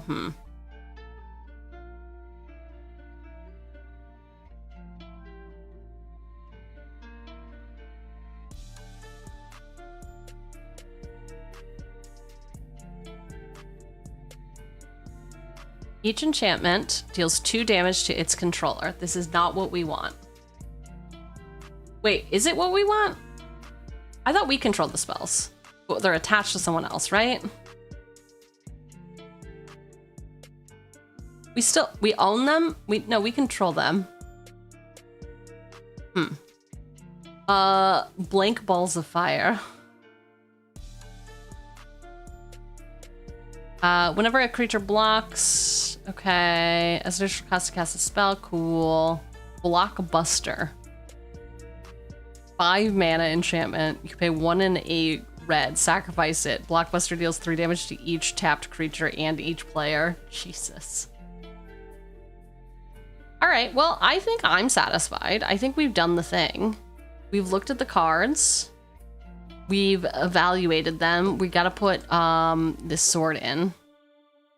We got it. We cannot forget the Relic Bane. Relic Bane, it go insane. Shit in the membrane. Right? Oh. Is it time for the cut? Who makes the final list? What do you mean, who makes the final list? I make the final list. I do it on Mondays on my lunch break. I make it on Mondays. I did this week. Put it. I put the deck list in the primer. So you can come back to the deck list via Boss Brews if you would like. Yeah. We did it. We got a lot of curses out. I think it's gonna be sloppy. I think I will still be searching for my win con. I think I will be still searching for my win con, but we will see how it goes. You know? Yeah, no? You don't know. Okay, well, you should learn. You should learn. What's everyone doing with the rest of their day? Anything interesting, exciting, fun? Interesting, exciting, or fun? No? All right, well, that's kind of on you, isn't it? Building your own decks. Ooh, what are you gonna build around? Anything very interesting?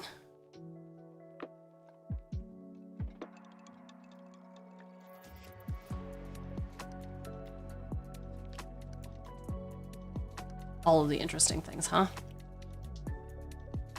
Huh?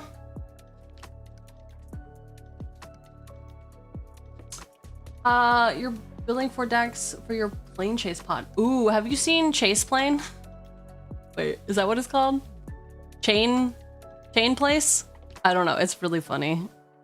It is by Misplayers. Anonymous? Anonymous?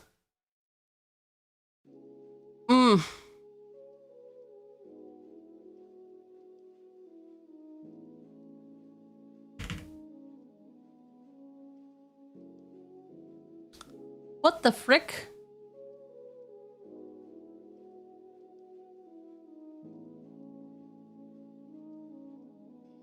What the frick? What the frickety frick? What the frickety frick? There we go. Found it. I don't know what that is, but Plane Chase is really fun add-on for Commander. I agree. It's Plane Chase, but joke cards, by this company. I should get them. Finishing off Satisfactory. Ooh, the video game. How often does Gloshy stream? Like 4 days a week? 8 days a week? Neither of those, because there's not 8 days in a week. Every other day usually. Oh, cool. Isn't it? That's a good schedule. Fair. All right, we are gonna raid into Elk. Elk raids into us sometimes. Elk does deck techs. I don't know why I always call them deck techs. So enjoy being babysat. It looks like they are currently deck testing a command. What is this? Some sort of bug. Insect Cleric? Waste Waker? I don't know. I can't read. It's too blurry. It's too far away. If you would like to grab a raid message, the top one is for if you are subscribed. The bottom one is for just like cool people. It always helps out the people we're raiding into if you say something, even if it's just hi, hello, good to see you, what's magic? Corporate raid party. Yes, and I will see you on Wednesday, if not before. I will see you before that. I'm playing Magic with Puppet on Tuesday. We will be doing Jumpstart Tuesday. Be good to yourselves, be good to each other, but most importantly, get back to work. Get back to work. Do it. I dare you. Get back to freaking work, man. Jumpstart is really good. Yes. All right, everyone. Thanks for hanging out. See you Tuesday. Tuesday's coming. Did you bring your coat? Did you bring your coat on a Tuesday? No? It's not my problem, is it? It's your problem.